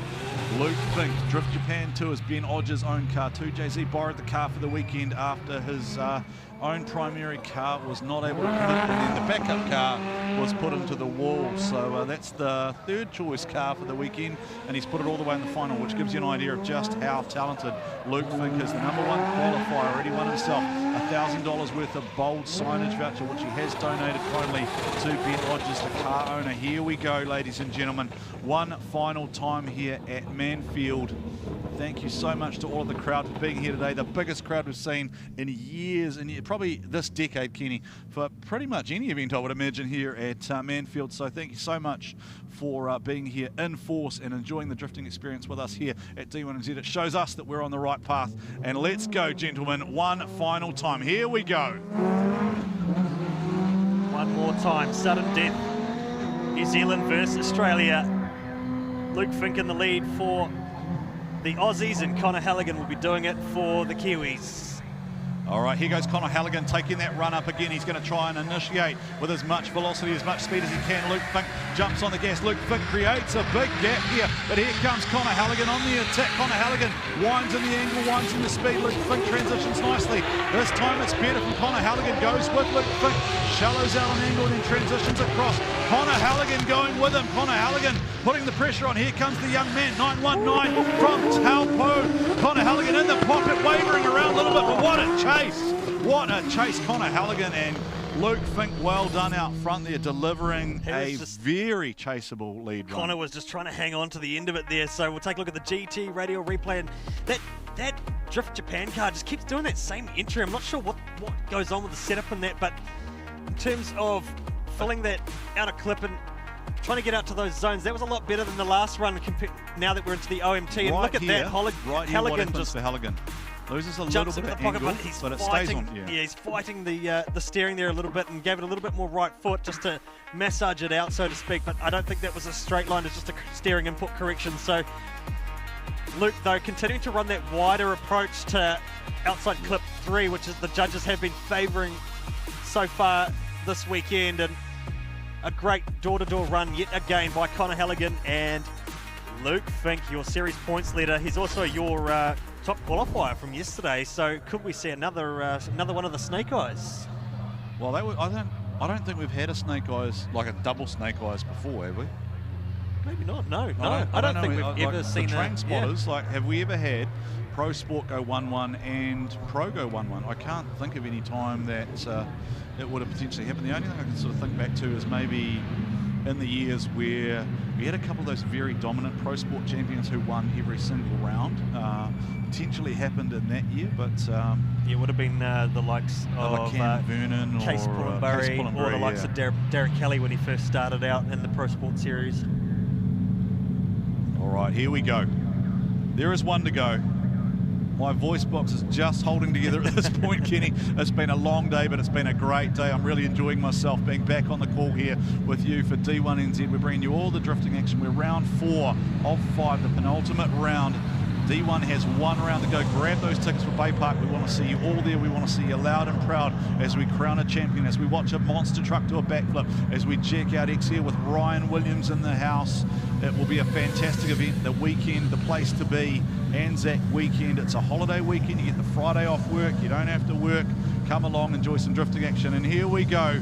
Connor gives it the little tap. Connor's happy. He's ready to go. Luke Fink looks ready to go.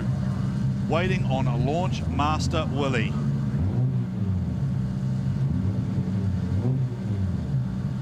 Just waiting for the smoke to clear so the judges have the visibility they need.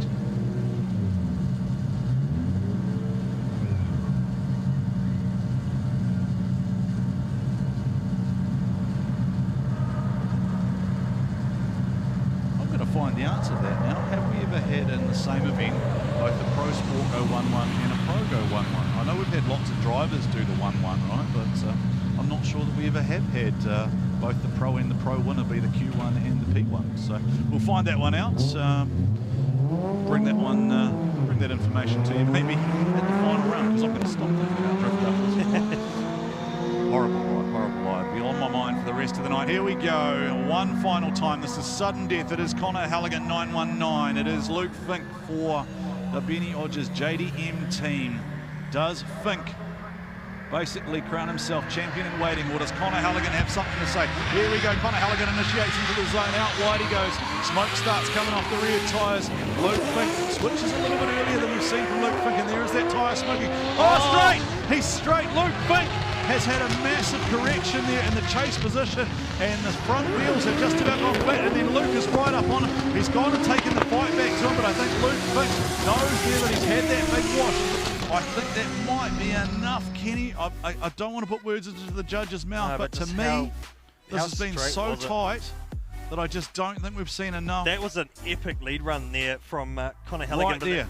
You talk about that entry line that they've been so crucial on, though, so I want to look at that again. But Luke Fink having that moment through the midsection and didn't quite get it to come together. We'll take another look at the entry here. No, Connor's Right. out wide. He's I'm maybe cut in just a little bit, but I mean, he's filled that outside zone. Luke Fink was a bit more calculated. right there, Maybe though. the smoke is playing a big part there, and is that straight enough? It almost looks like a reinitiation. Well, I don't think it's a straight line, but it's a massive correction where the wheels are flat, right? So, look, we're at a point where we're sudden death and we've got to have a call, Kenny. So I'm going to leave you to it, mate. I'm going to head down to the grid and I'm going to go and keep Kesko company for prize giving. And you can stay here and close the show.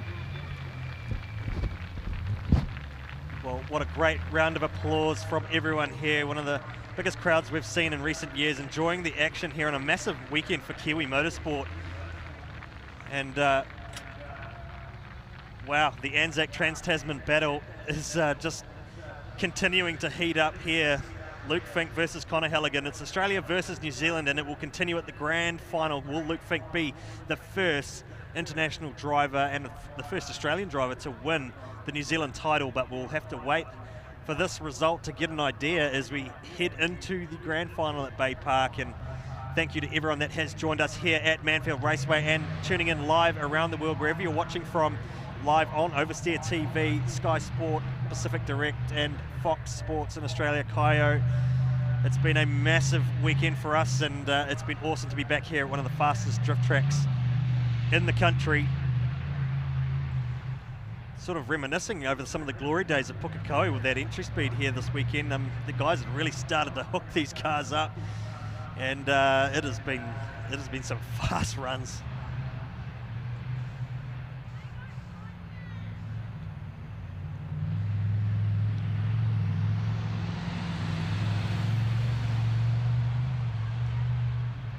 So everyone making their way down for prize giving. Who is going to take first and second? Who will take third and fourth? Keske, what is going on down there? Let's hear from the boys and see what they think from that sudden death matchup. Before we go to the boys, look at this crowd. Like, look at everyone here. It's amazing. I mean, come on, bring it up for the boys. How good was that, guys?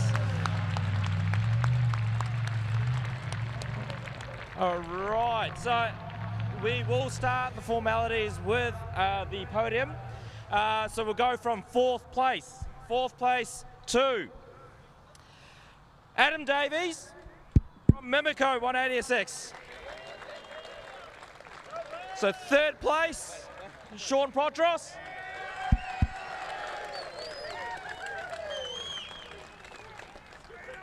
Presenting the trophies is Keith Lewis from D1NZ. All right, we have got a result. First place goes to Connor Halligan. Yoo-hoo! The second place, Luke Fink. All right, get up on the podium, boys.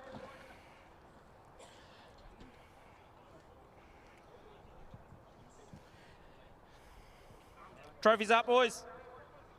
Hold them high.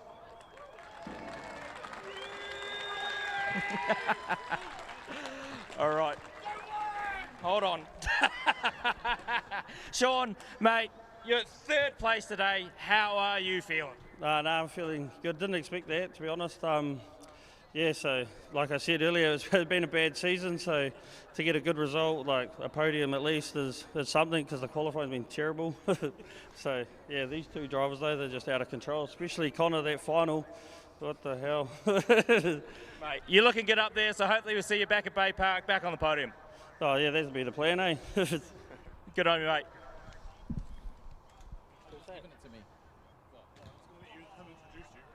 Hello? Oh, hi.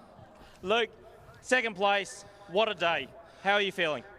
Pretty happy with that. Obviously, you know, being on the top step would be better, but yeah, I beat 21 Kiwis and only one beat me, so I wouldn't be getting too excited. But no, unfortunately, we just lost power then, and honest to God, I just didn't want to call 5 minutes and have to drive in more of that sun. I hoped that she would make it through. She started pulling power. Connor obviously did a fantastic job, and I just couldn't keep the wheels spinning hard enough, and yeah, that's all she wrote. But yeah, can't thank Ben enough for letting me drive the Drift Japan S15, and obviously JDM boys are insane. Like they were so friggin' efficient today. Like you see that tyre change there, ready for the final, all done, ready to go. They probably did it too fast. It would be nice to go slower, and maybe if we got the car to cool down a little bit more. But it is what it is. Thank you everyone for coming out and sticking around for everything, and yeah, I'm stoked. Thank you, Luke. Final person, Connor Halligan. Round of applause, please. One more round of applause. Unreal, mate.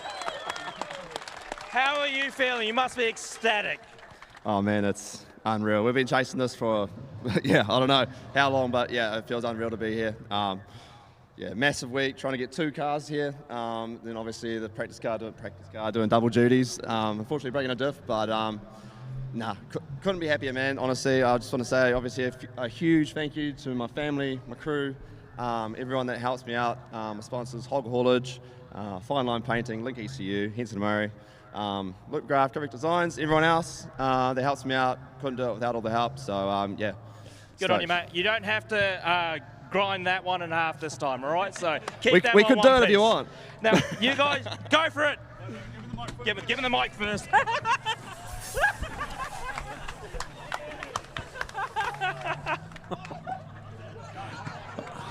All right, hey. It's gone off, you're on.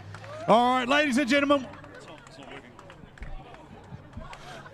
All right, so ladies and gentlemen, that has been the D1NZ National Drifting Championship, round number 4 here at Manfeild, mighty Manfeild in the Manawatū. Connor Halligan grabs his first win. Ladies and gentlemen, can we hear it from my co-host on debut this weekend, Keisuke Nagashima? And one more time for your top 3, it is Connor Halligan victorious, Luke Fink, and in the 3rd place it is Sean Potros. We want to see you all again at Mount Maunganui Baypark. We're going to see the monster truck backflip. We're going to see X-Air. I'm going to see a champion crown. Get your tickets online now. Let's go. Oh, apparently we have to keep talking. Okay, so we're going to keep talking about this. You got champagne showered, I got champagne showered. Keisuke Nagashima, absolutely fantastic action here at Manfeild. What a crowd today.